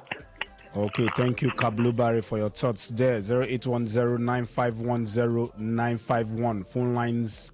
Phone line is still open, rather, because we are dealing with just one line. 0810-9510-951. The WhatsApp and SMS portal is 0701-933-9962. Yakubu Ayegbeni saying that we've gone past the era of Austin Eguavon and Samson Siasia. We should look for a bigger coach, a better coach. But for now, Eric Chell should take us to the Nations Cup 2025. What do you think about that? Go on with your thoughts, Alex. Yeah, so Benjamin, I was going on about how obviously sentiments are involved, and in recent times the subject matter has been Sunday Olise, and I mean that is just speaking about recently. But if we want to go back, you can always see this. There's always this digs, or should I call them digs, or slight jabs that are being thrown at the Super Eagles and the coach or the coaching staff. There's always going to be conversations about them, and you have to look at where they are coming from. Obviously, they are coming from maybe people that were part of the coaching team or former player or ex Super Eagles. So it doesn't bode well, because right before games, before tournaments, before important qualifications, you need to be settled on one or two things. I cannot be thinking of analysis and how to lead my team out against an opponent and also be wondering if my job is safe. It does not create a safe environment. Yeah. Eric Shaw, how do you think he would have navigated that period where there were talks of it seems like they might not even wait for him to finish the World Cup qualification before handing him the sack? Obviously there were rumors, but then they began to gain so much traction and get a lot of noise. So at that point, you're thinking, I'm trying to propel this Super Eagles team. I'm trying to see how we can pick results. And at the same time, you're wondering, is it going to be after this game that they are going to hand me the sack? You're basically living on the edge. You're like Ange Postecoglou with Nottingham Forest. So, and I don't think he was about 8 or so games in, and he was already fearing for his position, but he was coming out to media. The day he said, I am not afraid for my position because the club knows how we win titles in our second season and all of that. He was just trying to give them some layout so that they will not immediately rush the sack. Yeah. The day he said that in the media, I watched the video over and over again, and I saw a man who was afraid. Yeah. You could see the fear plainly written in his face. If that kind of pressure is already on, you're having two things to deal with. Now you no longer have time to work with. You're working under serious urgency. You're asked to deliver immediately. What happens when you don't deliver immediately? You're being asked for results. They don't want excuses. Neither do they want give me time. No, this is a man under pressure. They've given you probably a certain number of games to deliver, and now that does not bode well for any coach. And it's just why I'm speaking, particularly when a club or a country or a federation is okay and have no plans to let you go, and then everything is all being stemmed by what? We at some point, it's not even the media, so they are not playing a helpful role. I remember when who was that came out on the podcast and asked Sunday Olise to stop, because at some point it was getting ridiculous at how often he was coming out to speak about the situation with Shell, and it did not make any sense. Let them do their work. They are given an assigned time. If they fail to get within that assigned time, sure, you have your opinion, talk about it, but there is no reason for you to be the forerunner or to carry the entire matter for your head, like we'll put it in our own terms, and make sure that you push the notion. Even if there was no notion on ground, you're already beginning to plant the idea in the heads of people that, what if it gets better after Shell is gone? But you don't know. Like I said, it's a gamble. It could pay off, it may not pay off. So coming into how sensitive the whole topic is, and like I said, how you put the coaches in a very difficult place trying to balance the team and themselves, it does not bode well. So there's a lot of sentiments being attached, and you just wish that sometimes they could lay off a little bit. We used to talk about pundits. Most of the pundits are ex-players too. So yeah. most of the pundits will be laying off and off on stars, particularly the England superstars, and you're just like, sometimes back off a little bit and give these players room to improve. Someone would see a Tuchel record with England and how well they've been keeping clean sheets, and will tell them that you're not scoring enough goals. I want you out. Because why is a man who is unbeaten with the Super Eagles still being questioned about abilities? I was saying that Shell has sort of taught the Super Eagles how to not lose. Exactly. They no longer, at least you don't lose games. Changed. Exactly. At least you don't lose games. It's not okay for Nigeria to take a defeat and say, okay, we were playing a side that is tricky or that is tough. He said it's a lie. We'll fall behind and we'll pick ourselves up. So it's a different mentality that has been given to them, and it's how he wants to play. You do not bring in a new coach right before a whole tournament and tell them to transform their entire or shake up everything of how or their approach or their mentality and their tactics. It does not make sense. So definitely, Benjamin, there are sentiments involved. And secondly, I would just want them to back off a little bit. Give them space.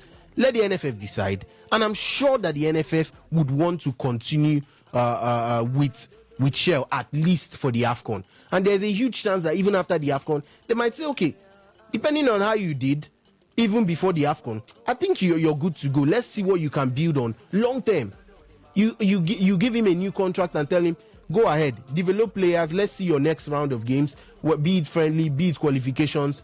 Let's just see what you have, because you know that with Eric Shell and with his form, as soon as he took over the Super Eagles job, you can easily see that man would have qualified us for the World Cup straight from the group stage, if anything, to go by form at least. So it's a whole lot, but there are a lot of sentiments that are involved, and those sentiments, of course, they are coming from a place of patriotism, but there's a point where it becomes too much, and then they begin to overstep and lean pressure where it's not supposed to be. So it's so simple when you have to tell them to tone it down a little bit and try and back the team instead of going for one person. Okay. The phone line is still open, 0810-9510-951. WhatsApp and SMS portal 0701-933-9962. The topic that we are talking about today: can Rivers United actually make it out of that group? They suffered a 3-0 defeat in Egypt against Pyramid, the defending champions of the CAF Champions League. And Yakubu Ayegbeni talking seriously. He said, we have gone past the era of Samson, Siasia, and Austin Iguavoin. We need a bigger coach. We need an upgrade. But for now, Eric Chell should actually take us to the Nations Cup. Phone lines are open. Call into air your thoughts. 0810-9510-951. The WhatsApp and SMS portal is 0701-933-9962. Let me give you up to date what's happening in the Nigerian Professional Football League. Abia Warriors, 66 minutes in that center, playing out the goalless draw against Bendel Insurance. Kwara United playing out a goalless draw against Shooting Stars.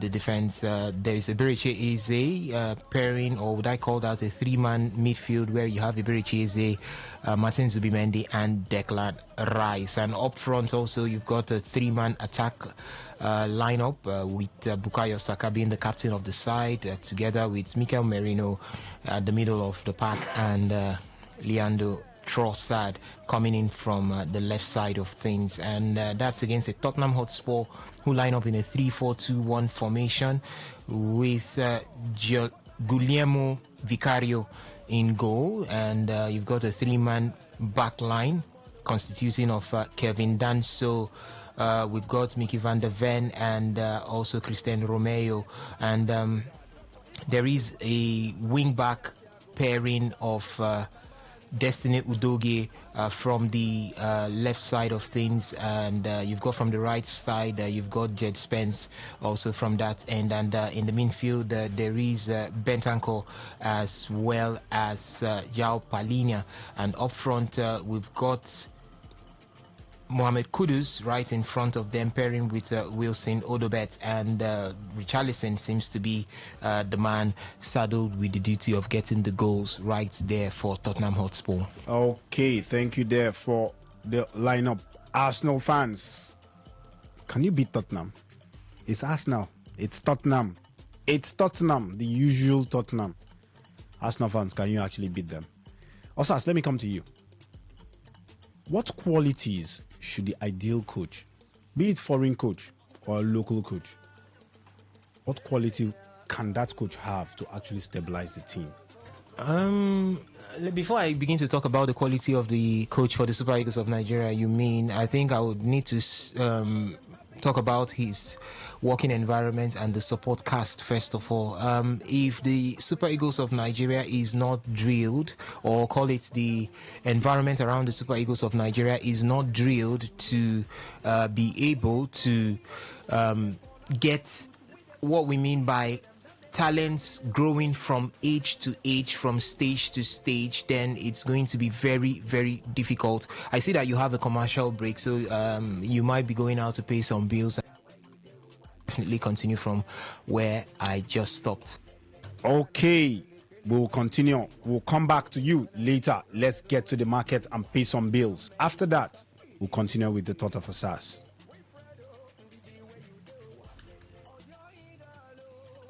Talk radio. I listen to a lot of talk radio. 95.1 FM.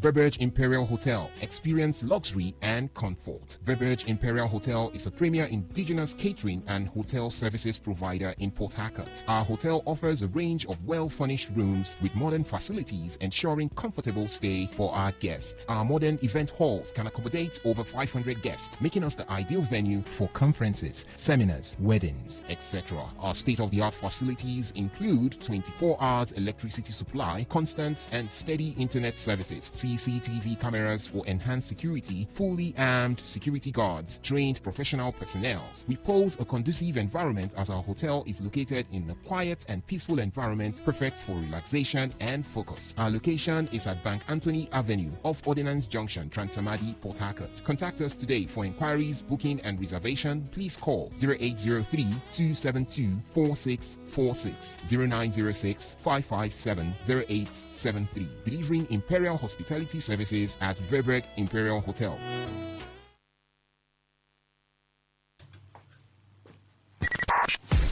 .1 FM, voice of the people. And we're back.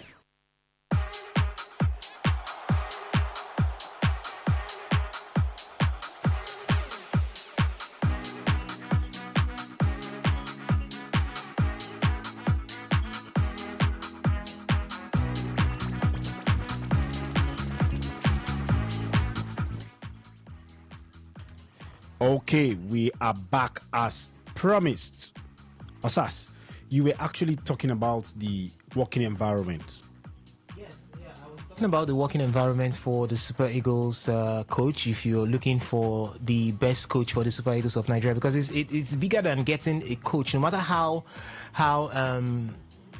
dexterous, no matter how well drilled you are with your job to do with the Super Eagles of Nigeria. I'll tell you that if the environment doesn't support you, doesn't act as a support cast, then it will be very, very difficult for you to do your job right there for the Super Eagles of Nigeria. What I mean is that you have to have a structure. You have to put up a structure that a good manager, a good whatever technical advisor can come in and thrive. What I mean is that if the youth, the age grade system isn't working, what I mean, the way we churn out talents from age 14, 15 to 16 to 17, you see them go through. Now, look at most teams, most countries doing pretty well in the world of football. England, now you're seeing this beautiful age of players coming in to England. Phil Foden and the likes played together in under 17. Yeah. Yes. So if you look at Pedri, Gavi, all played together at a certain age grade. There's that graduation from one age grade to the other. Yeah. No matter how beautiful you are, even if you're a Pep Guardiola and you're brought to the Super Eagles of Nigeria, if that is not put in place, it will limit your job by 50%.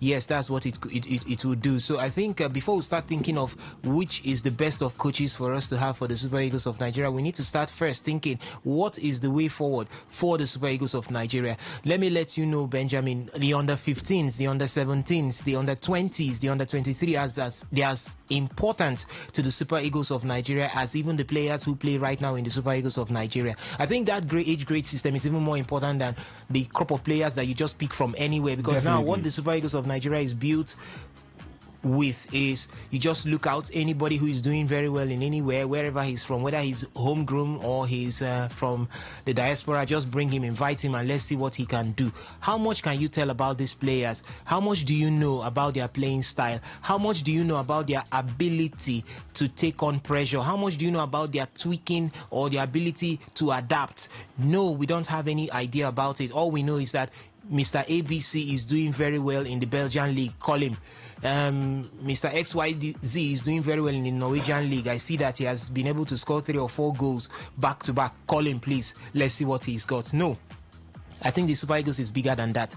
Create that enabling environment. Create a structure that any coach, an average coach, can come in and work with a very good structure with the Super Eagles of Nigeria, because we are littered with talent everywhere and there. So now they can come in, an average coach can come in with a good structure and work very well. What would you be telling a coach if you want a coach to come in and handle your issues? A coach that will come and say, I want to see how well things have been done. I want to see players that I can maybe look at for the foreseeable future and get them to work with me. If you don't have that, what do you expect from such a coach? Less of 100% of productivity. So I think, first of all, let's think of how to create that structure. Let our age grade systems begin to work. Let there be a systematic arrangement for players to be gotten from the grassroots at a very young age and nurtured. That nurturing, what are the academies doing? Academies should not even be privately owned alone. The government, if possible, any NGO or any bodies linked to the Nigerian Football Federation should even have an academy where they can at least look into for first-hand harvest of very young players. Now, there should be also created a follow-up system. If, for example, Ikechukwu George was seen doing exploits at 12, Ikechukwu George should not just go missing from the map at the age of 14 or 15 or 16 or 17. Ikechukwu George should be followed from 12 to 15. There should be a follow-up from 15 to under 17. There should be that follow-up until he finally finds himself in the Super Eagles of Nigeria. If you fail to do this, you have failed to do what is required. It's not about bringing an angelic coach. An angelic coach will still come and find it difficult to operate. Now, all of this I am telling you without taking a peep into corruption. I'm telling you this when it applies to sane clients, when it applies to people who understand that they want football to develop. So you must clean the house first of all before you start thinking of this one. I'm not even listening or thinking about corruption in the system, because corruption is not even supposed to be in the system. We just got ourselves to this bad point. Doesn't mean that is where you call the starting point. It's not the starting point. Nobody starts with corruption. You start on a clean slate, not on a dirty slate. So if you must clean the house first of all, then you can now start to build a structure. Then you start looking at a coach. Now, who is the best manager to be brought in for the Super Eagles of Nigeria? Is a manager that understands youth system of football. One, a manager that understands youth system of football. You saw what Pep Guardiola did right there in Barcelona. You see what De La Fuente is doing right now for the Spanish national team. Yes, that is what we need. Somebody who understands players from their youthful stage and can pinpoint and tell you this is where this player is going to land even when he becomes full-blown. Yeah, that is what we need at this point. Then we need to understand, we need a manager that can quickly fuse into, quickly get mixed up, or quickly understand what we call our philosophy. Every nation has got their philosophy of play. Do we have a philosophy? We do have a philosophy. We are only letting it slide. We have a philosophy. When last did we play? Okay, first of all, what is our philosophy? Okay, our philosophy is a kind of attacking style that makes use of the wings. Yeah. Okay.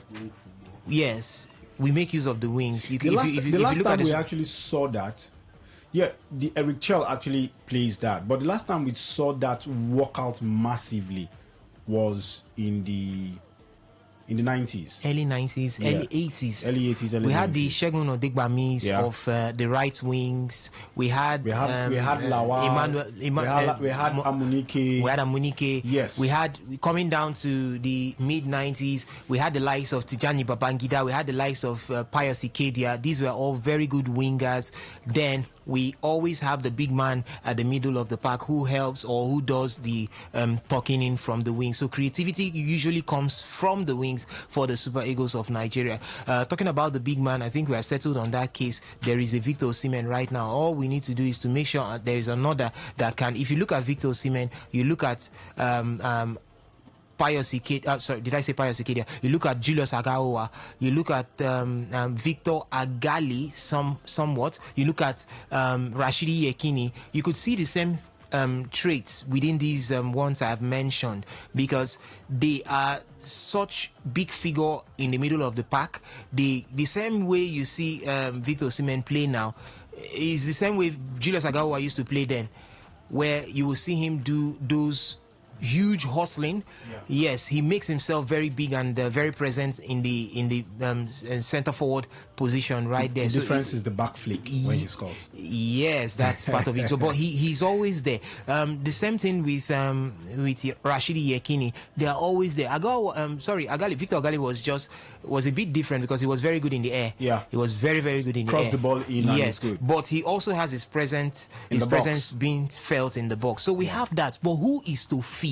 Now that's one of the reasons why we say the Super Eagles is totally dependent on Victor Osimhen, because these days Victor Osimhen has to do the playing, has to do the creating himself. He goes out of his way to get the ball or fetch the ball. Back then Agawa was so lethal because behind him there was a JJ Okocha, there was a Nwankwo Kalu, there was a John Utaka. These are all creative players. If Otaka comes in from the right hand side, he can create as much as JJ Okocha from the center of the pack. You understand what I mean? So these are things that we need to look at, recreate our Super Eagles of Nigeria. It's going to take some time. It's going to take a very conscious and calculative process in doing this. It's not what we do today, remove our hand tomorrow. We'll give ourselves a timeline. For the next 15 years, for the next 10 years, for the next 20 years, this is what we want to build, and this is the path we want to take in building it. Except that we'll just continue doing hiring and firing. Fire Chell today, somebody comes in interim, bring another person tomorrow, he does the same thing, you fire him, interim comes back. I believe that's what Yakubu Aigbeni is trying to say right there, that the Super Eagles of Nigeria are way past that having interim, because I think we see more of what's his name, Augustine Augustine Eguavoen, Eguavoen, right yeah. now than even a coach who holds the job, because he's very sure that interim basis he would come My in. name will And come out yes, first. yes. So he's now the And he's a technical director. So he's required. So maybe he's now the interim base coach of the year for the Super Eagles of Nigeria. But I think we need to get past that. So many African countries are marching forward to greatness. Very soon, if we don't change, we'll be left behind. Okay, very soon, if we don't change, we'll be left behind. Because come to think of it, Cape Verde have never been to the World Cup before. Yeah, this is a nation that just started. They're in the World Cup now. Haiti have been to the World Cup with a coach that has never touched. When I saw that, I asked myself, I say, what's the problem with Cameroon saying that you must come down to Fekafort, saying that you must come down to Yaoundé before you become the coach? Haiti did it even without the coach coming in, because they have a good support system. I saw something. The player, I can't remember his name now, the one that scored the goal that qualified them for the World Cup. Is that Curacao? Is that country called Curacao? That qualified them ahead of Curacao. He is a product of a footballing academy that was instituted by Lionel Messi in Haiti. Yeah.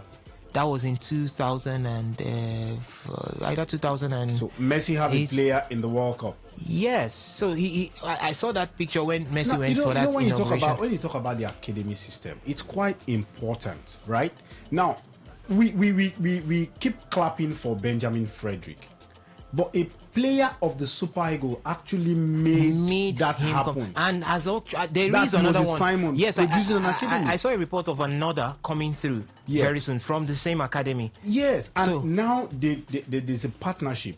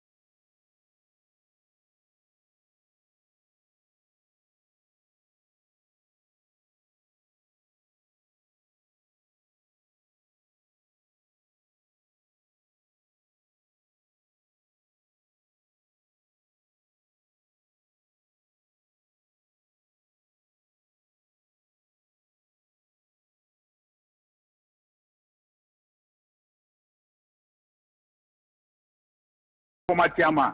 Maybe the next person now, they will go into the eat, serve it. He will come as NRL president. The same old cargo. They will be